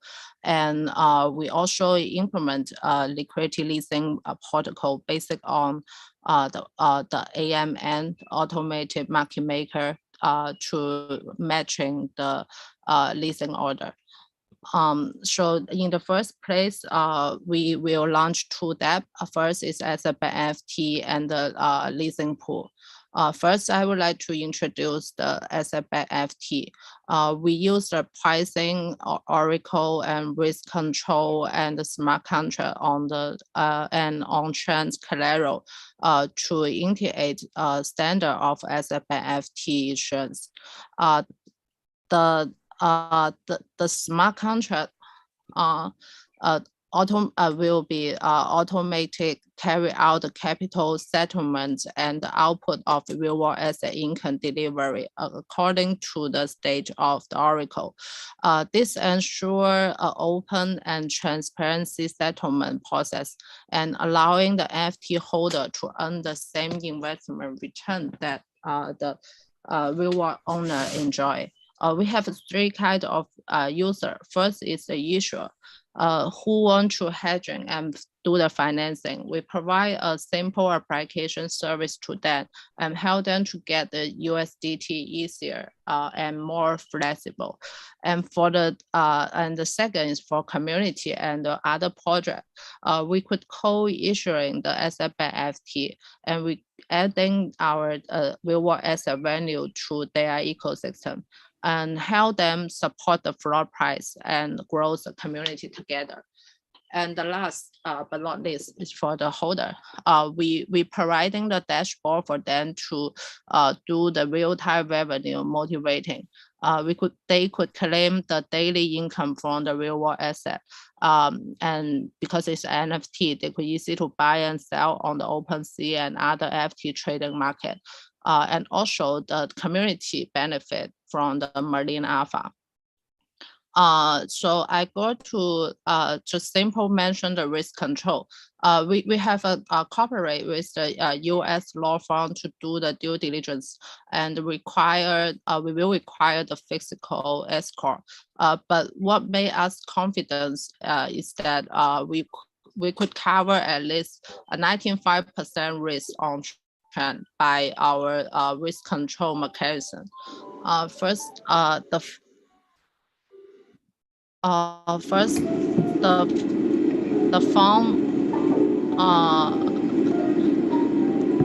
fund from the NFT cell will be logged in and will be partially listed on this performance. And also we will have the insurance pool as the actual risk control. And also I going to talk our another major debt is the leasing pool. The leasing pool could be open to all kinds of FT and provide support for the asset-backed FT liquidity. I want to give a use case. It's when the holder want to do some short-term hedging and want to earn the interest for fix for the interest, but they don't want to lose the long-term ownership for the FT or the asset. On the other hand, the renter need the right to use and the right to profit, but they don't want to pay for the holding cost. And this case, they could use the leasing pool. The leasing pool will dynamic interest rate according to the supply and demand, and give the room for trader to do the arbitrage. And also we will have airdrop for the active user. Integrate the leasing pool protocol, just like Blood or the Uniswap. And this case could be used scenario for the GameFi weapons or other benefits and past FT. They could open exclusive leasing pool on Merlin protocol. I go to skip the technical highlight, but this will be we are already applying the EIP on the insurance foundation.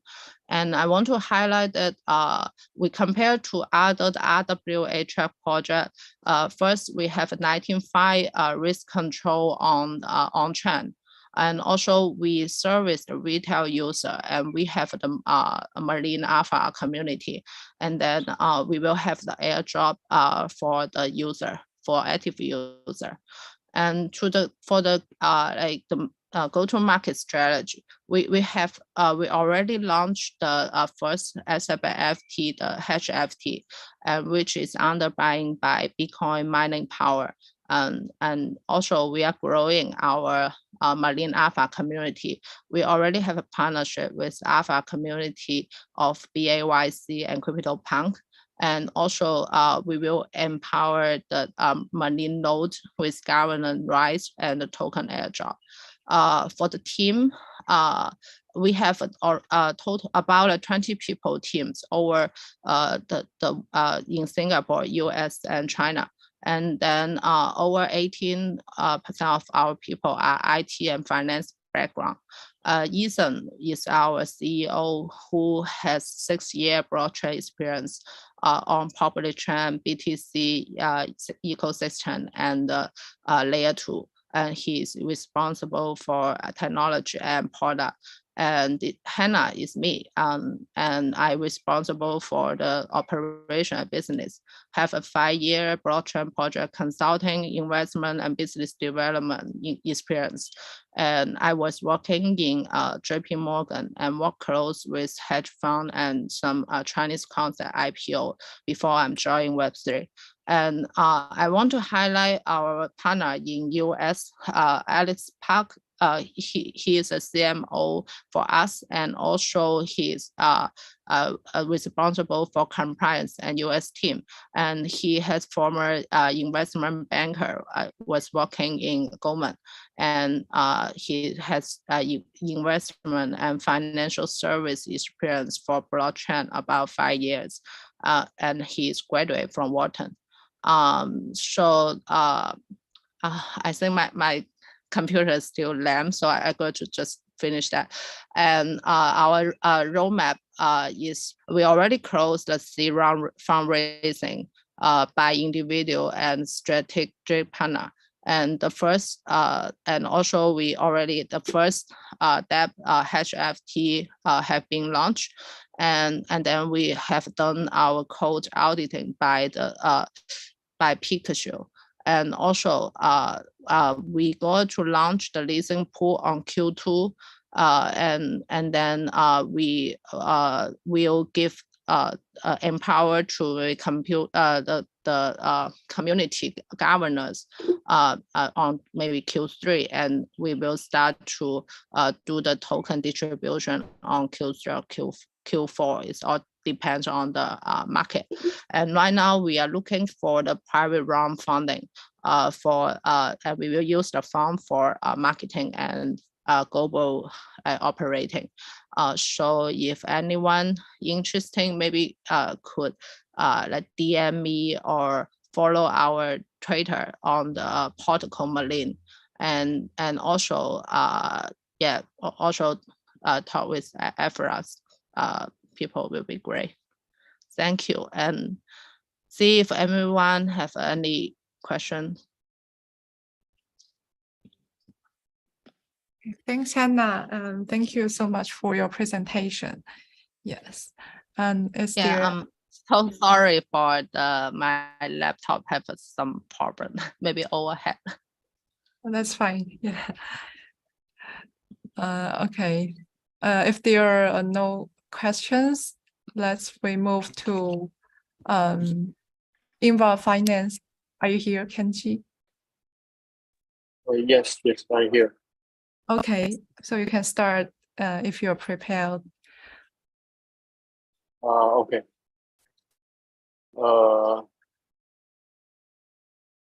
Okay.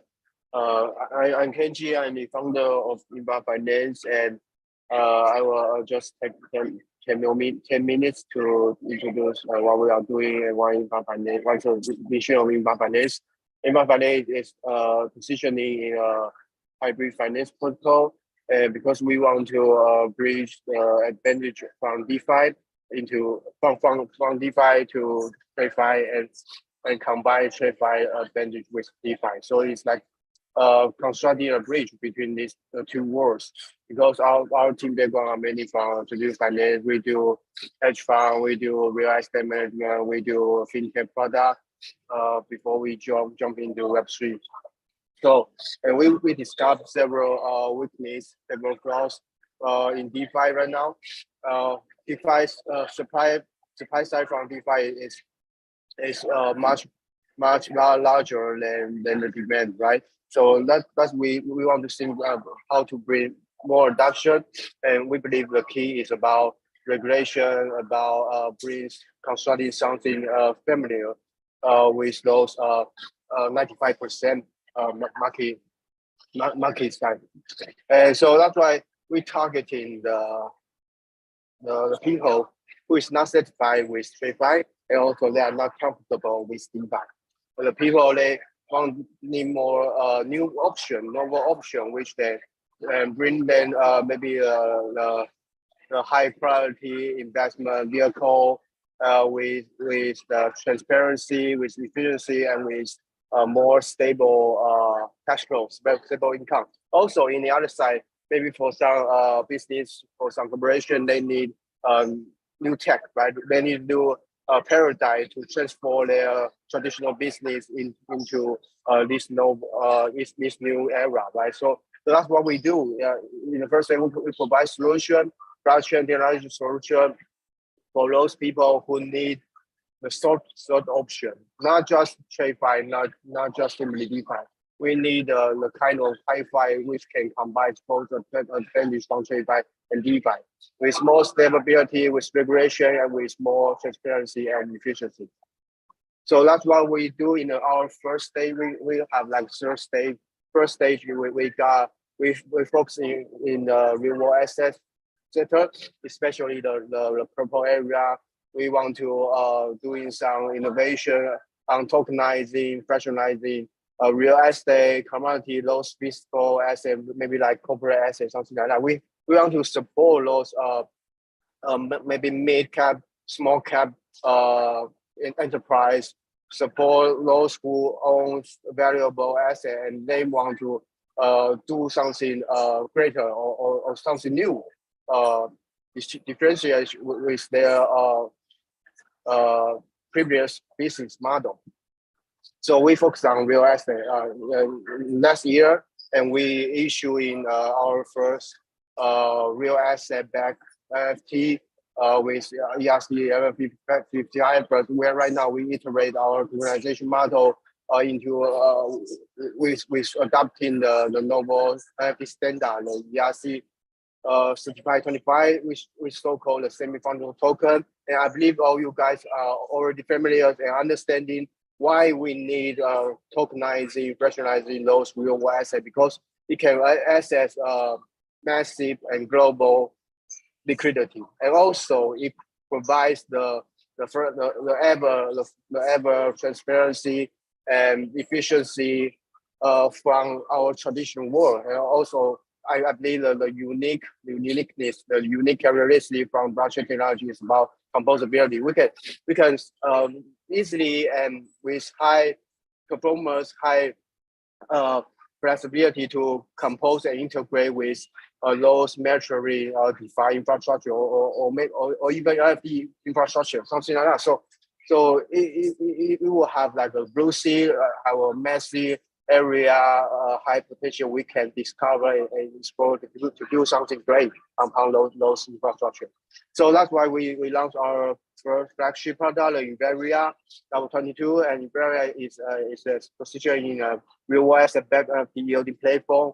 We tokenizing and using NFT as credential, as medium to connect it to those real benefit, real right, real like the income right, like the ownership or something else from the real world, from real world activity, from real world asset. And in this platform, within Incubator, you can just minting now the first ever real world asset backed NFT, and with maybe fixed income, or maybe we can have some ownership or other real benefit from holding it. So that's what we do. And eventually, I will tell you that it will be like an open platform. It will have like a decentralized, something like decentralized mechanism, governance infrastructure, and it will open to anyone who want to tokenize in their real world asset and maybe have different type of purpose, and investor can simply access our platform by completing KYC, and they can use their stablecoin to having the real asset NFT with them. So that's our session right now. We approaching like more than 100 early adopter in last October, and we reach a lot of partner, and we right now our total value now is approaching 200K, and we are under the seed round financing right now. And we tokenize. Why is our tokenization model is about trust minimized model? Because we need to coordinate in the both side, right? On chain we using smart contract, and we provide the most transparency as possible. And the off chain side, I think is important as well. We deal with the real estate, the those real other resource owner and we deal with the regulator to figure out what is the best solution for that, for tokenizing and bridge those real data on chain, right? So that's traditional process we complete in the last first round last year. And so you were like legal agreement, you need to set up the SPV, and you need to deal with the those third party, just like that's just like traditional way. And this is our SFT, the semi-fungible factory. It's our demo. You can try it out on our website, and you can have a simplified procedural process, and you will get familiar with what is tokenization and how we complete through on-chain process. So we can try it out on our website. And like I said, ultimately the end state of Inveria will be an open platform for all of the real world organization, and we will push forward. We want to utilize those stable like NFT, stable like crypto asset, which backed by real world asset to get involved and build something with financialization use case with others. So maybe like we can have in those NFT and collateralize and borrowing some money in the NFT lending and borrowing market, something like that. Or maybe some sophisticated and structural financial product. Yeah. So that's a lot, and this is our business model. We are acquiring value from both sides, from TradFi and DeFi, right? TradFi, we using TradFi channel because TradFi has a large market pool, right? We utilize those pool and educate people and bring those new inflow into our product, our ecosystem. And also we are acquiring value from DeFi with integration, with collaboration. And I believe that the most different and most interesting about us is that we're doing the real stuff in the first stage, in the first early stage, and we are regulated and regulation oriented. That's why we having some great partnership in Middle East, in both area. Last year we keep communicate with those regulators to figure out what is the base case to doing the tokenization service. And we are under C round, so if you are interested, don't hesitate to communicate with me or having a further discussion. And that's our roadmap. Okay, we like I said, we got three stage. The first stage tokenization, the second stage of tokenomics and stable coin tokenomics, and the third stage will be passed to a half decentralized and self-sustainable economy. And that's our team. Our team, like I said, is from TradFi, no matter it's from banking system, from real estate, management and developers group, or from fintech area and hedge fund. And that's our partnership. We will have further. We're happy to build any kind of partnership with any protocols. And that's my presentation. Thank you, everyone. Thank you for having me. If you have questions, just let me know, or you can contact me after the end. Thank you. Thanks, Kenji, and thank you for your presentation. It's very clear. So let's welcome to the next project, Amfi. Are you here? Hi. Yeah, I'm here. Okay. So you can just start if you are prepared. Yes. Can you hear me clearly? Yeah. Oh, nice.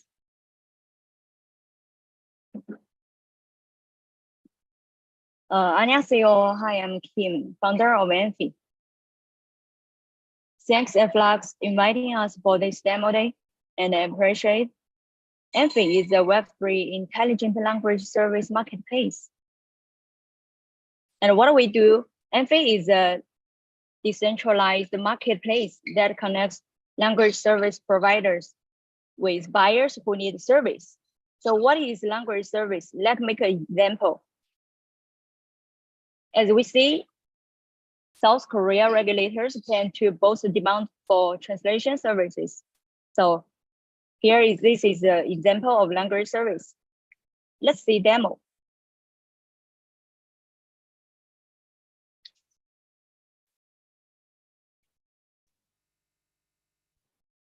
If you want to use NFT service, you can be buyer and you can also be providers, which you at first beginning, everyone need to have an NFT plus NFT. Nowadays it's open for free mint, and we can connect here and buy one.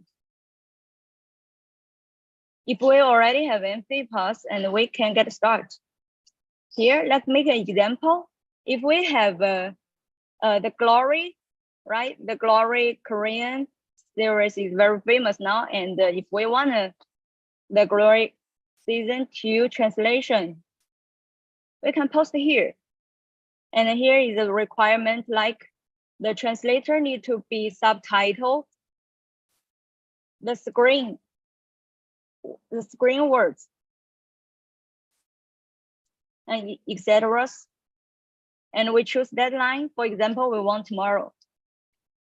We choose language, Korean to Thai market.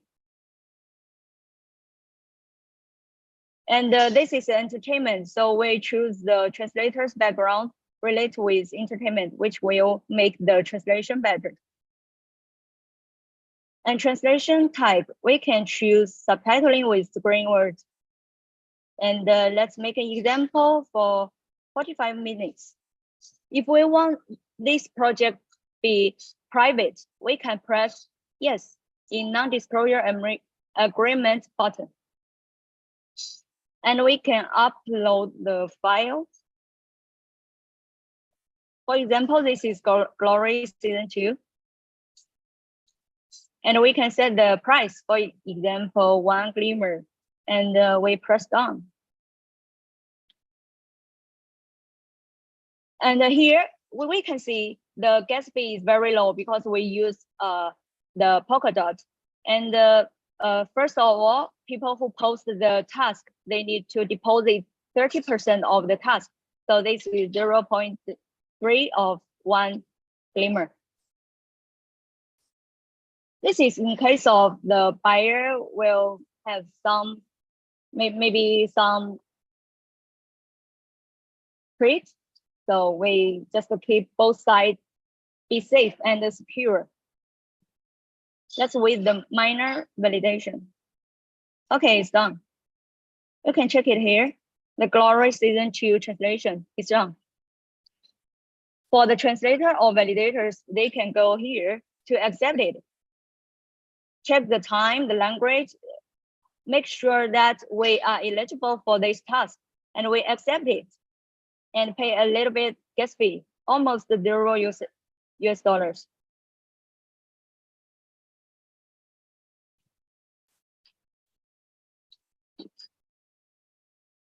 Normally, one task, our default set is they have translators and validators to make sure the project's quality.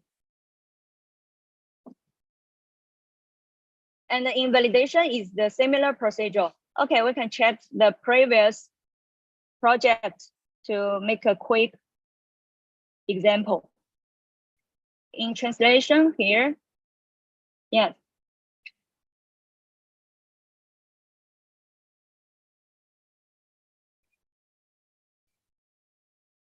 Every time when I talk about translation, everyone will tell me, how about ChatGPT? How about Google Translation? Yeah, of course, we also use it. We love it. It increases our efficiency. So the first step of translation, even the translator accepted, they will use ChatGPT to translate the first time. And the second and the third time is for the human to proofreading it. Okay, let's say if we are a translator and we can upload our files here.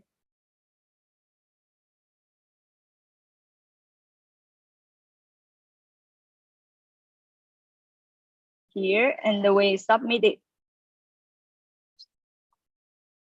Done.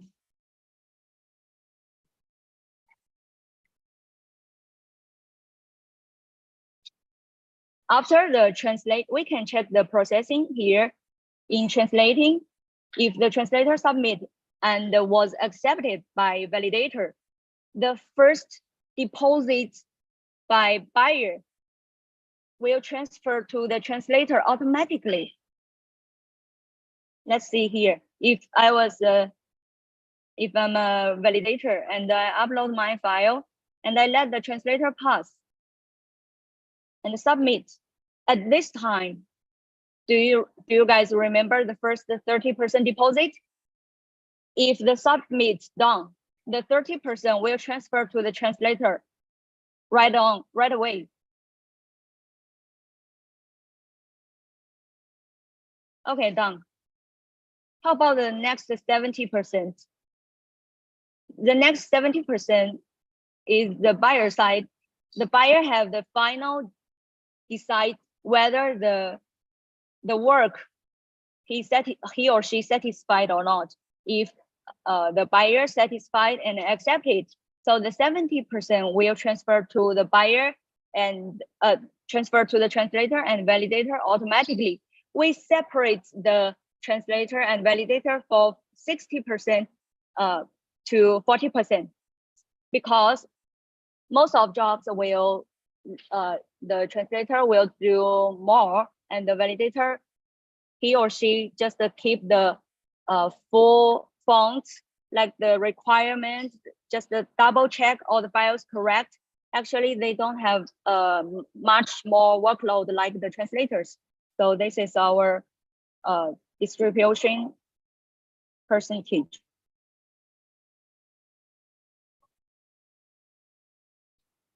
I can check it here. Let me refresh it.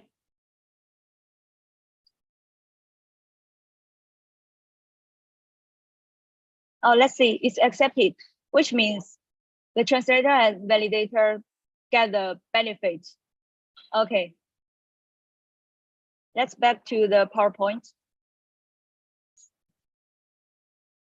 Let's see how large the language service marketplace. It is expected to reach $84.9 billion by 2026, which means CAGR is 7%, increase year by year. For Web3, the DAO organization has a large demand of translation. Most of the DAOs, they have translation group, but they don't have the specific platform for them to increase the efficiency. So normally they use like Notion, like the WeChat, Line, or Discord applications to communicate and manage all the process. It's actually it's waste of time, because in Web2 we already did this very well, and now we want to mix the Web2 management procedures with Web3 technology.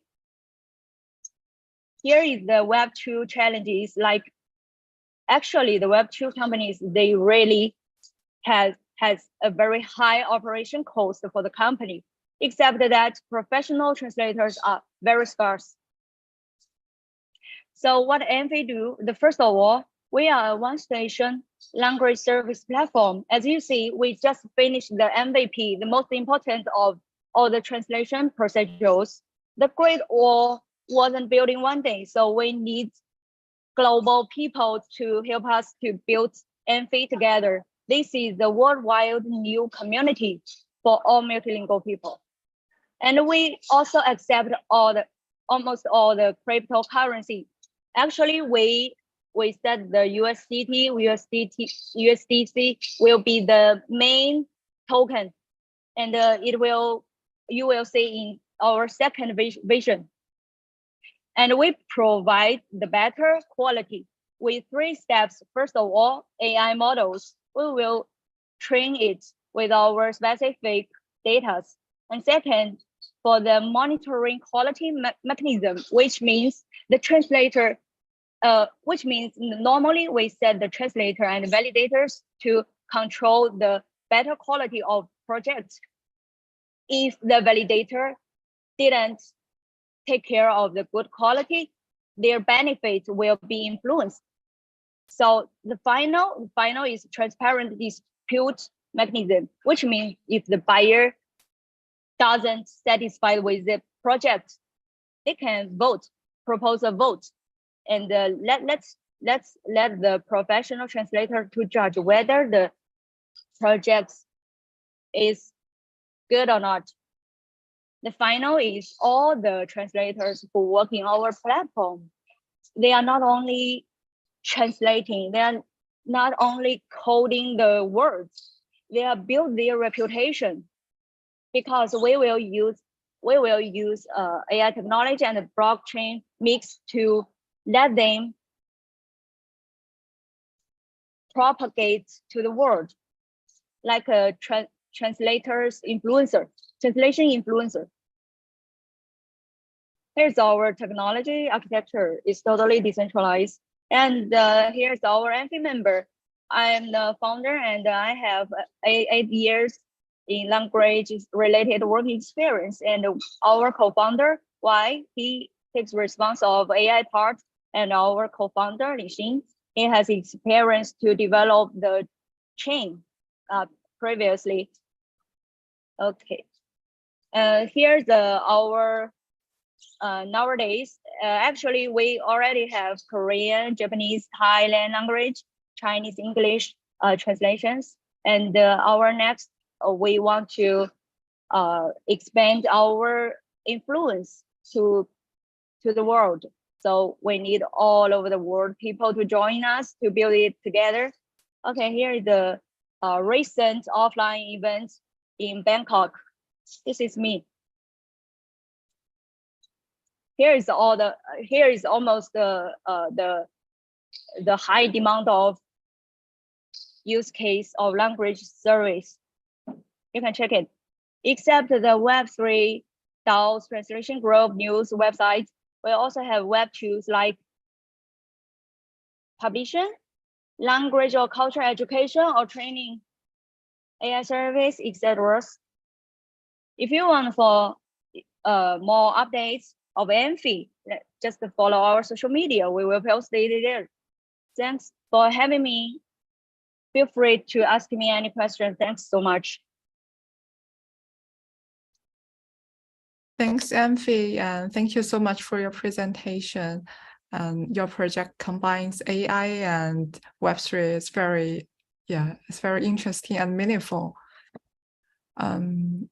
If there I appreciate it. Yeah, thank you so much. And I saw that Muverse is coming. Are you here? Muverse.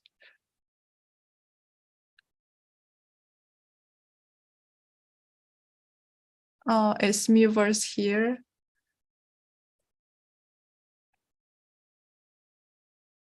Okay. I think I can still wait for about 30 seconds.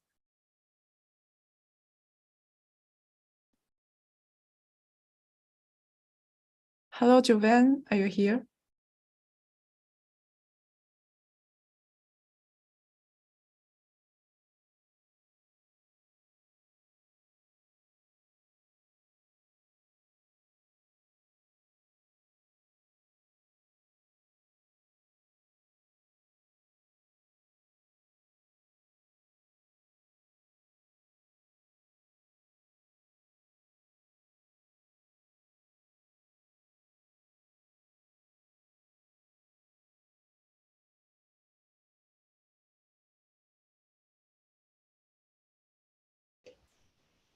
I think we should just move on, guys, if we're going to be waiting. Okay, yeah, I think so. So by now, the Afflux demo day, the dev track all finished, and we welcome the infrastructure part, and let's move the mic to Com. Yeah, thank you very much for that, Maria. So yeah, like I said, my name's Callum, and I'm going to be presenting the infrastructure track with about 8 different projects at the moment.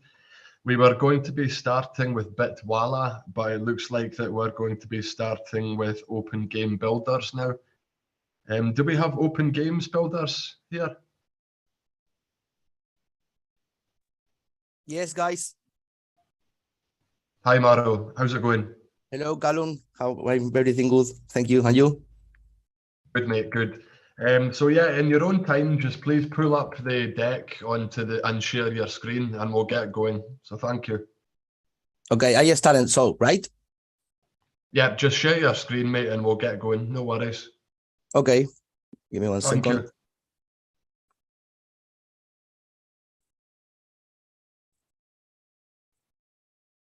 you. Okay, can you see me? Yes, can see your screen, mate. Okay, perfect. Okay, I'm Mauro. I'm the CEO and the founder of Open Games Builders. We are a company based on Spain, and now we are moving to Arabia Saudita to set up a new company there, the second one. We have more than 135 workers working for us in the project. We are creating the first platform to connect the real brands into the metaverse. We are working right now with 4 big names in the real life, in the real universe, to put the name. And we are working with the most complete collection in the world of fossils, minerals, and meteorites. We are working in Formula One with our partner Campos Racing. We are making the digitization of all the real assets, and we are introduced these real brands into the metaverse. So we have the museum, Campos Racing with Motorsport, Golf Foundation, and we have a contract with the Boxing Foundation in Spain. So we are creating his own metaverse inside our platform, so people can connect and see the history of the life between the museum, the history of Campos, and the golf and the fighting.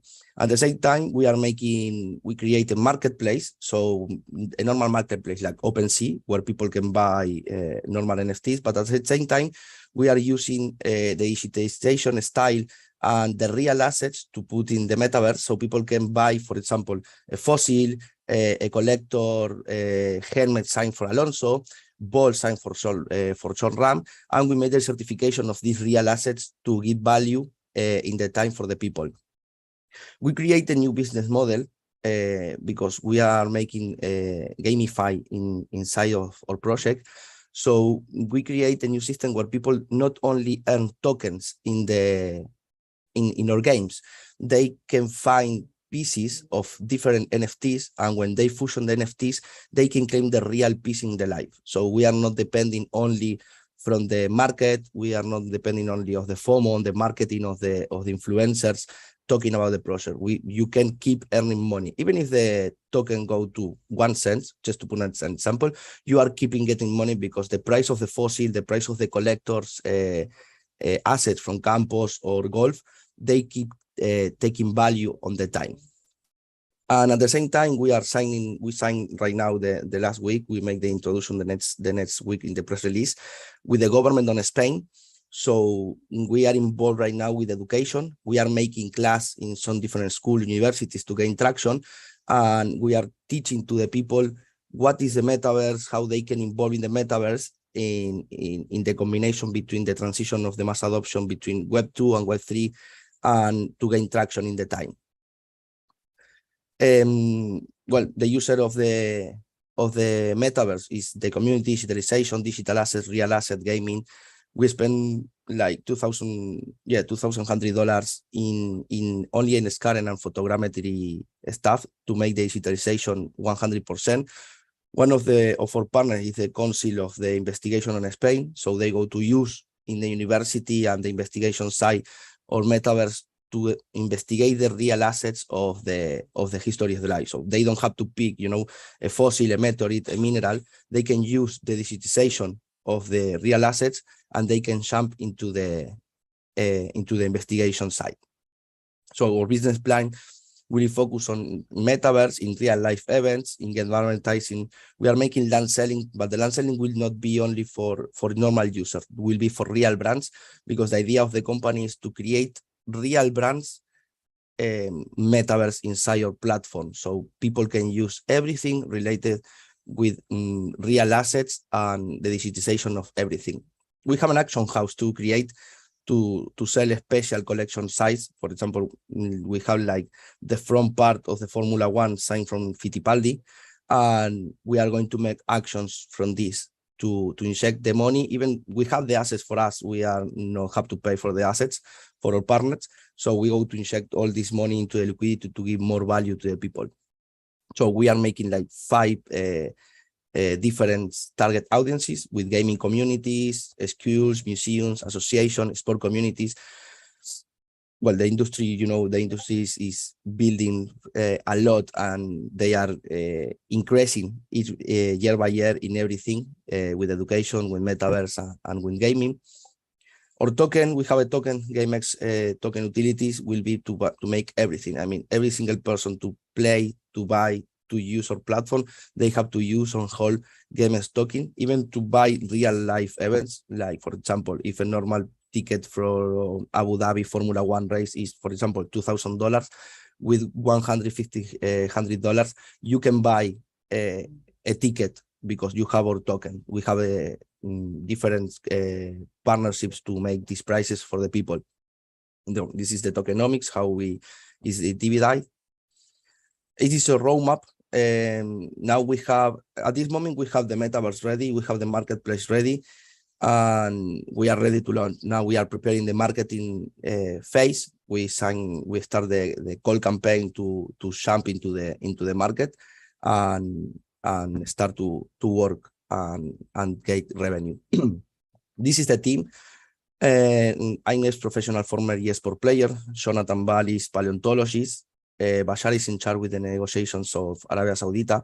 Nicholas is owner of one of the best marketplace of fossils and minerals and meteorites in the world. So he's in charge of the fossil side, the marketplace. Joan is former eSport player too. Dr. Mohamed Ahmari is PhD on technology. He's in charge of the technology side. Danny Clossi is former Formula 1 driver of Ferrari. So he's very, very well connected with Formula 1. That is why we are going to make the inauguration of the campus metaverse in the GP of Barcelona, the 31 of May. That is confirmed. People who enter in the GP, they have to pass from metaverse to enter in the grace, in paddock, in every place. So we go to make something very, very good there. Priyanshu is of CMO in Dubai. Then we have Hamar, Rahil. We include more team members because we now have some different calls, and we include Mario Naufal. He have equity in the company with IBC Group. We have one member of the Treasury of the United States working in the risk management side. We are working with Phantom, Polygon, GameStorm, Moon Nation Game, and the real brands that we are involved in the project. So this is the presentation, and thank you very much. No, I don't know if you have some answer or question. Feel free to ask.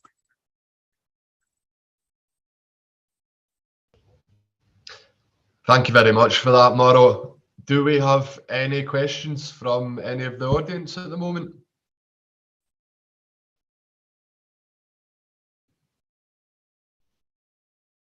No questions? Oh, Calum, I forgot. Sorry. We are making in Spain right now, the most big event is Open Gamescom. That will be another site. Then when we go to involve the gaming industry normal of Web 2 and Web 3. So we are making the most big event in the world of gaming and blockchain with a lot of big names coming. Even we think that they are coming like 10,000 players into the event, into the venue, and we go to get more than 15 million viewers online, just to add something more that we are creating right now to introduce our project and launch into the market. That's great. If you could please share the link for that in the chat, and then people can follow up. Yes, I go to share the link and everything to the people can see the deck, even the private office of Abu Dhabi is coming to the event. So we are making something really, really big here in Spain. Awesome. Looking forward to seeing that. If you could please share the details. And yes, yeah, I go to thank share. you very much. Cool. Thank you very much for your time there, Open Games Builders. We've got to move on to the next topic now. Sorry, the next project. So that will be with Topia. Do we have Topia here? Yes, I'm here. Can you hear me? Yes, I can hear you. Could you please share your screen? Oh, no problem. On second. Thank you. On it. Can you guys see my screen? Yes, you can see it. Okay, so hi everyone, this is Melody from the Topia, and thank you for giving us this opportunity to introduce the Topia. And I will use the one sentence to describe the Topia. The first, state storage layer 2 solutions. There are two keywords. The first one is a layer 2, the second one is a decentralized store. So next, when do we need Topia? So I will include some of the background. We are in this field for more than 5 years, and as the developing team, after the DeFi summer, we saw the rise of the NFT, GameFi, SocialFi, and other Web3 apps that has led increasing complexity, and as the result, the data storage need has become more permanent. To address this issue, we request a methodology for decentralized storage of a large amount of the data. So currently, there are two kinds of layer 2 solutions. One is Arbitrum, second one is OP. Both of them arm to scaling the TPS and reduce the gas cost. But one, the app want to build a totally decentralized project on them, they cannot do this because if they want to build it, they need to pay for high key value storage cost is very high. And I also want to mention two very famous storage projects. One is Afflux, the other one is Arviv. Both of them are only capable of meeting that basic field storage need, and they also cannot meet the requirement of the key value data storage. So that is all existing solution problem we facing so far. So Topia born and face all of them problem. So there are two types of the storage. The first one is a key value data, and the second one is a field storage. And the Filecoin and Arviv both of use the field storage, and the Filecoin use the contract-based and Arviv use the chain-based. There are two problems. The first one, they cannot meet the requirement of the key value data storage. The second one, both of them cannot interact with the smart contract. So let's back to the layer 1, the layer 2. Layer 1 can enable the project to store the data online, but there are two main problems. The first one is a low TPS, the second one is a high gas fee. So they cannot able to put a large amount of data online. So layer 2 can face this problem. So for the Topia, they have the two roads to go. The first one, we can offer the data storage solution for the OP and the ZK. So OP and the ZK plus the Topia data storage solutions, they can become the better layer 2.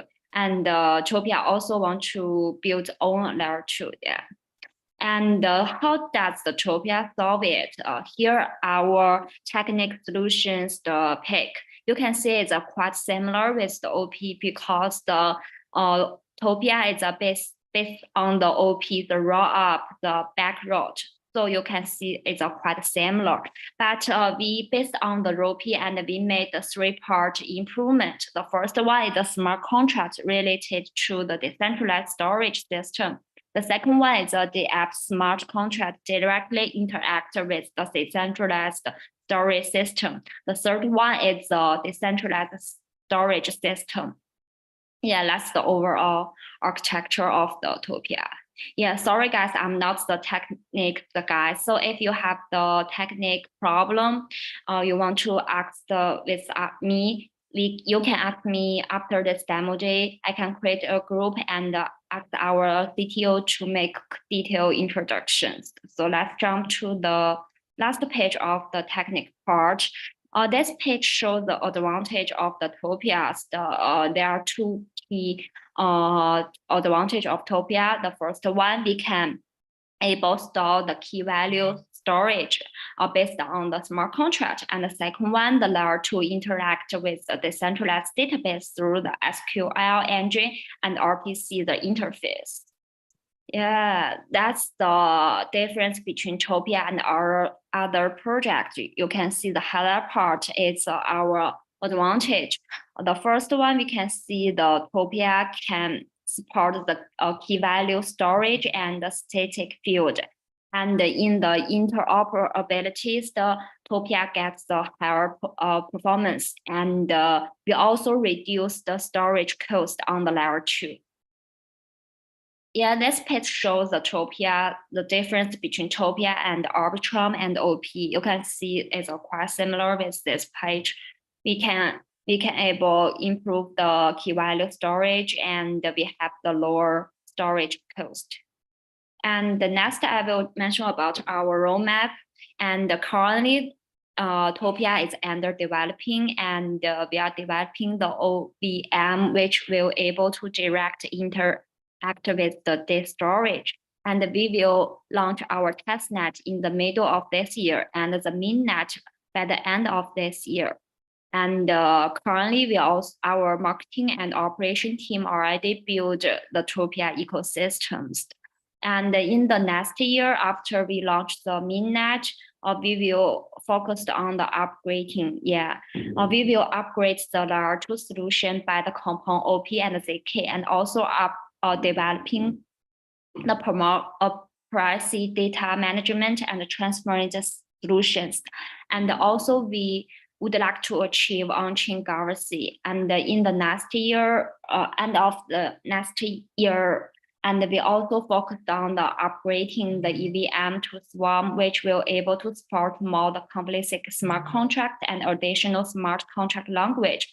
And also will upgrade the Topia layer 2 solution to the better support the personal data market. And also will explore the development of Topia decentralized cloud service based on the blockchain technology. Yeah, this page shows what the kind of the app can be built on the Topia. So there are 6 cases. The first one I want to talk about is a fully on-chain NFT style NFT marketplace, such as the user or builder can store the NFT and the image and the video in the decentralized ways. And another example is about the personal data market. The user and the builder could store their personal data in the own account and will alone use after permissions. And also the builder can build the fully on-chain GameFi social file. So everything related storage could happen on the Topia. The next, I will draw some the recently news about Topia. Topia has been awarded the Erism Research Grant recently. And the next, I will talk about our team. We have the more than 20 full-time team members, and previously from the Morgan Stanley, IBM, and we are quite decentralized in all over the world, such as American, Singapore, Hong Kong, and Shanghai. Yeah, we start our project at the 20 and 21 December 9th, and there are more than 20 Topia scholars and developers from all over the world are contribute to the Topia design and further development, such as the Dove and David, that from the Erism Foundation, and they give us a great suggestion and how to build Topia in the future. So that's all my presentations. If you have any questions, please feel free to ask me. Thank you very much for that, Topia. Do we have any questions from the audience at the moment?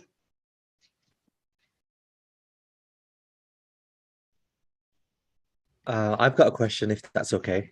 Okay, no. Sure, mate, yeah, go ahead. Just a quick one. So you've seen that we have a couple of competitors like Arweave, for example. How are you going to go to market? So what's your kind of go-to-market strategy? Or go-to-market structure, yes, we are already doing this right now. The first day we contact the Erism foundations, that they will give us some grant and the resource they already have. And we also build our own ecosystem. Right now, we have the builder group in the Telegram, and we also build our social media. We also want to talk about with the builder if they have any suggestions can help us build on the Topia. So we already do this. If you have any good questions and suggestions, please contact me. Yeah, happy to. Thank you. Yeah. I've got my own project, so it'd be good to collaborate potentially or talk. Oh, that's great. So I will left my Telegram handle in the chat group. So please feel. Okay, excellent. Thank you. Thank you. Cool. Okay, so thank you very much for that, Topia. We'll be moving on now. Okay, thank you. Bye-bye. Thank you very much.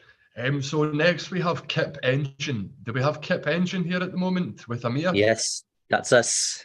Hi, Yes. everyone. Hi, Amir. Good morning. I'm here with Erica, my CTO. So what I'm going to ask is Erica to start presenting, and I'm really actually going to do a demo. So this is a little bit different than the other presentations, because I think having something much more visual is more impactful and it just makes more sense. So Erica, let me know when you are ready.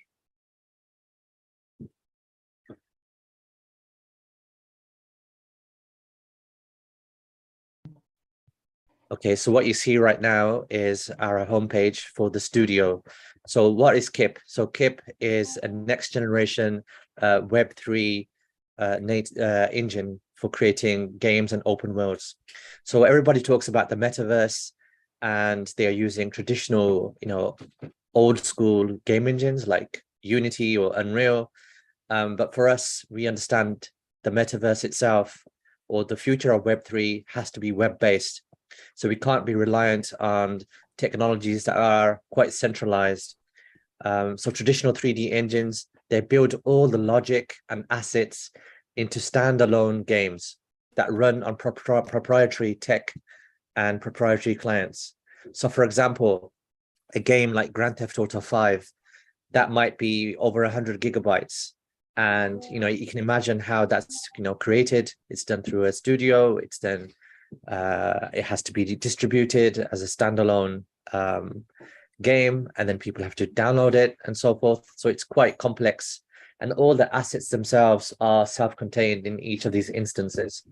Whereas with our project, the engine, everything is distributed over the web, and we have a plan for making it completely decentralized. So this is using our own 3D engine, our own 3D graphics and physics. It's all built from scratch, from the lowest level in C++ and WebAssembly. So from a Web 2 perspective, this is a much more optimized than, for example, using Unity or using 3JS or Babylon.js, which are the current ways of creating 3D, on the web.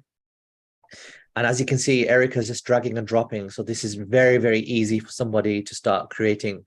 So again, the future is the creator economy. Imagine Roblox. They have a much larger market cap than even Unity, the game engine, or Unreal. They're making tens of billions of dollars in revenue.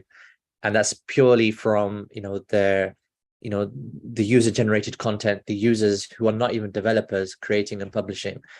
And if you think about it, the metaverse itself, or the games that are going to be coming out in the next few years, are going to be fully focused on things created by, amateur developers, amateur game designers, and some of those concepts would become viral. That even something like Counter-Strike was created by the community. It wasn't created by Valve. So these are the kind of positives that we see from the modding community. Now, so what we're doing right now is creating a 3D space from a template. We will have multiple templates, and people can create their own templates. And you'd be able to create any type of template, whether that's for a gallery through to a fully fledged first-person shooter. And these work across multiple platforms. So these work on your web browser, mobile browser.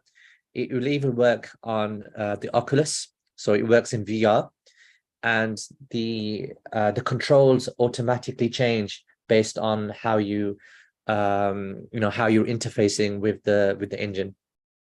So when it comes to the users, we are focused on the Web3 community at first.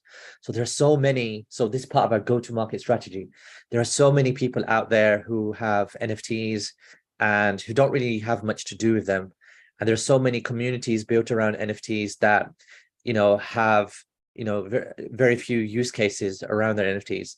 So we'll be onboarding various communities, whether that's from Solana, whether that's from Ethereum. We are blockchain agnostic. And once they have used our engine, they're able to bring in their own communities and allow people to start building. Again, when it comes to our business model, we have a marketplace. So all of these assets, these materials that you see that Erica is dragging and dropping to decorate these items, everything you see can be an NFT. So on the floor, you see this lava pattern. That's actually a shader. And shaders are bits of code which kind of show or display various effects. And even those could be shared. So here you can see Erica is displaying the shader. Even this could be an NFT, and you can make changes on the fly. So that's one of the important things of this platform, is you can make real-time adjustments. So imagine if you were making this in a traditional way, which is not web-based, you'd have to download a client. So you have to download the software, you have to code it, and then you have to publish it to to wherever you need it. And then anytime you need to make a change, you have to go through that entire cycle, and compilation times can be a nightmare. And when you want to make something for the web, again, optimization is something that a specialist needs to come in to do. With our technology, you can have hundreds, if not thousands, of assets stream in real time to your device. And we have a level of detail algorithm too. So maybe if so Erica is just finding the space which you published, but she's now loading something called St. Sebastian Church, and you can see how it loads in real time.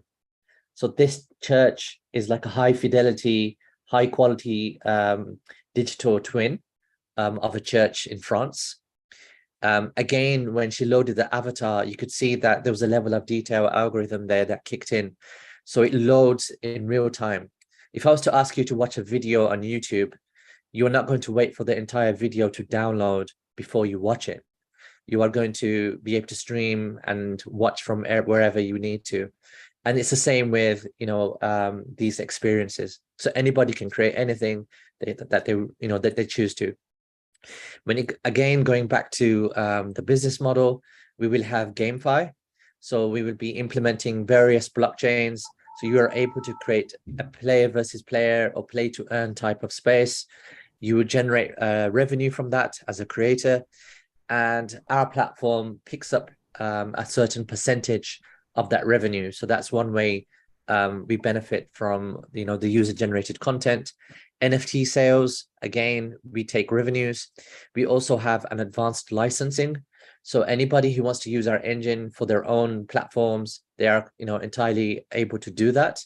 So that again is another way that we will generate revenue. So there are multiple revenue streams that we are working on, including traditional marketplace. But as you know, marketplaces are very tied into to network effects. But we believe that we will have very strong multiple network effects and tie-ins that make it very difficult for competitors to come into this space. And that's purely from the protocol layer that we are also building. So we have multiple languages that are going to be used by developers. That includes something called JMOM, which stands for JSON-based metaverse object model, which is almost like, just like HTML is used for building websites.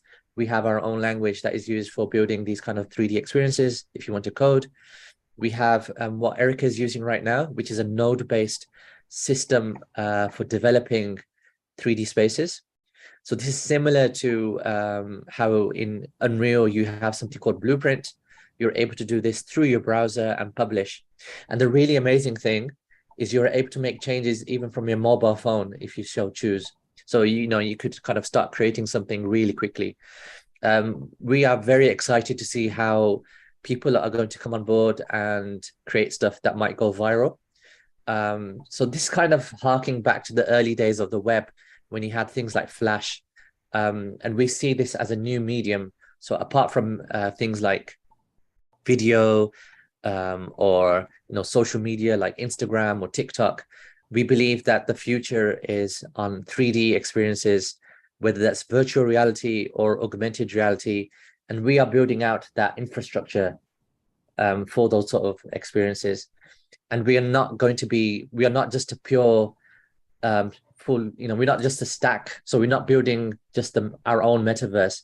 We will be powering other metaverse projects. So we're in talks with existing projects that have already launched, and we are talking to them about being their, we are being their infrastructure for empowering their users. So there's lots of, ways that we can move and scale our project. So we are not being dependent as, other projects which have to build out everything.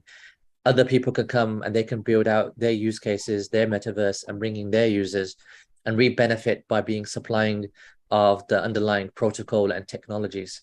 So you can see us as this horizontal layer that will power a lot of different projects out there.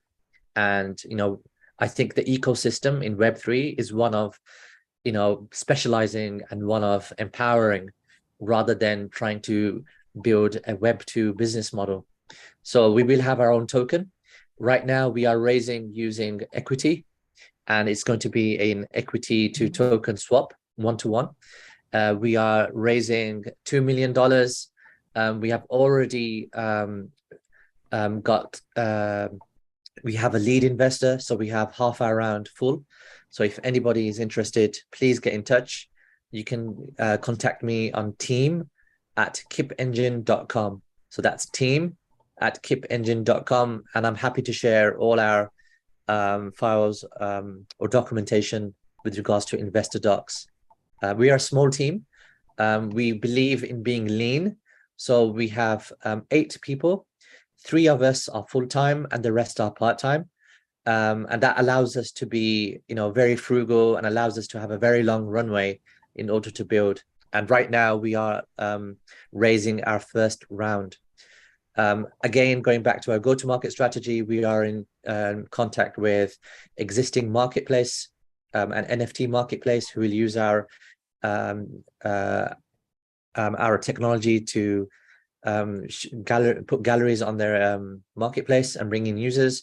We are also speaking with various universities here in the UK and in the US, who will be allowing their students to use this as part of their education. And also, obviously, they will be able to build stuff. We are talking with existing game studios to use our technology rather than using 3JS or Babylon.js. So we have very, key ways to get into the market. And we are going live within a few weeks. So we are very close to launching our alpha and getting our first users on board. And all of this has been done by bootstrapping. However, we also have Arweave. So Arweave is one of our backers. They're one of the largest distributed file storage companies in Web3. And we are very close to their founders. They're giving us advice. They are also going to be helping us with our marketing. So that's Arweave. They're also funding us in this early round, and they want to follow up in the next round too. So if you have any questions, feel free to ask, and I will put my details in the chat. Thank you.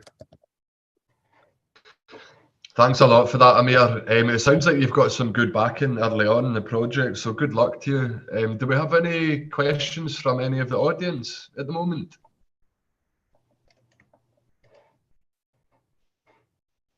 No? Okay. Well, thank you very much for your time, Amir. I hope it goes well. And please leave your details where you need to.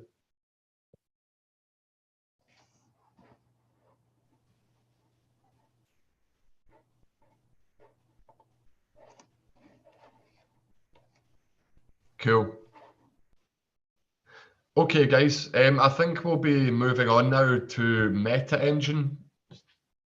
Oh, sorry, Meta Trust. Do we have Meta Trust here?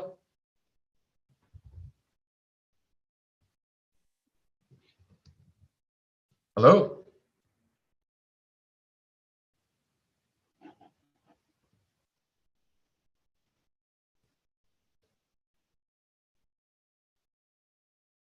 Okay, guys, give me 2 seconds.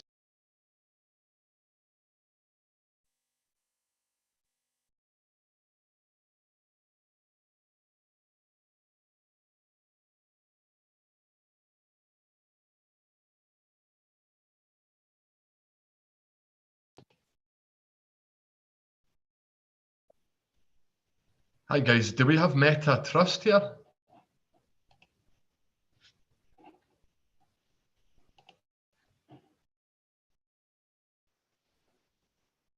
Sorry, could we move to the other project or next steps?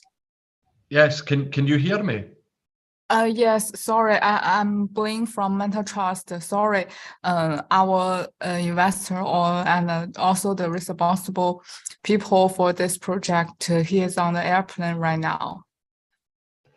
Okay. So Okay. I'm so sorry. No, it's okay. If you just give me 2 seconds, then I just wasn't sure if anyone could hear me because nobody was saying anything. But okay. So do we have Asteria Finance Lab? Yes, this is Michael. I'm the CEO of Asteria Finance. Cool. Hi, Michael. Yeah, if you're comfortable going now, we can just get started and we can return to Meta Trust after. Sure, no problem. Or at some point. Yeah, let me just share our deck. Just a sec.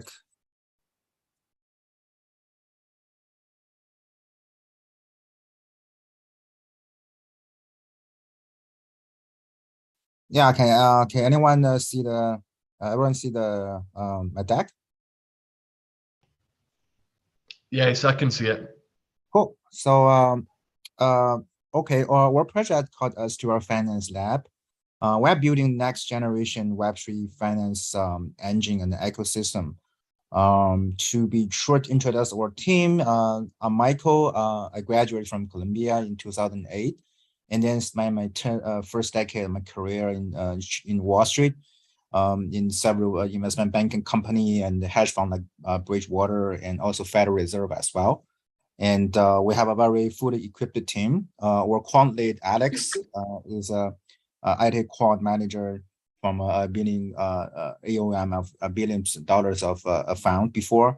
So both of us come from TradeFi, and we have been stepped into crypto industry 5 years ago, and we have gone through the entire development of the DeFi for the in the first two generations.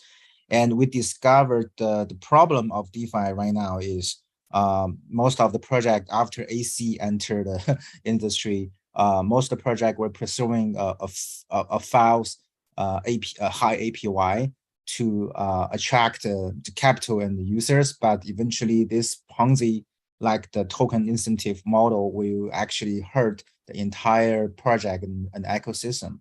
And also DeFi is been regularly complain about the high risks. And also, so we actually trying to build a new model or a new way for user and capital to earn return by embed quant-driven models. Because we actually get we're coming from a traditional finance, so we have a very deep understanding experiences on how to build yield generation models and also the token models as well. So we want to convert high risk of the current DeFi model into the high Sharpe ratio models, so that user can gain the high return. In the meantime, they can bear very small risks. Also, we are building the project with very user-friendly interface, so that we want to lower the entrance barrier for any ordinary users. So yeah, that's all the whole vision. Come to our ecosystem. We believe right now each track of the DeFi, like we have Uniswap for spot trading, we have Compound for lending, but there's no Unicorn for option market. So we actually want to build dynamic product for option trading, option ecosystem. So we actually building a 3-layer architecture.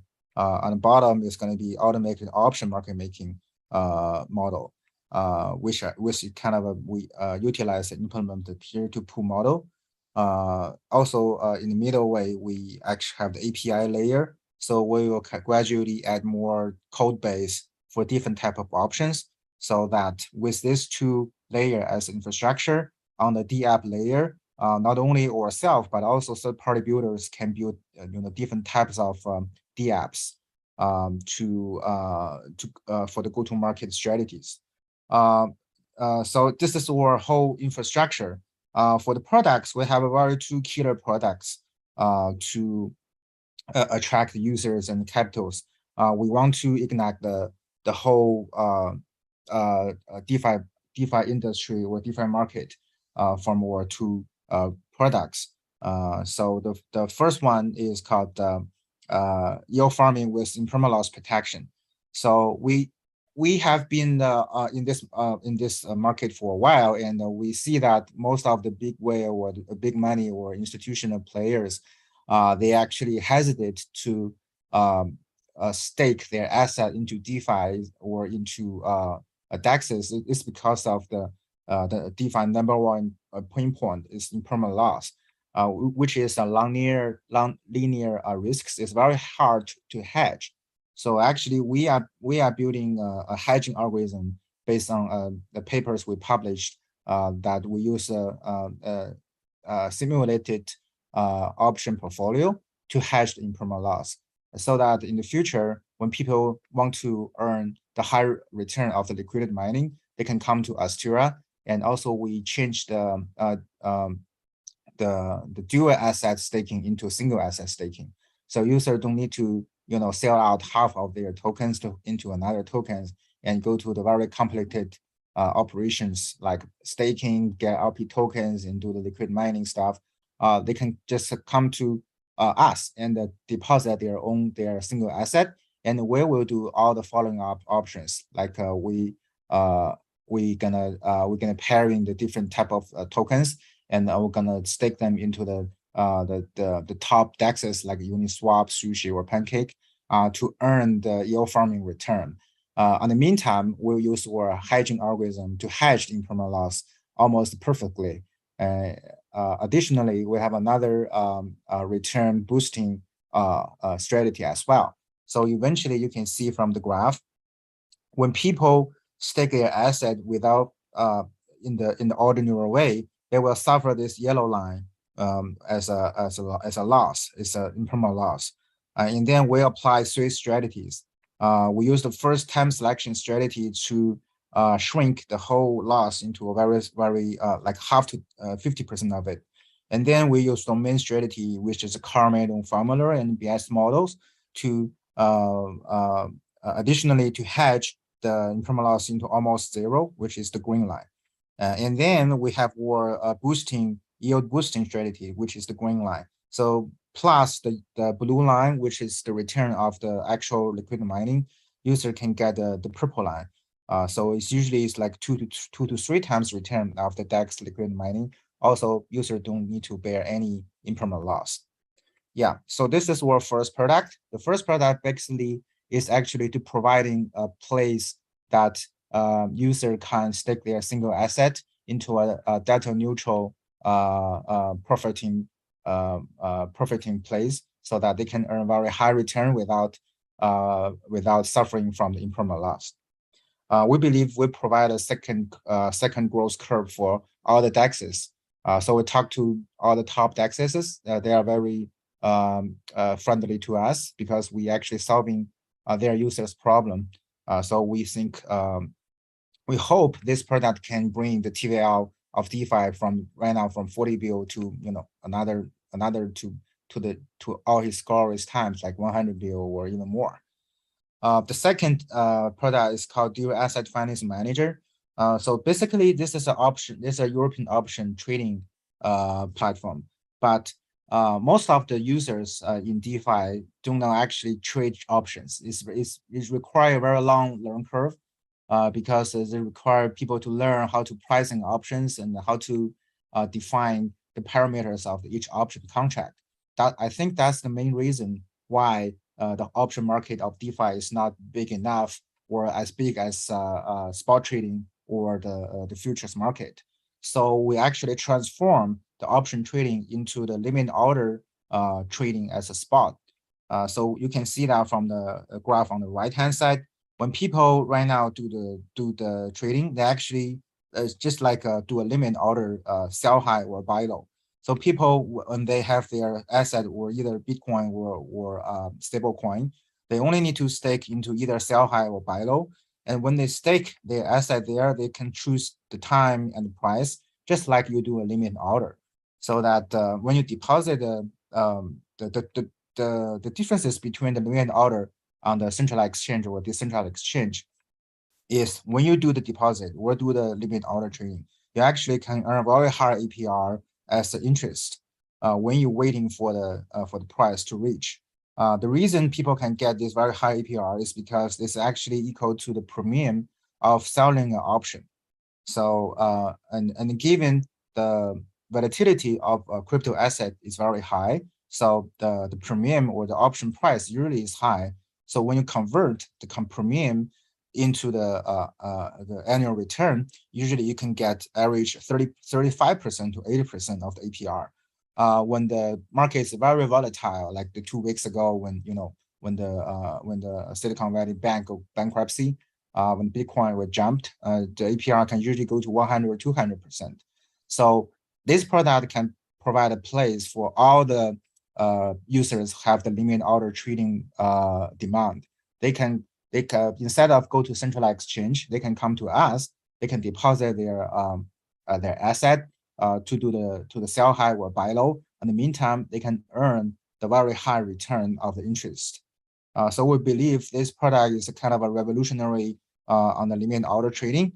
Also, it's revolutionary for the liquidity mining, because this product is the risk of this product is pure linear, so it's very easy to hedge. At the same time, the return is very high compared to all the popular DeFi project like GMX or DYDX. The beauty of the return is not rely on anything about token composition or TVL. It's purely based on the Black-Scholes models. So we believe this product can provide very stable and low risk return and high return, low risk and high return for the users, and it will fit all the users whoever have the demand for limit order trading. Like all the miners, when they mine the Bitcoin or Fuel or Ethereum, they can come to us and do the sell high, or for any user who want to buy low in this market, they can come to us as well. So when they do the limit order trading, they can earn very high return as an interest. So this is the second product we have. Yeah, so our go-to-market strategies, we have 2B and 2C sectors.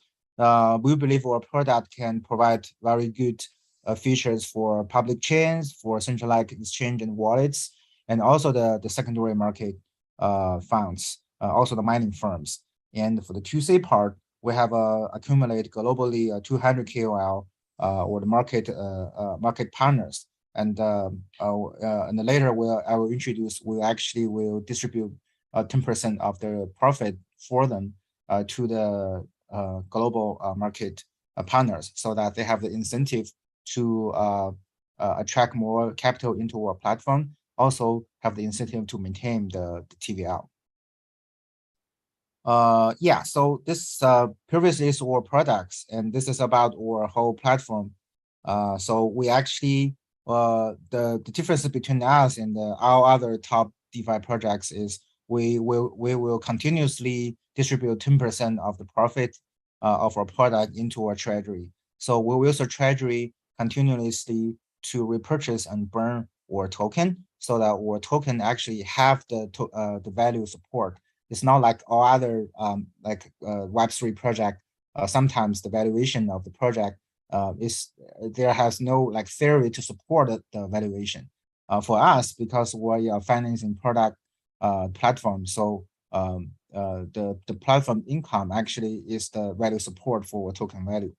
Also, we are, as mentioned, we are 10% will go to global market partners. So all the partners have a good incentive the desire to contribute to show the world or their community how good our product is and how they can earn high return without worrying about risks. So this is a good way for expand the market. We have been go through 2 rounds of the fundraising. The first round is led by the top option trading that institution called Ledger Prime, and also the FBG. This round currently we are led by the Avalanche as like the top 3 public chain, and also right now we are in the final round of the Binance most valuable product, the MVP evaluation process.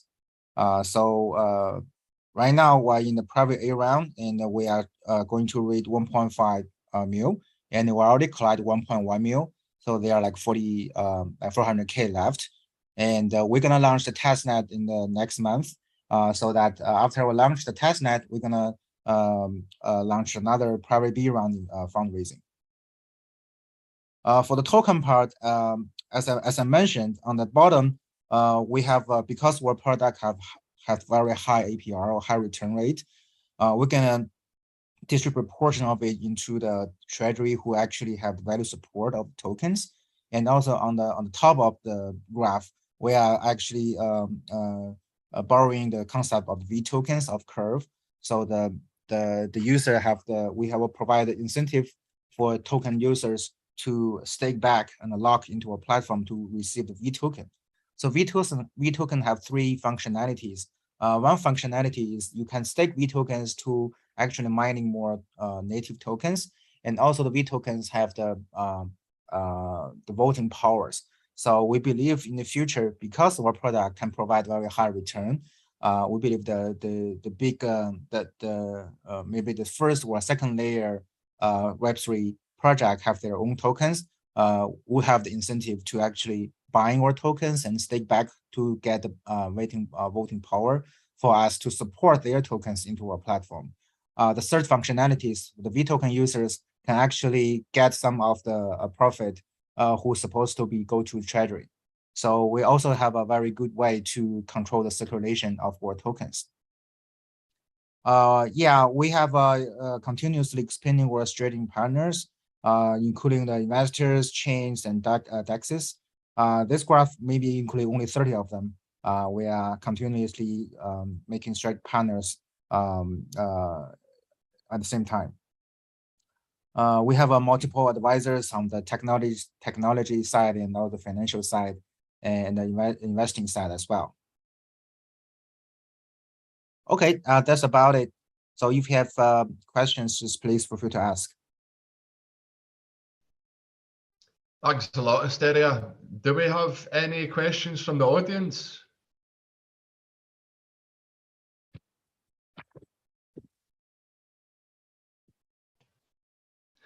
If we don't have any questions, Asteria team, please feel free to leave your details in the chat. And if anyone would like to follow up, you can do it there, and we'll also make the relevant introductions after. So thank you very much for your time, Michael. Thank you. Cool. So next we have DMG Data. Do we have the team here for that? Hey, hello.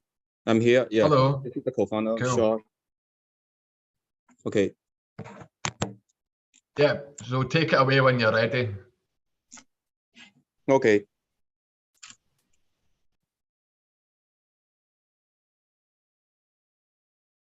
Excuse me, can I share my screen? Yes, please do. Yeah, no problem. Okay. Hello, everyone. This is Kata, co-founder of DMG Data. I'm very happy to have this opportunity to share the products on behalf of the team. Yeah, so our team is DMG Data, and we currently building a DID aggregator we call the Brands. So there's the position of DMG Data. DMG Data, what we are, where are we? And you can see there are lots of DID infrastructure like ENS naming standard, non-stoppable, bits or Aptos naming service in different, L1 blockchain. And users can easily, register or trade this DID naming service and represent themselves. And also, there are lots of NFT market like OpenSea, LuxRare, SQY2 Blue. Oh, sorry about that. Blue haven't launched DID before April. So users can easily, exchange and trade their DID on this platform. And also, we can see lots of, massive adoption platform in Web2, like Twitter's. You can easily, sign off your blue verifications on PLP. And Xiaohongshu in China, they can also leverage PLP and DID to represent the users itself. And also eBay and Shopify can use the Etherscan name to do some crypto payment.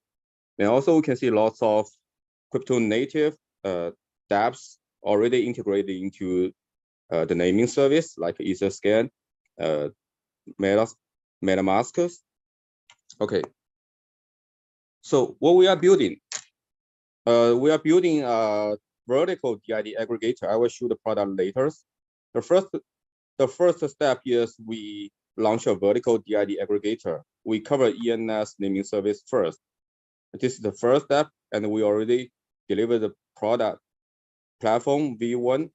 And second step, we will extend the mainstream DIDs to multiple services like .aptos, .bnb, .arbitrary, .sl, etc. And the third part is we will provide like SDK and API for third party, such as Google, AWS, or lots of Web3 accelerators, so that they can easily provide like registration, trade, renew, or kind of DID related functions without build that kind of functions by themselves. And also we will provide the API to feed data. And then next, you can see like what SQY2 did, lots of blue chip NFT that they can do margin, LOM service. So for those hot DID name, we can also provide these kind of LOM protocols. And then next step, what we will focus is the credit assessment. Users can easily identify their DIDs, and what we will do is launching the eKYC step, which with zero knowledge verifications, and also we will do like KYT, know your transactions, so that users can prove their on-chain incomes. For example, like their job incomes, the salary proof, and the staking proof.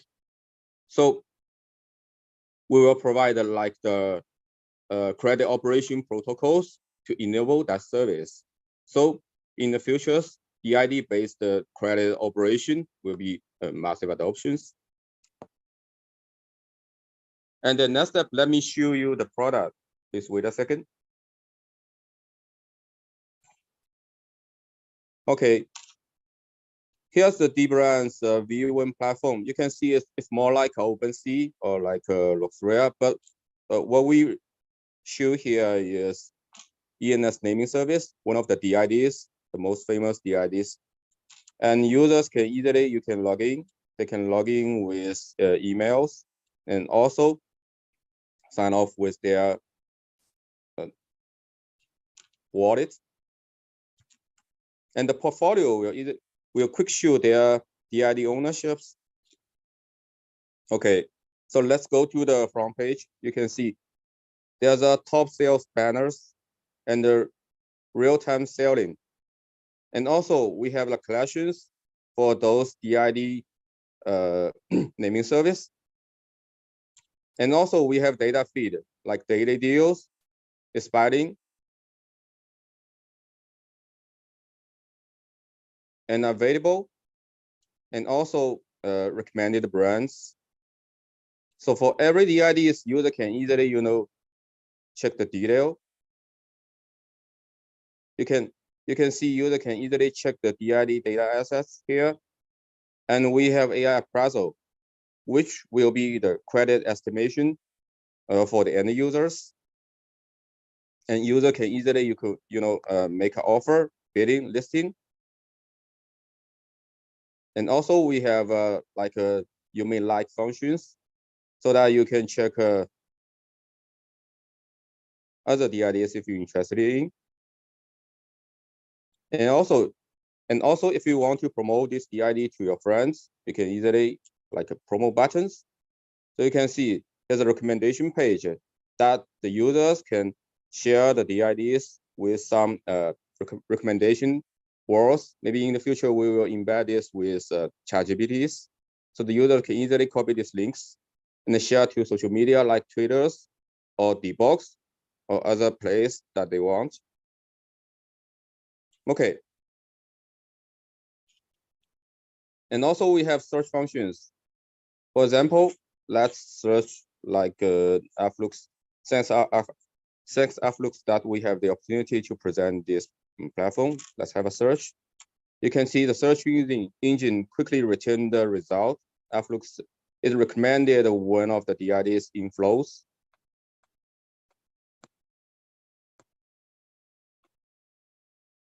Yeah. So we have these search engines.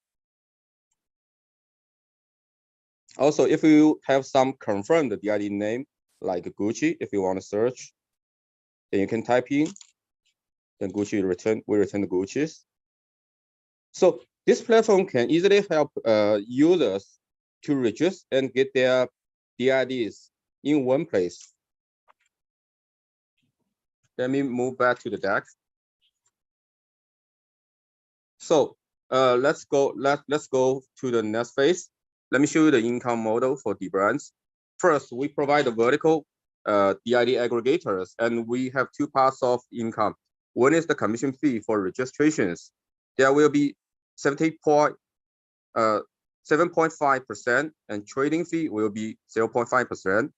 And also for next step, when we provide the SDK to our third-party partners, we will just charge the SDK fee, and we will share the commission fee to our third parties. And then next step, when we provide a long fee for blue chips DIDs, we will charge the interest. And when we start the credit assessment for end users, then we will charge the loan assistant commission fees. Okay. So that's the key focus for our platform. Discover, own, and trade DID in one place. So you can see a lot of DID infrastructure we will integrate it. And also verify assessment and staff finance in the same place, especially for the credit finance. So here's the key function for the brands. You can see we develop and integrate the registration service, and we provide a trading service, and also the portfolio management. And in the future, when the users confirm their identities, we will, build the user graphics. This is another part for what we build in our team. It's like NFT promotion tools, because our team has lots of digital marketing working experience in Web2. So we build a lot of Web3 compatible promotion tools. The first product we built is the Twitter sales bot with zero coding. So projects, especially for gaming studio, they don't need to do any coding. They just do some setup so that we can enable the bot and provide sales info to traders, so that they can engage their communities and especially guide users to their in-game marketplace. Most of as we know, most of gaming studio, they have their in-game marketplace like Illuvian Dex. And also here's the team. Our core team has 3 co-founders. Me is Kara, previous Force and Data VPs, Hunter and eBay. And also we have our CTO, John, mainly focused on AI area and have lots of fintech backgrounds.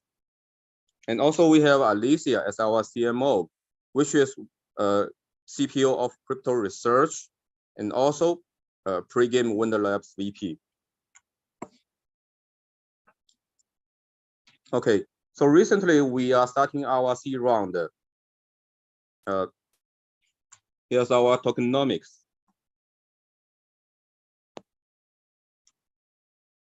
Okay. Here's some market insights. Let me skip this. If you're interested in, I can show you later. Okay, so who is DMG Data? Our team is a group of EX big tech engineers and data scientists who have tons of experience in big data, AI, and NFT area. So we focus on DID, vertical industry, in Web3 crypto areas. And DMG Data is born in Shanghai. We registered in Singapore. Currently, we already partnership with Google startups, ENS DAO and Crossbase, and also Token Cloud for eKYC with Sacred Knowledge, and also Merge Circle and Token Hunters. This is currently backed by for our teams. And thank you. If you have any interest on our seed round or our product, feel free to contact us with below informations. And also in recent use cases, we work closely with, there's a use case we recently worked closely with HK government, Hong Kong government. We are co-work to establish eHK Web3 passport, which will leverage the brands service centers to establish a Hong Kong-based Web3 passport.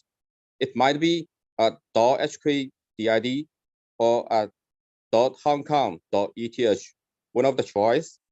And also, the current situation is we will leverage the brands platform to enable registration, trading, and renew to help users to get your eHK Web3 passport. And end users can get that DID by using typical banking card and also cryptocurrencies. We compatible with HKD digital currencies. And also users can use non-custodian wallet to hold their DIDs. And if they don't have that wallet in advance, we can use just email account to register and pay to get the DID in lending pools. And also in the next phase, users can activate their eHK Web3 passport. What they need to do is two steps. One is eKYC. They need to provide ICAO standard-based e-passport, and also upload education and job income infos so that we can help to complete the zero knowledge-based eKYC. And the second step to verify their on-chain future income, which we call the eKYT. So the main focus to the users need to prove is the salary payment proof and also the staking proof. So when the end users complete their activation on their eHK Web3 passport DID, the next they will get the eHK Web3 passport credit estimations. We will leverage AI credit assessment model to predict a reasonable, explainable scorecard to end user, so that can be represented by the users on its credit, maybe paid by HKD digital currencies or other stable coins. And also we are discussing about the scenario, the use case to how to use this credit. So in current situation, what I can share is the way to use their eHK Web3 passport with their credit is Hong Kong Web3 University course, which the university will launch a lot of Web3 related course and certification, and also local Web3 crypto related conference and meetup. They can use their e-passport as the whitelist receivers. And also third is the job pass and test validators, which for those who is worked in crypto startups, they can use their e-passport as their payment card to get the stablecoin credit. And also in the future, we will talk with a lot of retail partner to see whether we include their loyalty program. So that's the current use case, and we talking with Hong Kong government to kick off. Yeah.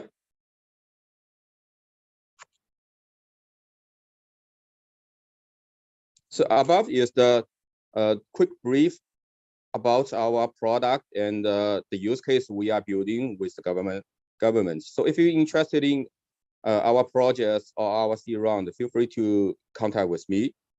And we are highly welcome to try our platform. If you're interested in, you can just type in http 3w.dbrands.xyz to register your account in advance. Thank you.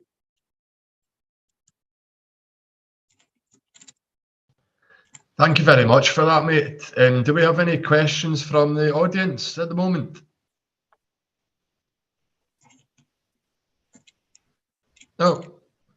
Okay, thank you very much for that, DMG data. We'll be moving on to the next topic now.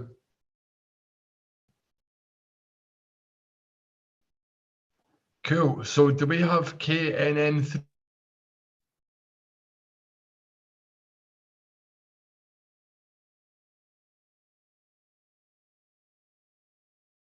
Hi, hello. Can everyone hear me? Yes. Hi, how's it going? Good. Hi. Hello, everyone. Good afternoon. I'm BK from KN3 Network. Okay. Cool. If you want to share your screen, we can get started. Sure. Let me share my screen.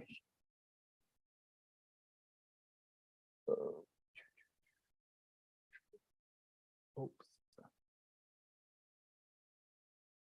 Okay, so can everyone see my screen now?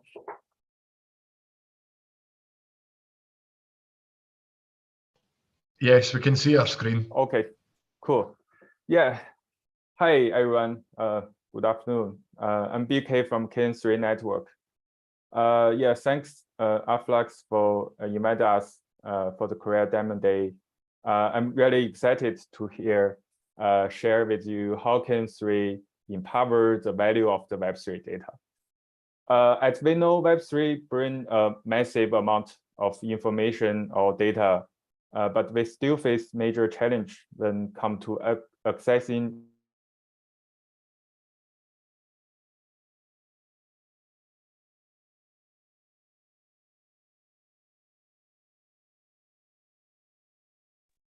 Sorry, it seems like I lost my connection. No problem, we'll wait a second. Sorry, let me share my screen again.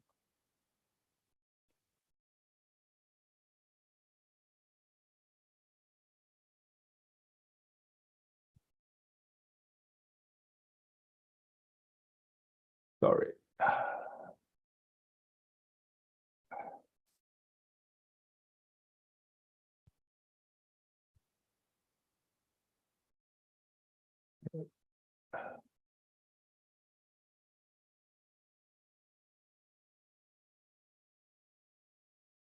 Okay, so it's good now.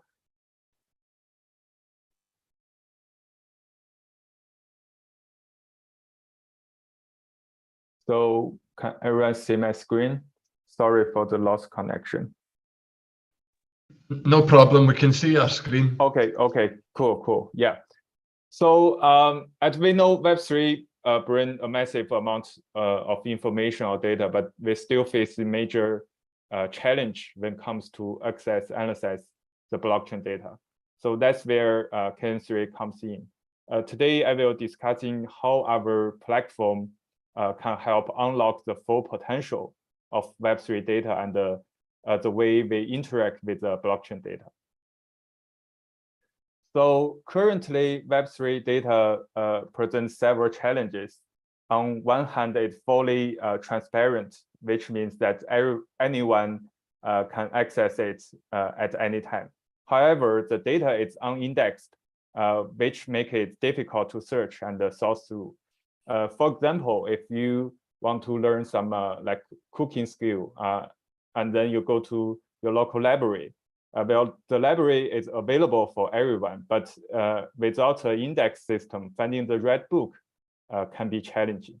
You may end up to have to read through multiple books before finding the right one you need, which can inefficiency and time consuming. Additionally, well, Web3 data is valuable, but it can be challenging to use. That is due in part of the fact that it scattered across various chains and platforms with limited connectivity, making it difficult to access and analyze. For example, it's like trying to assemble a puzzle with missing pieces. Even if each piece individually has value, but without the complete picture, it's difficult to make sense of it all. Moreover, Web3 data cannot be processed directly by smart contract, which further compounds the problem. As a result, developer face significant hurdles when trying to incorporate data into their application, especially for the on-chain data. Finally, existing data to pose significant technical challenge, such as the scalability and the compatibility issues, which make it even more challenging to work with the Web3 data. So as I said before, the index and the structure of the data is very important. So that comes to Kin3. At Kin3 Network, we develop a real-time and a flexible Web3 relationship graph API that is designed specifically for graph-based queries. This API enables developers to easily analyze the relationship and the connection between various entities on the blockchain, providing valuable insights into their user behavior and network dynamics. Our relationship graph API is highly customizable, meaning that developer can tailor it to meet their specific needs. It's also AI friendly, which means it can be integrated with machine learning algorithm to further enhance its capability. By leveraging our relationship graph API, developers can gain a deep understanding of the complex relationship that exists with the decentralized network. Whether you are building a new DApp or looking to optimize an existing one, our API provides a powerful tool for unlocking the full potential of the Web3 data. So that's our first product called the GraphX. Our second product called the Transformer. We develop a Web3 data query tool that utilizes the natural language processing with AI. This tool makes it easier for developers and users to search and analyze the on-chain data by using natural language, unlocking the valuable insights, and can help inform decision making and innovation. Our data querying tool is facility native data analysis in a DApp, which means that developers can easily incorporate with Web3 data into their applications. It also enables data analysis, making it possible to perform complex query. Mappo empowers app developers to thrive in Web3 with a full suite of omni-chain SDKs. Omni-chain. I'm sorry, someone seems forgot to unmute their microphone. No worries, just keep going. Yeah. So so whether you are a developer looking to optimize your DApp or you are keen to uncover the unique insight from from on-chain data. Our tool provides a simple, powerful way to interact with that. Yeah, so to summarize what we are offering right now, we are support all the data, the full data for Ethereum and Polygon, and we are working on to integrate to onboard BNB Smart Chain. We integrate more than 10 protocols such as the snapshot, lens protocol, ENS, POAP, NextID.bit. And we are currently support more than 16, I think, types of the data. I can show it later. So the last thing I want to mention is our response time is lightning fast. With index and structured data, it's being available just under 1 minute after the current block.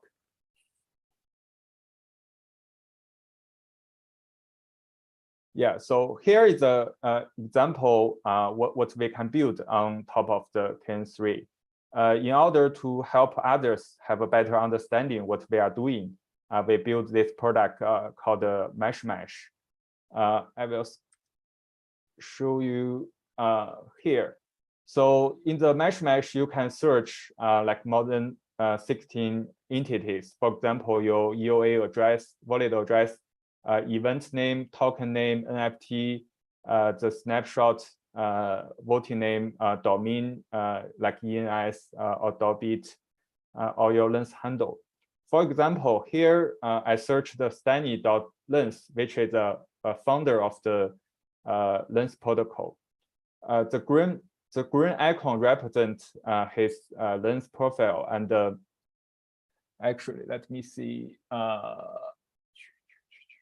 There some should be this one. It's the address behind this lens handle is Stanny's wallet address, and you can see under his wallet address he like attend to snapshot voting, and you can expand more the voting address, like to see who also attend this voting. And you can find also you can find his follower and following the social graph under the lens protocol. Yeah, this just give you like a general idea what we are building and what we are offering right now. Yeah, that's pretty much for today's presentation. And we raised the 2.4 million in seed round last year. And currently, we are considering for the second round. If you are interested in our project, please contact with me. And if you have any question, you can ask now. Thank you very much for that, KNN3. Do we have any questions from the audience there?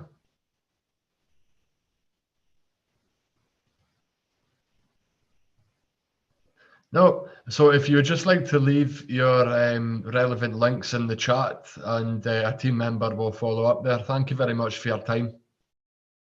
Okay, sure. Thank you. Feel free to contact with me. Cool. Okay, next, do we have Muverse ready to do their presentation? Do we Yes, have I'm here. Muverse? Cool.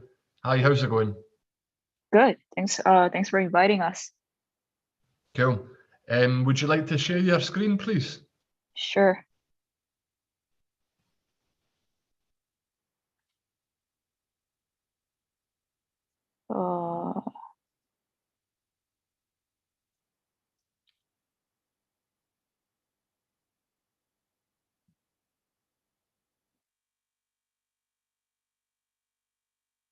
Sorry, give me a moment.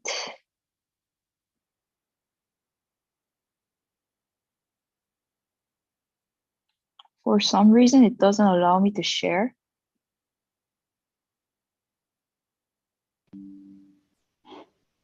How's your connection? It might just be taking a second. Connection is good. I think it just has to do with the setting. Okay, let me ask a team member, 2 seconds. Sure. Or like, can I share my slides and then could I present it? You should be able to do that through the share screen function, no? Yep. I think it just has to do with the settings. Hold on.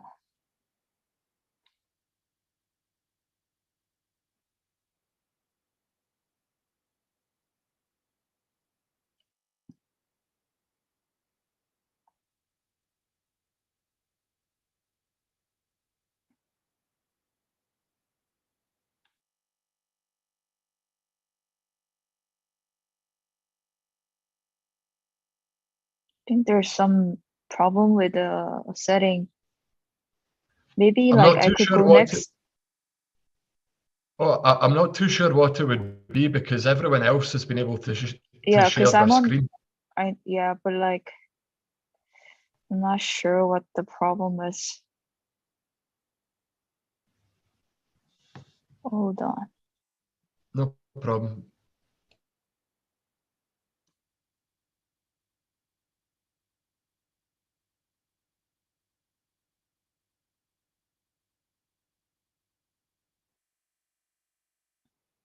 Would it be possible to share the slides I just sent on the Telegram? Apologies for the troubles.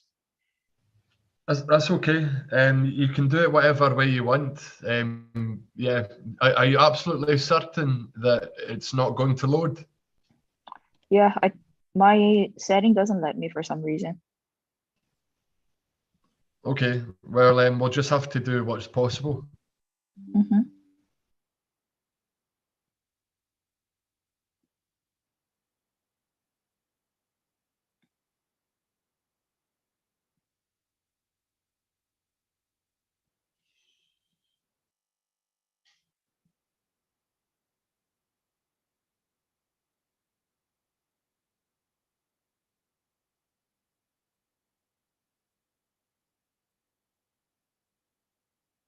Someone else can go first. Like, I don't want to waste everyone's time.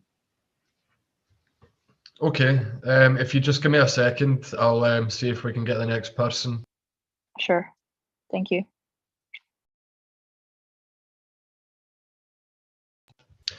Do we have map protocol in the meeting at the moment? Yes, yes. Would you be comfortable going just now? Oh, yeah, sure. Cool. Okay. Let's maybe check. Are you able to share your screen?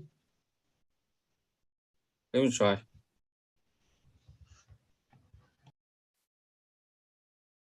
Can you guys see my screen? Yeah, we can see it. Okay, cool. So I'm just gonna go first. Cool, let's do it. Okay, cool. So hi everyone. And thanks for Afflux for inviting us on this demo day. So my name is Kevin. I'm the core developer at Map Protocol, and I'm just gonna give a brief introduction about what Map Protocol does in the Web3 industry. So basically, Map Protocol is a cross-chain infrastructure project aiming at building the omni-chain layer of Web3. Our solutions are 100% in compliance with Nakamoto style, which are built upon light clients and ZK technology. Yeah. So first of all, I'm gonna go a bit deep into the what's the difference between map and the other cross-chain technology at this moment. So in the security level, as you guys can see, Map Protocol has top-tier decentralized security since we are using light client and ZK to verify all our cross-chain messages. And meantime, Cosmos and Polkadot are cross-chain focused layer 1, so that they also put security as their top priority, as they are using light clients as their crucial cross-chain ingredient as well. However, layer 0 achieves its cross-chain interoperability by Oracle and Relayer.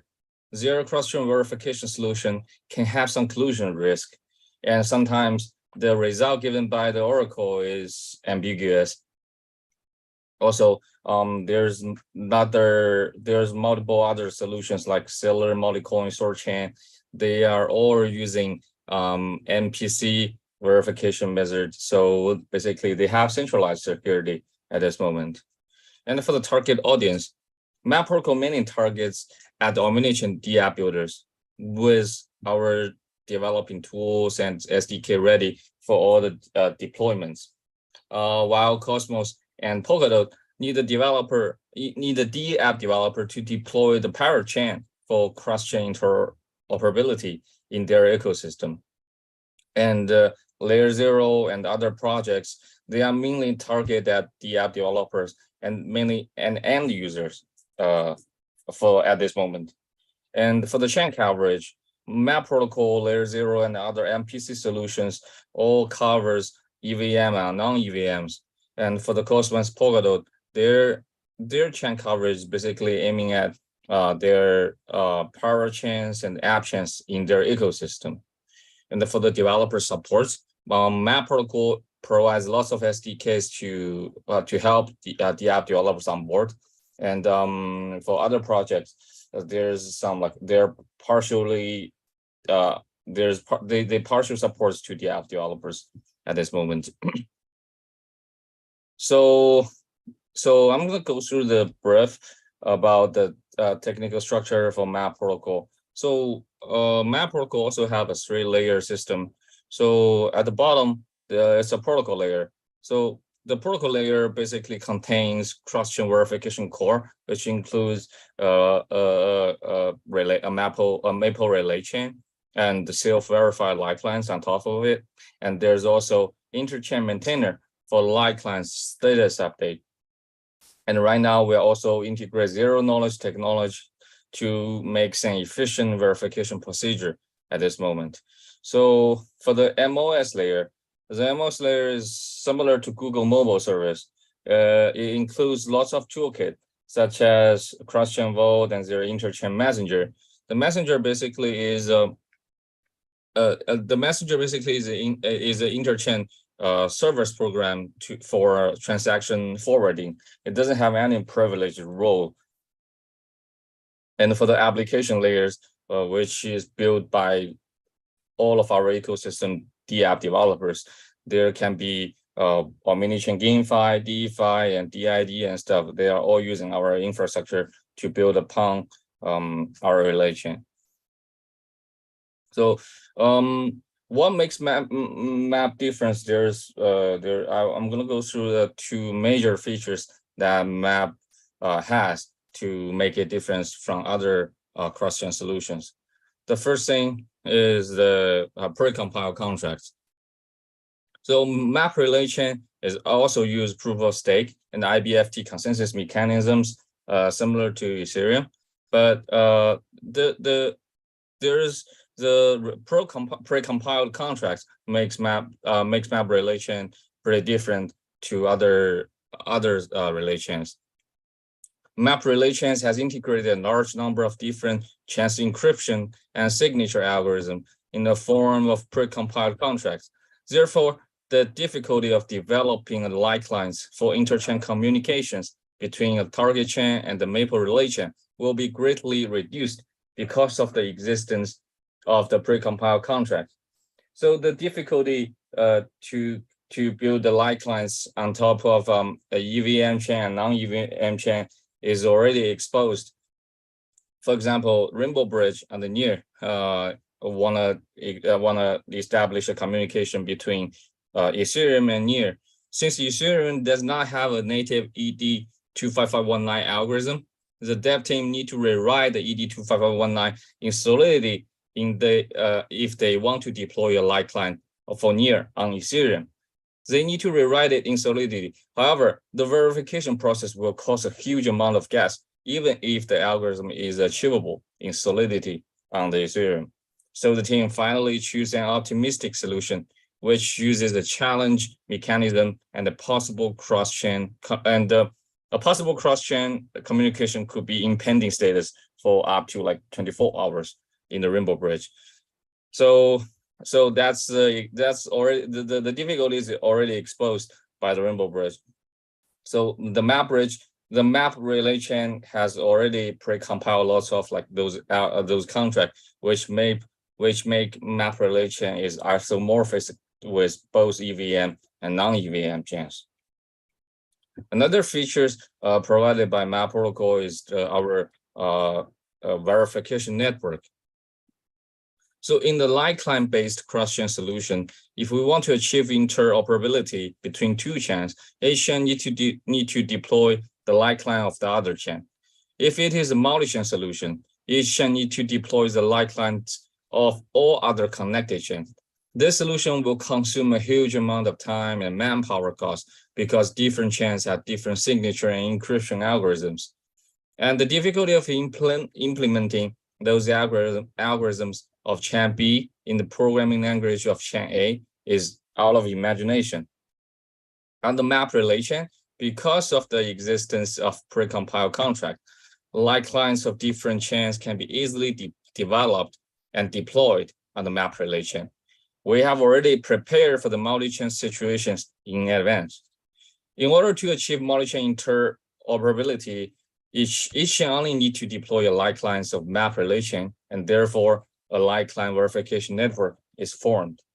And below those two small box are the main features that we use when we deploy the POS chain light client and POW chain light clients. So for the POS chain light clients, we store validators public key and vote weight, and we don't need to store a block header in the light clients.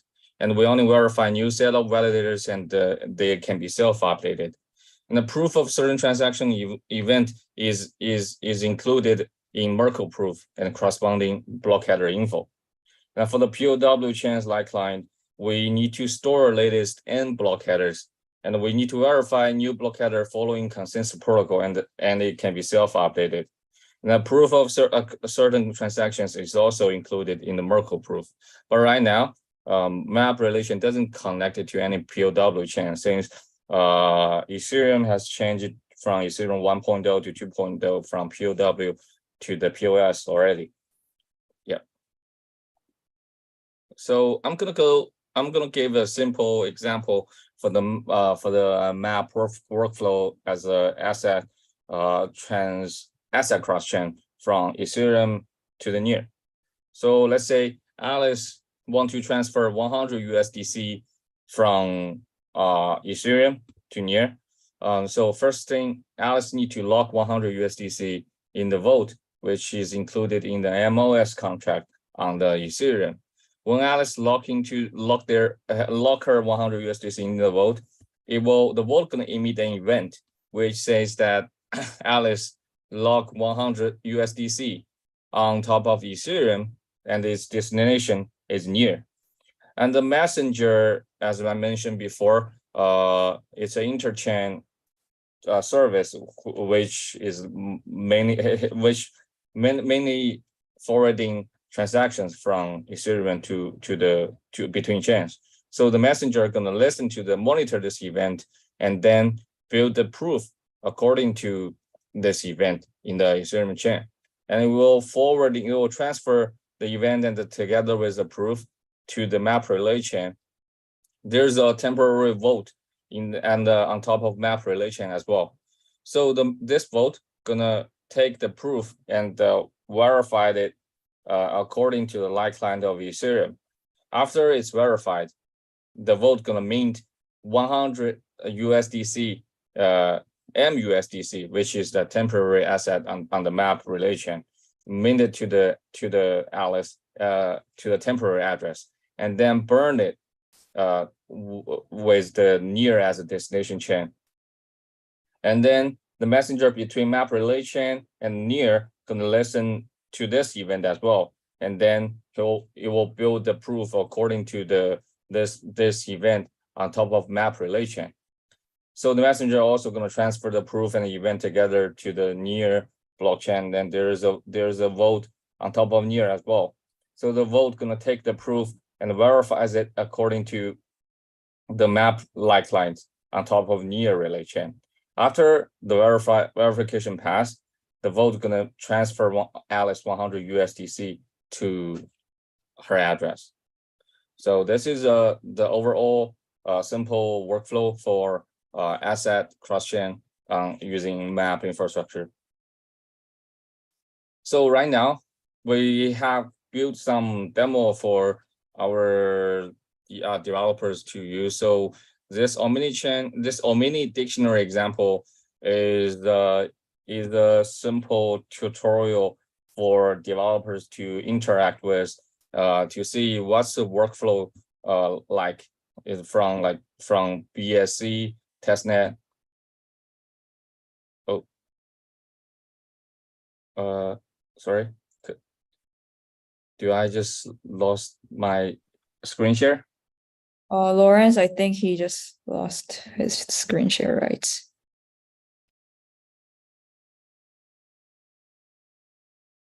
Hello? Hi there, guys. Can you hear me? Sorry, I had a bit of a connection issue.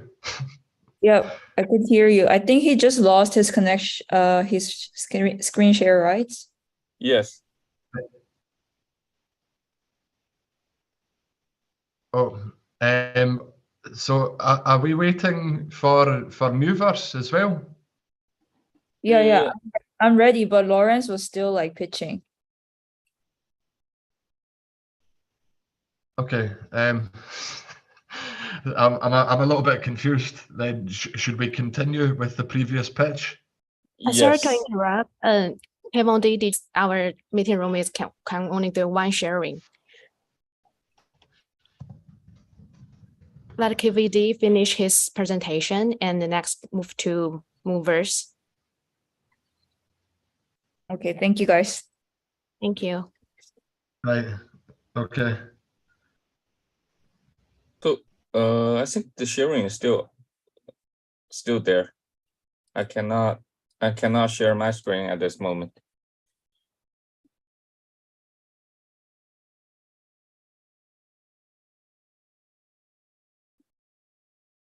Should I just go first or I'm confused? No, you can stop sharing the screen right now. I'm not sharing it. It's the host sharing it. Oh, really? Yeah. Yeah, Lawrence is sharing Lawrence it. sharing. Let me see. Give me 1 second, guys. Okay. Okay, give me 1 second, please.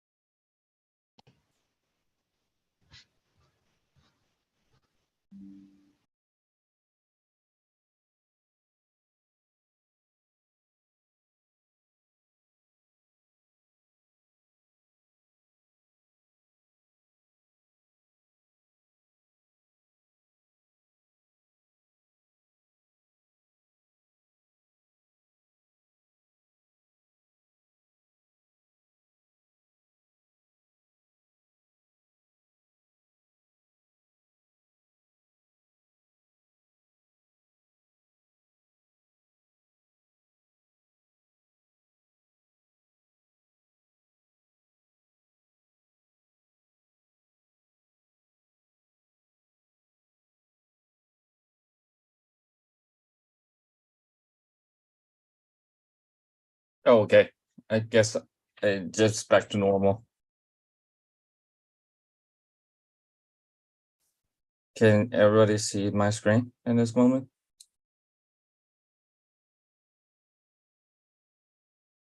Yes. Okay, sure. So at this moment, MAP protocol just built some demos. The first demo is a mini dictionary example. It basically enables a user on blockchain testnet just typing a word and its brief description on BSC testnet, and then other users can query on Ethereum Goerli testnet for the word and its brief description. So this example basically interprets cross-chain message passing using MAP infrastructure. So everybody can go and try it because it's online right now. And another example we are building at this moment is Butter Pay. For it's a cross-chain payment SDK. So this is a screenshot at this moment. So we are using our infrastructure to allow the user using Ethereum or using Near or Ethereum other wallets to purchase an NFT on Ethereum. So this is gonna be done seamlessly, user without knowing what happens in behind. Yeah, so that's what we built at this moment. So everybody can go and check it out on our website and GitHub and stuff. So feel free to ask me questions and add me through the Discord. Find me through Discord or official TG. Yeah, that's all. Thank you very much for that. I'm sorry about the mix up there. It's fine. Cool. So if you would like to leave any content in the chat and somebody can get back to you and the team will follow up after. So thank you very much. Okay, thank you. Thank you. Okay, guys, is Muverse ready to go now? Yes. Cool.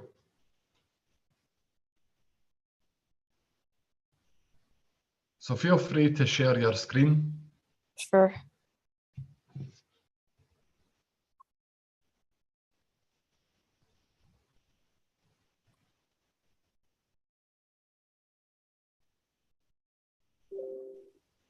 Thank you. Yeah, thank you. So we are Muverse. We plan to connect the music with games, social, and crypto. And for the rest of the presentation, I'll show you how it's done. Next slide, please.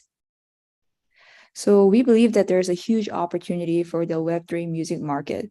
Music and it is literally in our daily lives. We listen to music every day, and it seems that music only accounts for a small part of the market compared to the streaming and traditional music market. And we believe that there's so much room to grow, and we plan to do it by the steps that I'll be showing in the next few slides. Next slide, please.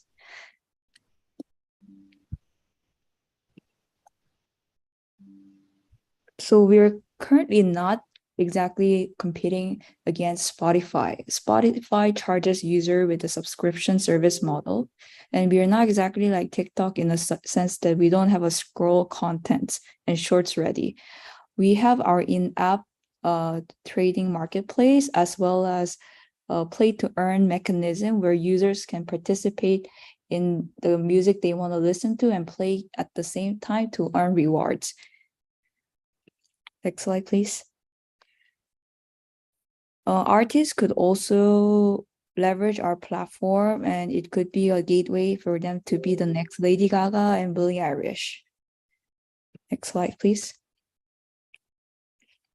Let me share a bit of our product and how it works. So we have an in rhythm game. Like when I first played it, it really reminded me of Guitar Hero. It's really easy to play. It's cheating prevented, so you can't really cheat. You can actually listen to the music you like while playing the game. And if you have a headphone NFT, you could level up faster and earn rewards in a quicker manner. We currently have this live on Android, so users on Android can go to Play Store and download it. Next slide, please. And we also currently have we plan to have music NFT exchange in the future, which is a marketplace where users can mint their NFTs and sell. We plan to do this by NFT fragmentation and AMA pool. This is a great appeal towards investors to fragment their purchase of NFTs into more FNFTs, fragmented NFTs, and MCT liquidity pool for investors to increase their trading experience. We plan to have a music metaverse in the near future too, which which each NFT transforms into each metaverse, but this is later in the pipeline. It's currently not available at the moment, but users can look forward to this part of the mechanism as well. So for phase one, for the first 100K community, it will be driven by the community. We currently have an ambassador program available. We're currently looking for ambassador in Japan, Singapore as well, but we're currently present in Philippines, Indonesia, Korea, and India, and we're looking to expand soon. So if you're interested in joining our ambassador program, please do contact us. And for 100K to 3 million growth, we plan to do this by opening music party operation with the pop star collaboration, and we plan to also stream influencer collaboration in the future. In the later phase, we also plan to have an NFT exchange, rhythm game, and AMM pool. And like I said earlier, we also plan to have Muverse Metaverse, where each NFT of the headphones will translate into the metaverse. Next slide, please. We currently have 2 tokens available, MCT, which is our DApp token. It's our native token, and MU token, it will be our governance token.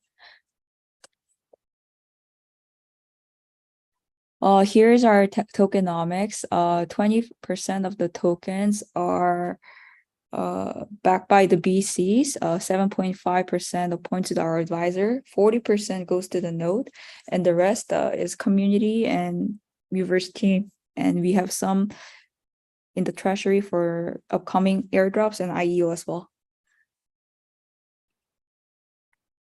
Our CEO, Kent, comes from a Hollywood background. He's been a producer for the last 30 years. Our CMO, Adrian, is currently based in US, and he's the product strategist for Muverse. And me, myself, I've been in this industry for 5-6 years, and I'm an NFT design, and I feel like Muverse could bring a lot to the table. Our advisor is Sydney. He's the motion picture executive and producer. He was actually elected as a president of Academy Motion Picture Arts and Science. He's also the former vice president of Lucasfilm and president of Paramount Pictures. With the right advisors and core team members, we believe that Muverse could really disrupt the industry. Next slide, please. So far, we have collaborated with artists like Akon and Lee Hong-gi, who's a K-pop star, and he's been in this industry. He's been in the K-pop scene for the last 10 years. We were able to sell his NFT within an hour and 30 minutes for 200K transaction. Please follow us on Twitter, Telegram, and website. And if you have any question, you could send me a DM through Telegram. You could find me at Korean Satoshi. Thank you so much. And thanks for inviting us, guys. Have a nice day. Bye.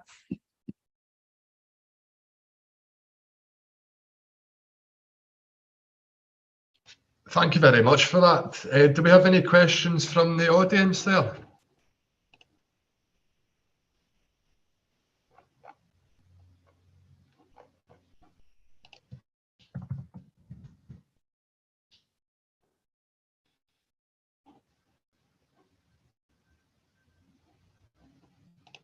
No. Okay, well, thank you very much for that. If you could please leave your details in the chat and we'll follow up with the team later on. Thank you very much.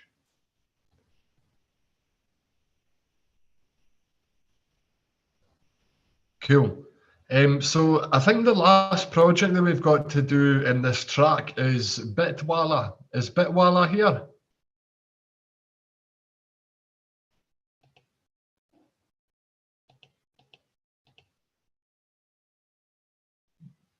Do we have Jan from Bitwala?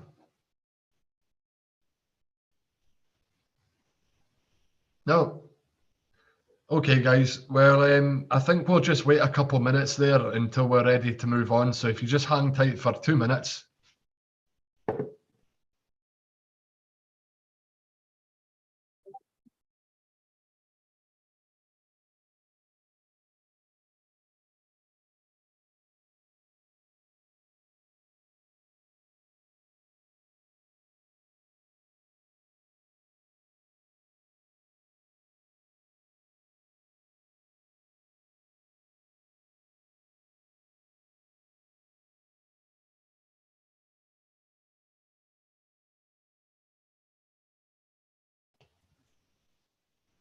I think that might be the end of this track. So yeah, thank you very much for today, guys, and we will be moving on.